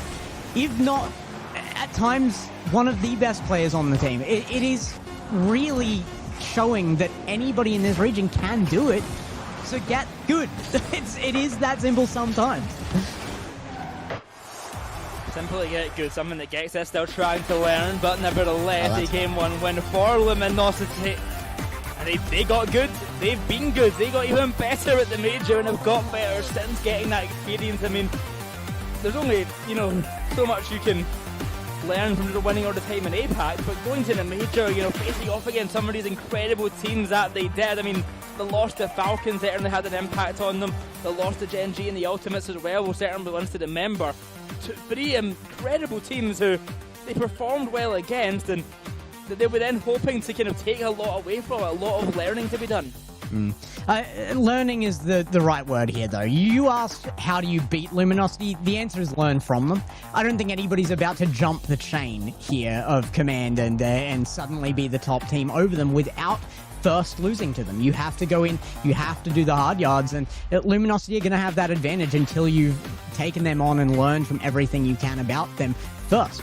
There is the chance to do that. Luminosity are here for the length of the season. They have put in a fantastic first split, and now they're here for the second. They're looking for that Raleigh position again, but you have the chance to come up against them and learn what you can, put yourself into that top 4 position, and then look at being the better team eventually. I mean, there's only so much teams can take away, especially from Gex's advice. He's from OCE. They are worse than Apac now by definition here by results, so how much I can trust them, I don't know. Nevertheless, though, they have had such big improvements, and I do think that a region like Apac really can grow just by, playing more against each other, playing more against each other regions around the world, be it OCE, who they are now better than, be it even with teams from like MENA or EU if they can play, or, NA West with the Japanese players playing on ping. Like, they have so much room for growth here, and I think we're seeing that really come to fruition in the most recent time in Apac, and it's only going to grow more and more. Early days of Game 2 here, and NJZ actually putting on a really good show early here. They've got a bit of offense. They're looking more confident. I feel like that's a big thing against any of these bigger teams, is just not to show the fear that it's not like you're not going to have it. You know who these people are. It's that is always going to be in your mind. But you can't play like you're the losing team, or you will be. That's going to be so crucial here. NJZ, they are playing like they're the team on top. They're bringing it forward, trying to get their opponents, bait them out of defense, and get that opening created rather than just wait for mistakes that aren't going to come. Catalysm trying for the pass to send it, it will be denied, but very quickly return back the other way. Sosa sends it high, but the pass is there now to Risk from Blue. Lunar will receive, and a shot onto net, bump from Blue. And NJZ will get their first goal of the series, and honestly, a really good passing play. It's Blue finding Risk and instantly going for the bump, and Lunar just perfectly positioned to go for that shot. Really well done by NJZ. Yeah, I mean, we were talking about how you weren't going to really read into large mistakes or, you know, a poor game here or there when playing down to other teams from Luminosity, but we can read things out of NJZ, and that there, when they earn the goal, when it's not off mistakes, against a team this big as well, it does show something, and it shows something major. What a run again by Risk here. Blue is stuck underneath, a little bit of a creep forward may risk something here. Catalysm gets control. Luna has full boost on backboard. Oh, we've got a full pause here. Pause. Wondering what the tech issue was that caused this. Tech issue, it says NJZ are 1-0 up. That's the issue. That's the, yeah. The admin just decided that, no, there's something wrong here. We need to just check this. Yeah, there's something not right. Luminosity are down in this game? What do you mean? Nah, that can't be right. But no. Put a pause on. We've got to check. In a weird way, and I think you probably feel the same way, as you know, when you cast EU and you look at EU and NA and the kind of like top performing regions, you see passing plays all the time, you don't get 2 shots, you go, oh, that was a cool shot. You see an Apac, it's the best thing you've seen ever, because we watched an Apac and before they knew that passing existed, before they knew that double command didn't exist. Yeah, you and I have been here a long time, that's true. Seeing Apac players pass in the year 2025 is like, oh my, Christ has risen again and something good has happened to the region. It does seem like there has to be a slight miracle for that to have happened at some point in the last 5 years, but there we go, the miracle is on. I don't think we're happening. Still seeing issues I'm here. skeptical. Yeah, there we go. Yeah. I'm very skeptical right there. I didn't think much was happening. A pause has been called again. People still weren't ready. Maybe some server issues, not sure. Nobody was moving, so I was hoping there would be a pause. Who knows what time the game will unpause at, but it's paused. NJZ did still have their point after we came back from that break. I'd love to see that remain, but it may be that there was issues from before that point. It seemed like a well-earned goal, though. I mean, it was a beat on all 3 defenders. It wasn't like nobody was there or nobody was moving. Everybody participated. The bump was what secured that goal, or at least the opening for it. It was a brilliant play to come in, and I'd hate to see that just reduced to anything but the brilliance it was. Now, I'm going to ask you about a different question when we get a server remake here. So, let's say the NJZ do win this series here, hypothetically, and go on a run. Out of Risk and Blue, which one is Lunar kicking after getting 2nd place? I don't know if I understand the question. Out of Risk and Blue, who was 2nd place to Lunar? No, who's getting kicked by Lunar after they get 2nd place after they win the series? Yeah, okay. You know, last time. Yeah, that's true, that's true. Just but judging by history, yeah. I think he'll just flip a coin, to be honest. Flip a coin? Yeah. Who's to blame? Did he bring back Nye and J-Box after as well? Go for another run at it? Team USA back. It's, that'd be an interesting one for sure. We don't have Bass here to root them on, so they'd be enemies of the state. Yeah, exactly. Nevertheless, NJZ are up. Everyone call your parents, call your family, call your friends, because they're winning for 2 minutes of the game. It's a big moment here for against Luminosity. Well, 2 minutes of us waiting for gameplay at least. Anyway, so we'll see how much is on the clock when we get back in. But yeah, if the goal stands though, they're in a good spot. They have been pushing for offense, and I think that's like right from word go. They were pushing for offense. It's a really good look from them, and like I said, they're playing like a team that is looking for a win here, not just to reduce scorelines on them. Yeah, no, in all seriousness, I do think they've been playing really, really well, and I think the addition of Lunar with these two, I want to call them both veteran, because Risk was playing when he was 11 years old in Apac and got himself banned because of it when none of us knew. So I'm going to call them both veteran players in Apac, even though Risk is like 14 years old. Having them with these two players who are really kind of well established in Apac, know what they're doing, know how to play really well, is actually going to drive them to a really high height here. And is going to give them a lot more options to succeed. And I think we're seeing that in the gameplay alone. Off of that one goal they've scored, it was excellent. They were having incredible team cohesion. The passing, the idea behind it, the going for the bump, everything just worked so well for them. And I think if they can keep that team cohesion up and keep that kind of control, it will be a really good showing. Well, I kind of agree with the, you can almost call them a veteran just because they've been playing a long time, even if they're very young. Of course, they're not veterans to RLCS, but Sphinx said a similar thing, that he'd been playing a long time in preparation for RLCS. He knew he could be the best, so he just sent it until he was. And that really has been the case. Everybody knew that Sphinx was going to be a big deal before he popped into the scene. He made his name without RLCS, came in, and it took him half a season to get on top of that that kind of expectation, and he's been there ever since. Yeah, did not take him long at all. It was Sphinx and Croado, the two people everyone was talking about, and you know, Sphinx slowly started to excel even further. Croado still did really well, but was never able to find that same success. And I think now, as a player like Risk, as a player like players like Nye even coming up as well, J-Box trying to make that kind of move for a while now. We're seeing a lot of young players really start to develop, even from some of the Southeast Asian kind of nations as well, where a lot of players like Stakey as well are making these moves, and the kind of young guns of Apac are really starting to excel and push past a lot of the old guard, because people like Squiggly, Misty, Bunny Dummy, they've been around for ages, Kaizen been around for ages, they're all old men here in Apac at this point.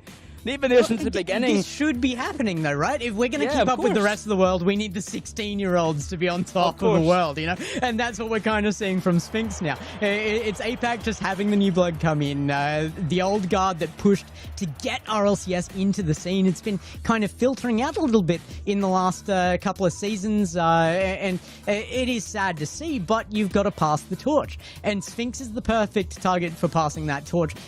But we've got others in this game as well that could still be that next torch, that can carry that for you. Take a protege, go be a coach, learn how to have game sense. Is that just talking to Misty about saying it out loud? No, Misty has been coaching, actually. I know. Or at least in past seasons. Well, we're just going to wait. That's all we can do. We'll wait for Game 2 to get back underway. The server is getting remade. We'll get back into the lobby eventually. I don't know when, but until then you can listen to the yap about the future of Apac or something else. I mean, I guess looking at the opposite end of that and looking at the more kind of veteran aspect of Apac and the players here, Sosa and Catalysm have years of experience in the RLCS alone. I mean, Catalysm especially been to many international events. Sosa as well, having great performances in NA in the past. So they've came along and really brought that veteran side to the region, as well as in kind of the homegrown Apac players like Matishu, like LCT, like Boggeries, like Rlcs, who are really the guiding light for a lot of the young guns and a lot of the players they do look up to and try to kind of outdo. And I think that picking up a young player like Sphinx is not only good for them because they've got somebody that they can kind of mold very quickly and bring up to their level, but good for the region. It really does start to filter down when you are directly inputting into the region into a player like that. Then it can filter down. Now, so it's really good to see that kind of input, and bringing Sphinx up to their level certainly has been the case here in this squad. So I don't have a doubt in my mind that they will make the major again personally, and when they get to that point, it's about starting to put Apac on an international level as well. And we made a really good appearance last time, and I think that every bit of experience that Sphinx gets on lane, he's just going to do better the next time around again. I mean, Apac has just been contending more and more internationally. They had that good performance at Worlds as well before, taking down G1, and that was kind of the biggest win Apac had ever had. And then again in the major, taking down both the OCE teams in a really good run as well. Things are just getting better and better for Luminosity, and I'm really excited to see how that kind of develops as a region as a whole internationally, to see if they can start challenging for even top 8 finishes. We are back in game, but we're back to a pause screen, so not a good start for being back in game. I think we're just setting up the scoreboard. There it is. There we go. 1 point to NJZ. We're starting again at 3:21. 3-2-1, counting that backwards. And we are getting back onto field. So finally, hopefully, we have some gameplay to finish off this game 2 with. We haven't even reached halfway through it. But NJZ with what could be their only chance really to take a win here by expectations. We all called a sweep here. I would, once again, love to be proven wrong. Being surprised on casts is my favorite thing. Well, back in the action, NJZ, as we mentioned, keep their 1 goal up. But Luminosity are going to be looking quick to turn the tides. We're back on the kickoff after a long break. We've had plenty of time to talk about some game plans coming into this one. Yeah. The ball rises high above net. It lasted 20 odd seconds. 20 seconds actually, to be exact. That is a massive 20 seconds. I didn't think we'd see a lead, so I'd be taking those 20 seconds and lording them around the region for a bit there. NJZ up on Luminosity. That's the clickbait article headline. I mean, there. If you count the time we were in break, they won a whole game's worth of time being up. That's true. So, in my head, they basically won a game here, NJZ. Good on them. Yeah, I agree. Imagine just saying, we were up against Luminosity for like 8 minutes. Yeah, for like 8 minutes. Crazy. Not even overtime. We were just up for a while, yeah. It was great. Good Catalysm now trying to turn the tide once again, push themselves into the lead. Sosa shot to net. They're going to be saved by Blue. Sphinx quick to catch the ball. Not going to give them too much time on it. Risk down the other end. He's a very big fan of Sphinx individually. He's constantly asking him for help in 1v1s and how to get better. It's one thing I remember from the Apac 1v1 event is right at the end, Sphinx, Risk says in chat, can you teach me more 1 please, Sphinx? Can you show me how to get better? He does look up to Sphinx as a player, and for very good reason. I think possibly never to be coming out to it as well, playing against someone who you look up to so much. I mean, it really does go to show some stuff about Sphinx as well. You go into a team that, you could get the accusations you're being carried by the EU squad and blah, blah, blah. All that is there as an option for the easier take. But NJZ, they don't have any excuses to need to make. They're up again. Risk gets the pass in. Demo on there as well. And my goodness, Luna's got another. Got another indeed. NJZ 2-1 up with 1:40 to go. Rhino said earlier that if someone predicted them to take a game, they might be insane. Well, maybe him getting sent to the asylum after this one. Sosa, wet reset attempt, not going to be able to find anything past. Sphinx going to dive past with that ball, no lead for Catalysm instead. A push around the corner. Not able to get a touch on it here. Risco waited for touch from Lunar. Demo comes out in the back line as well from Sphinx. Where that ball sent to Catalysm now and Gex. Control from Catalysm pushing this ball upfield. Do you think NJZ can hold on for 1:20? Well, it's certainly the first time I've ever rooted for Luna, so let's hope so. Sphinx underneath the pass off, does actually get it past Risk there and takes away a little bit of risk. Luna again has been such a massive target for this squad, and he's going to score another. They're up not by 1 but 2 now. NJZ, with a minute left, if they can defend this scoreline, will take a game, and they'll do it fairly confidently. It's been a really good showing from them. Yeah, you're right. Even after the pause, 2-1 in goal differential. But of course, they already got one right at the start of the game. They're 3-1 up. Double bait kickoff from both sides. It is read well though, and Catalysm can't make it in time, beaten to the ball. Taken by Risk, pass and send it over to Blue, not going to be scored on. Here's Sosa now down the other end, fakes the touch first time round. And oh my, the micro adjustments there from Sosa. Take a look at this replay. The small tap with the deceleration here to fake out the first touch. Fakes out again past Lunar, makes him turn too far. It's a goal from Sosa. An absolute mind game there, takes out 2 players. How does he not get demoed there? That is unfair. Luminosity have decided to win now and are advancing on their opponent's goal line once more after the kickoff. We'll be back to their side. Sphinx going to carry this forward. 50 goes poorly, but it's straight back to Catalysm, looking for the passing play immediately. And will find Sosa. No, maybe not. Luna underneath will send that very high. Still danger. Reset. Luna challenges quickly. And a great read there will keep them safe for just that little bit longer. 20 seconds on the clock. And a difference needs to be made by Luminosity or they will not have their sweep.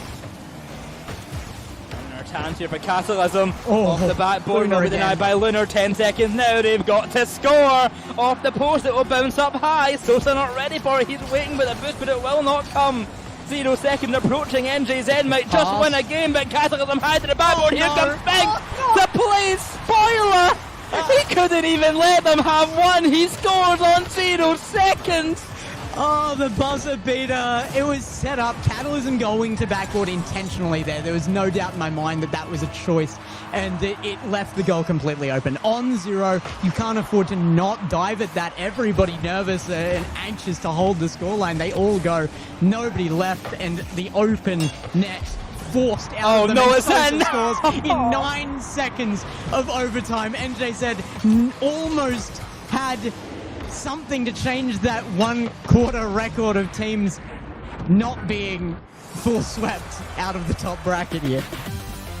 The dang of a crossbar as you wait for the ball to sink into the back of the net. Oh, poor NJZ there. They thought they had it, but Luminosity, they just don't let it go. They're not allowed to lose.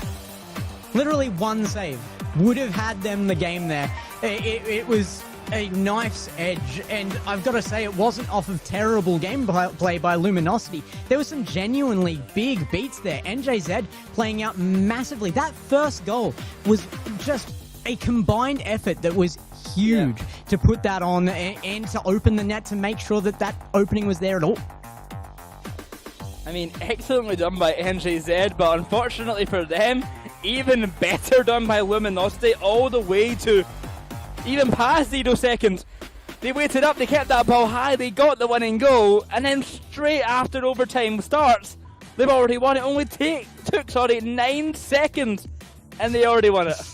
Like I said, they decided to win after that last goal from NJZ. That's what they did. I think that was closer to the edge than they wanted to take that as well. But with that, if there had been a win by NJZ there, though, would that have been what you were talking about earlier when you said that there were games you were willing to ignore the results of if they played down to opponents? Would that fit that category, or was that something different?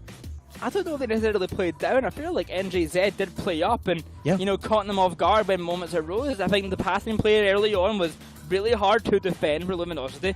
I think that they had some good shots coming on now and maybe some unfortunate positioning at times from the Luminosity side. But I think the key takeaway is they handled it well. Even when down 2 goals with about a minute left, they still found the comeback. They got a goal on 0 seconds just so they could go to overtime. They then won it after 9 seconds.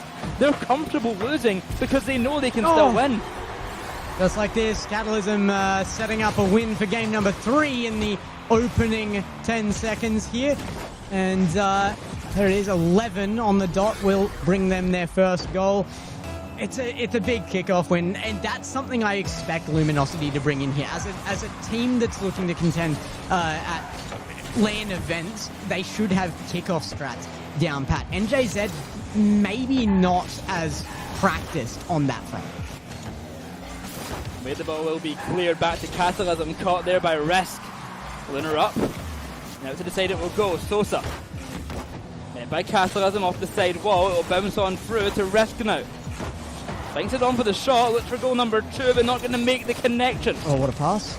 Here's Sosa again waiting for it. Sphinx can't make it again. Close, but good clear by NJZ. Here comes Catalysm. He got bored sitting back and wants to get involved himself. To the back wall. No one there for it. And NJZ have an attack of their own. Lunar will try, but to no avail. Sphinx for the big save there, actually. That 50 providing what they needed. That's a double commit. Luna is late, though. It could have been a free thing. They can still make something out of it, but they have to commit harder onto this offense if they're going to. They may overcommit if they do, and they opt for defensive play from the midfield just to shore this up. They're only down by 1, and I understand limiting damage, but a little more on that could have made something beautiful for NJZ. Lunar could clear away. Upfield it will go. Passes there. Caught by Sosa. Good Risk. On the side wall, he's got blue waiting centre. 0 boost in the tank for him. It's going to be a hard pass to make. Cut out well by Sosa. He's got Sphinx waiting centre. Shot on net. Off the ceiling it will bounce. Catalysm on goal. It's wide open. It's 2-0. Yeah, look, Luminosity, I agree, it was NJZ playing up there. I think maybe Luminosity were a little below their average there, but they certainly weren't near peak. And Luminosity, they are going off right now. These connections being put on really, really well, and they want more. Game number 3, they're still looking for a sweep here, and they are playing very, very well for it right now. Into center, Catalysm up, passes there, Sphinx. Oh, so close for the connection. They can't find it just yet. 2 minutes gone by. 2-0 for Luminosity. We did see NJZ get some great goals behind them in game number 2. So it is possible for a comeback for them here. But it's hard to kind of hold Luminosity back when they're in the groove and when they're feeling good about it. Big beat by Luna there. And take it the length of the field. Challenge does come in eventually. Blue on the back line, going to get challenged out of it.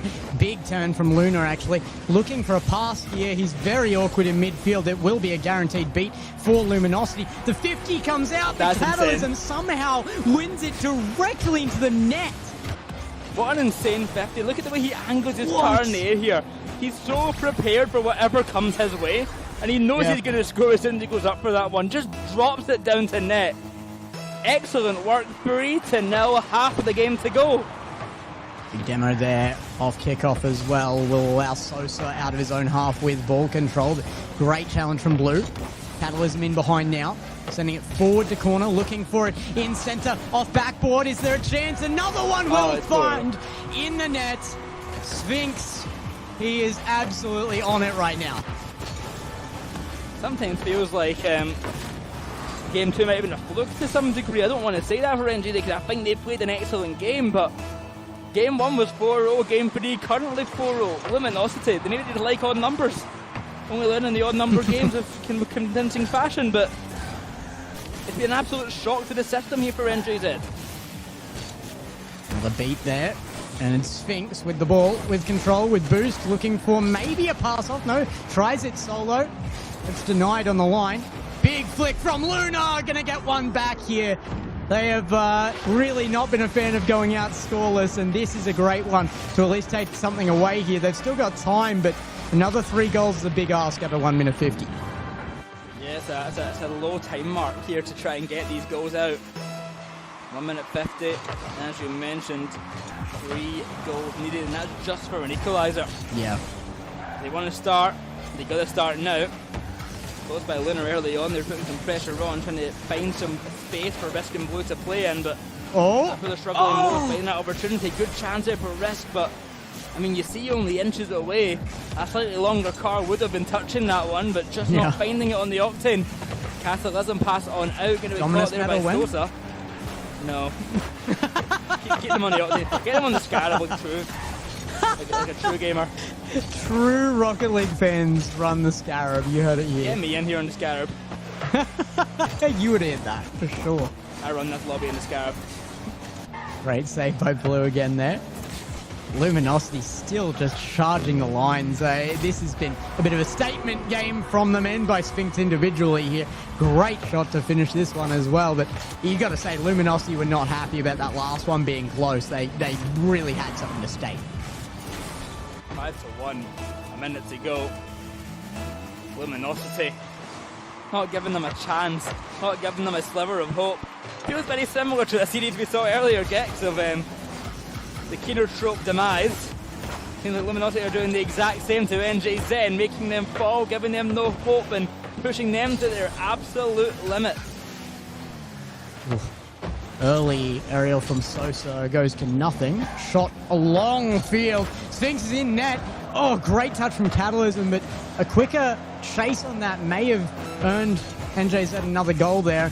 I'm excited about anything they get here because maybe they are going to get swept, but NJZ have shocked me with their abilities out here on field, to be honest, to bring this to a competitive matchup of any kind and give us something to talk about here. NJZ are actually surprising me right now.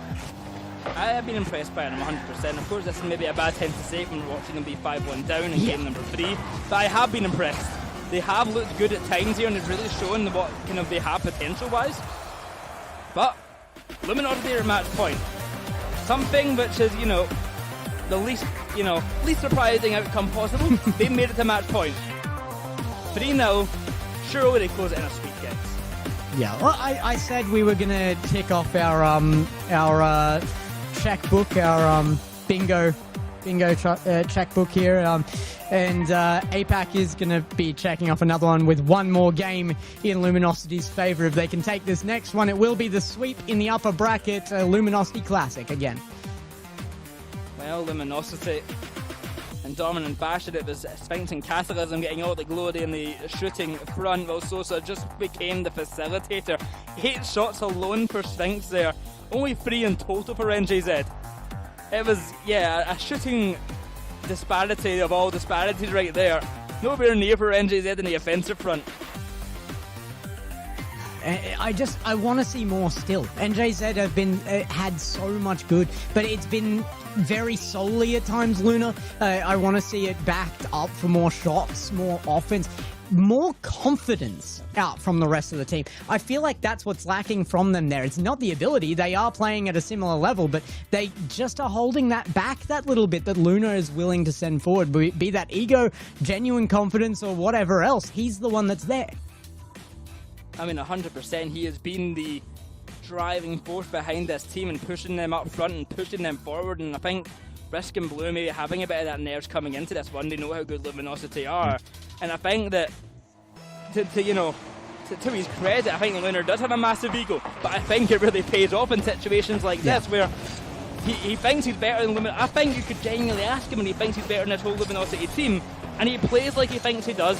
And that is a good way to play. That is going to benefit mentality. them. Something that I think Risk and Blue maybe need help in that regard of maybe not being overconfident, but at least finding the confidence to perform in these high pressure situations and not just accept that you're worse than them. Try and be better. Yeah, absolutely. Playing like you're in a winning scenario is how you win. There's no other choice to it. If Luminosity didn't, even at their skill level, I don't think that they would take wins like they do. Certainly, it would be much closer. However, they don't play passive games. They don't play defensive games. They play games in their own playstyle. They play out for wins, and they get them, and they might find something here as well. Sosa goes under it. A demo there on Luna will stop the clear as well. Or does it? Risk actually very quick. This is what I want to see. Early challenge from Risk, followed by Blue. Now upfield. Chance for NJZ. Can they find the center? Sosa puts it across. The center is actually there for Blue, and he's the one to dive on it. Luna is the one out of the play right now. Not by his own volition. However, it's being backed up by the rest of the team. Another chance. NJZ is dropping down. Oh, they can't be there for that one, unfortunate. Away the ball will go out to the corner, racing by, past the centre, but no connection found. Catalysm. 50-50 takes it low. Here comes Blue, leaves it for Sosa off the corner. Reed he can do. No, it will not. It's Catalysm instead. The fake from Sosa even fooled me. Even fooled our observer. He's left the game. Yeah, apparently we've been removed from that one. Only momentarily. There you are, the replay on your screen now. And wow, another one just so well calculated, well communicated. That was huge there for the lead, for the fake at the last second. Shot guaranteed on off that post, and Sosa's going to take another one. This is brutality on field now. NJZ had their chances. They missed it, and now they're being punished. Oh, it's an unfortunate miss there on the line as well. Luna just gets faked out by Sosa. Luckily, our observer survived that shot. It wasn't as good, unlucky Sosa. 3 minutes, 14 seconds to go. And it's 2-0 for Luminosity in their match point game. I mean, it looks like the series is over. It looks like they've won, but I mean, are we surprised, to be honest, Gex? No, not at all. It was always the likely scenario here that Luminosity gets up and stays up, but I think the chances have been far more there for NJZ than anybody predicted, and it's a good look for them. I'm loving watching it. It's an easy side to root for the underdog. However, they are the underdog, and they're being treated that way by Luminosity. This is bullying now.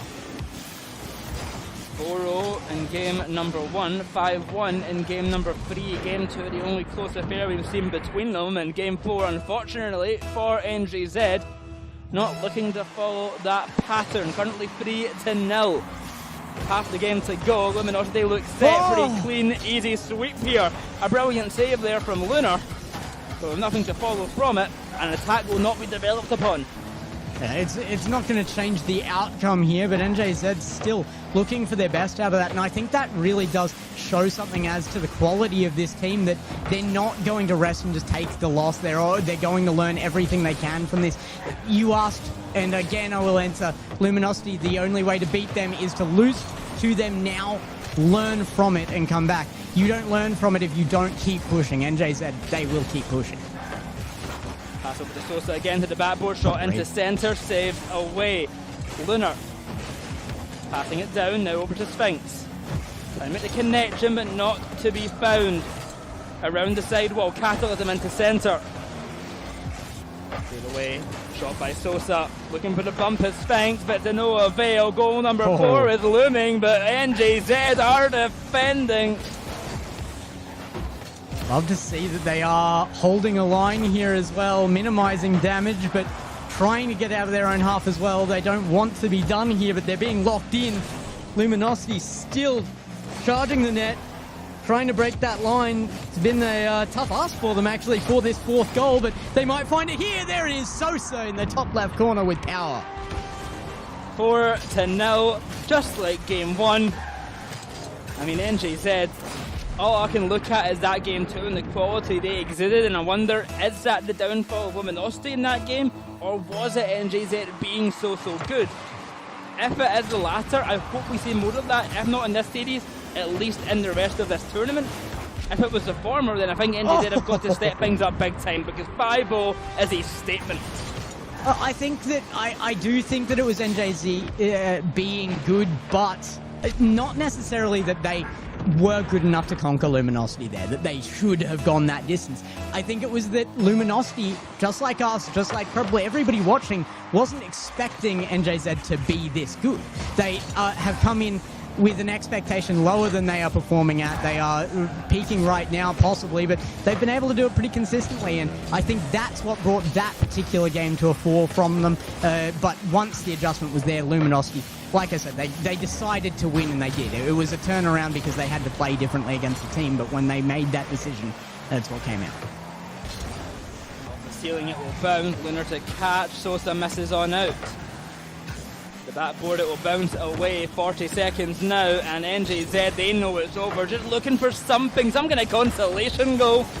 But to that, they won't even maybe find it. 30 seconds now, and maybe? maybe. Consolation save. Nope, instead they'll get a consolation goal scored on them, just for fun. Why not? Yeah, it's one for the road there. It might not even be over at this rate, 26 seconds. For the last minute and a half, I think we've had more than a goal in that time frame, so not looking like a stop from Luminosity here. They're trying, once again, to make that statement. They are going forward into the top 6 out of this series in a sweep, and they want to do it looking as scary as possible. I mean, they've got effectively a new team to beat there in Koi, and they want to be scary to them as well. I mean, looking on the flip side of this, NJZ now dropped to the lower bracket into that top 6 position. And they've got a team who we thought looked quite shaky in their win today, being Dream Station. Yep. That's going to be a really interesting matchup, because I think, maybe just because of the quality of their opponents, I think NJZ actually kind of impressed me in some games. 7-0 is how it went. I'm kind of curious then, we'll have a talk about it of course later on, but NJZ versus Dream Station, I don't know how to feel about that one. I'm excited about this roster now after seeing them, although get swept in 7-0 in the last game, have that really solid game too. Yeah, Dream Station, I think they've got more in reserve, so it could be an interesting matchup, but NJZ really came in there and gave me a bit of a surprise at the quality they can play. It's about whether that's the quality they will play going into the future. However, Luminosity isn't really the test for these teams. They are looking to try and make that top 4. They've got the chance tomorrow, of course, but Luminosity, they're looking at a much bigger picture than that. They're looking for a grand final here. I think they're guaranteed to make it that far at least, and then they've got a new roster in Koi to look down the barrel of, and to try and assert their dominance once more in this region if Luminosity can stay on top now that they're against the entire Invader team. Taizuku, Sosa's brother, will be very happy with Sosa stat padding 5 goals in the final game, making him look even higher in the stats than he already would have been. But a 5-goal game 4 is exceptional from Sosa, and Catalysm and Sphinx is facilitating that as well. excellently performed by Luminosity, but it's exactly what we expect from them. Clean gameplay, excellently performed, really, really solid the whole way through. I mean, what more do you want from them, Gex? No, absolutely nothing. I think realistically, that was the game to show what their position is for Luminosity. It really came through with everybody playing their role efficiently, and that's the gameplay we should be expecting. Particularly, I want to point out where Sphinx is the most useful on that team, and it came out at LAN as well, when they are under the gun, when they really need to push back. Yeah. Sphinx is the one to come out and perform. It's like he's just got no nerves to even worry about. The man's a sociopath. He comes through at the most clutch of times like he was under no pressure at all. And when they needed him there as well for the one close game of that series, it was Sphinx to step up. Oh, 100%. I mean, a calm, cool, and collected player. And we've got to bring back a... I guess I'll call him a calm guy. I don't really know if he's cool or collected, but Rhino... You can come on back to the desk and join us as we close out today and talk about that. See, you can what a performance it was. I mean, how did you feel about NJZ? Because we came out of that one feeling quite strong and quite positive about them, even though they kind of got smashed. But yeah, I think there's slippers of hope in them. Ignore last game. Yeah, absolutely. Yeah, listen, look, there is a whole can of copium off that game number 2, right? Yeah. That's what we're looking at, really, is... The fact that it took a 0-second goal from Luminosity to take them to OT, not even to win the game, to go to OT. NJZ pushed them so close in that second game. If I'm them, I'm taking so much momentum from that game into tomorrow. They've got a tough game against DreamStation, but if they can keep playing like they did for at least the first 2, maybe 3 games of that series, they should be fine. Certainly one of the biggest efforts I've seen against Luminosity from anybody, but there it is. There is the day done and dusted. Once again, we're adding to the stats of teams that have been swept in the upper bracket. That's going to keep blowing out more and more. That quarter is going to go down to a 6th and then an 8th at this rate. But the lower brackets, we had some fun with. Cial, those 2 games, bit unexpected there for me. Certainly, I will give you the props, Rhino. You called the 4-2 there, but my goodness, the first match of the day, Godspeed versus Presibis Hababtes, that was an incredible matchup. We started Apac back right, and I hope that continues into tomorrow. 100%. My series of the day, I had so much fun watching casting that one. And it makes me really excited for Presibis Hababtes in the future, but also coming into this Godspeed. They looked really solid closing it out. They looked like they really figured out a trick in game number 7. And now coming into tomorrow, they have a quite exciting opponent of Kenotrope coming up next, so we don't know what to expect from them because they did get basically destroyed by Koi. Yeah, and that's not the last time we're going to say that about a team this split, by the way. Getting destroyed by Koi is not just for Kenotrope, it's for everyone. But by the same token, yeah, we've already talked about Kenotrope and the problems that we think have. There is going to need to be a significant improvement in the way that they play tomorrow if they are going to actually get them over the line. Of course, everyone comes with an asterisk. They're Koi and Luminosity already securing their top 4 position with their win out of the upper bracket there. Tomorrow, you will be seeing Kenotrope versus Godspeed and NJZ versus DreamStation in that lower bracket quarterfinals. It's a big challenge there. The top 4 has really been kind of a pace setter for much of Apac right now, particularly amongst those native teams, and we have options for that right now. We're guaranteed one of those native rosters pretty much in the top 4 right now. Godspeed, though, they're bringing in the Finns once again, and I think Rhino is going to be very keen to see Godspeed through on this one, maybe, but Kenotrope, I think, might be our favourite coming out tomorrow for the teams after a shaky DreamStation. Yeah, I think so. Listen, it's going to be so good. I'm going to enjoy watching Godspeed in that top 6 either way. But to be honest with you, it's going to be difficult for them to get past Kenotrope for sure. But hey, you know, we've been here before with the Finns. They're going to try and rock it again. Dekabot Dumdum had a great split one. Let's see if they can break that top 4. They've struggled to do that so far. I think top 4 is they've got there a couple of times, but they've never looked confident in getting there. So Kenotrope have a tough game tomorrow. A tough game indeed, and I think I want to look at the other lower bracket game and say about NJZ against this kind of incoming LCT Ballerese Kevin trio, which we're just not too sure about over on the Dream Station side. It just looks a bit off for them, and I'm wondering if NJZ can take advantage of that, Gex. Yeah. Well, I kind of hope so, because it was just so exciting, the watch, and I didn't think I'd be saying that about a team that's represented by a Team USA member, but genuinely, though, loved it. I think there's a lot to be seen tomorrow. Improvements to be made, more to be reinforced, and, of course, our grand final to see out. The new roster coming in against the long-standing Luminosity. We have to see if Sphinx can carry through as our number 1 from Apac. A big thank you for you guys turning out to our first time back on the main channel. It's great to be back there. Great to have Boy Royo back as well, and great to have everybody from Tesseract backing us up still here. So a big shout out to everybody. Of course, go and follow our social medias that were down below a moment ago. If you want to see more from Rocket League across the board, we're all over the place. But we are loving being here again, and what a great day. First out from Apac. We'll see you tomorrow. Do not miss it.